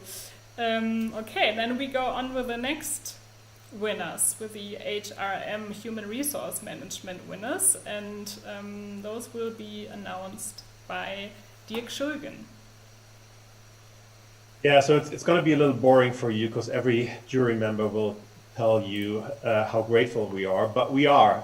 It comes from inside here. It has been a great day, and you've shared fantastic presentations, and we value the hard work you did, and especially in the field I'm now going to talk about, the HR management field. There was, for me at least, one special thing which happened. You really left an impact, because and that is something we discussed in the jury. You made us think. You pointed out things we haven't probably thought about ourselves in our business life. So a big thank you to Kimberly, Lara, for pointing that out. You really made a difference today. But unfortunately, just one person can win. And as I always wanted to do this, I have an envelope and I will open it now. And the winner is, congratulations, Kimberly Hoffman. Good job. Congratulations, Kimberly. I don't know, I think she is not here anymore. I think she's not in the call, unfortunately, to have her big moments. That's true. We will let her know tomorrow, of course. I think she had to leave earlier due to a commitment. But yeah, that's also great to see. She did a great presentation, but also Lara and Dilara did a wonderful job. So thank you for being here today and presenting as well. Okay, and then we go just on with the next one with a business ethics class, and Andrea Steinert will announce the winners here.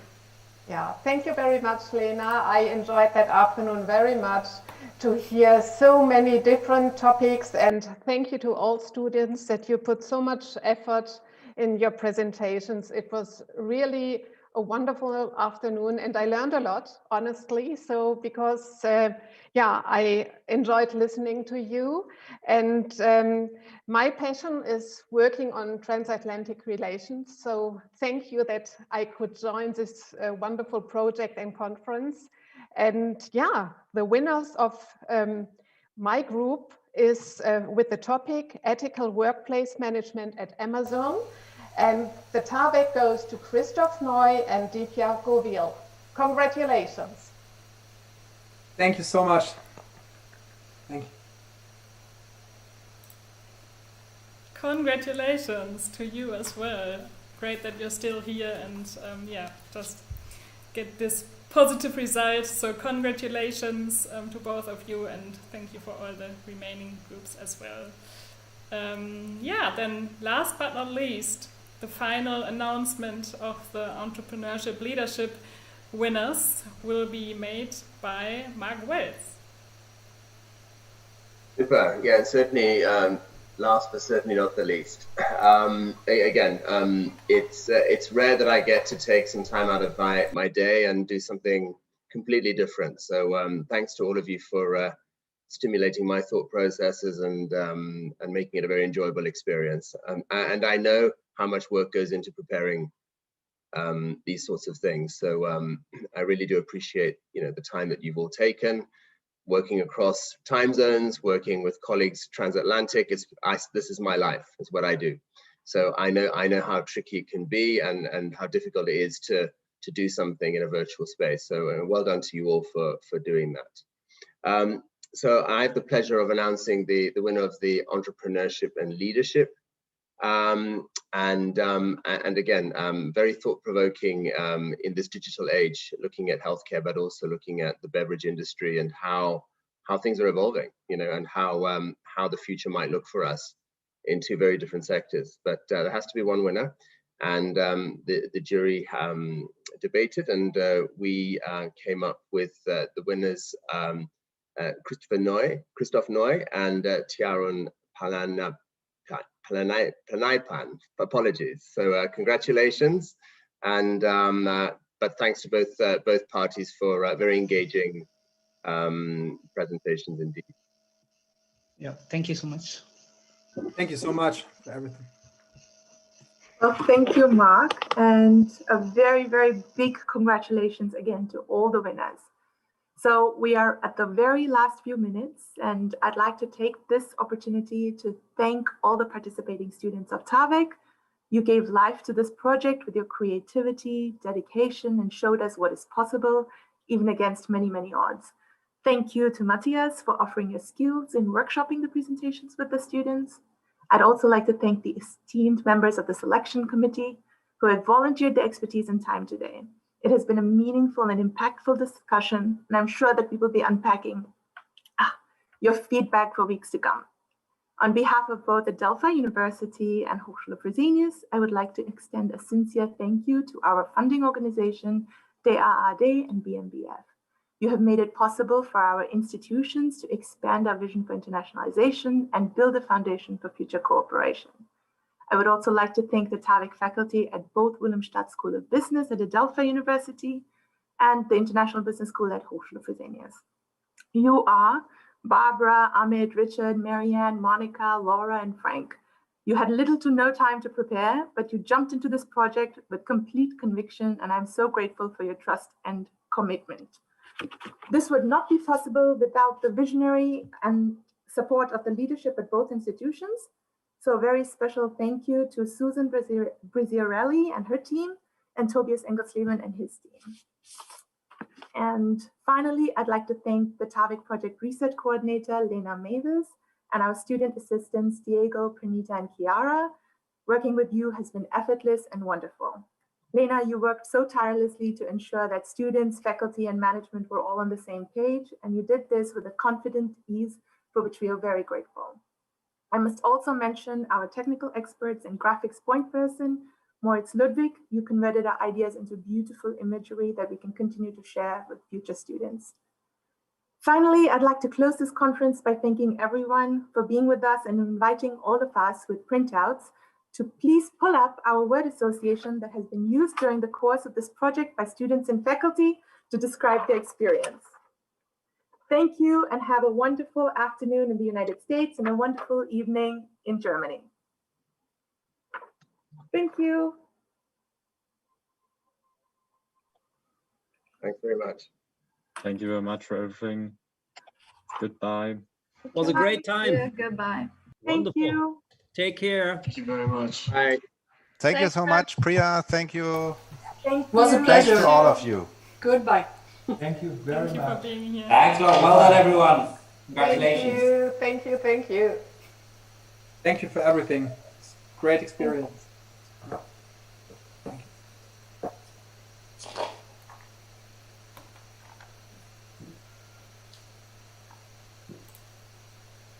Congratulations, Christoph. You'll definitely be happy.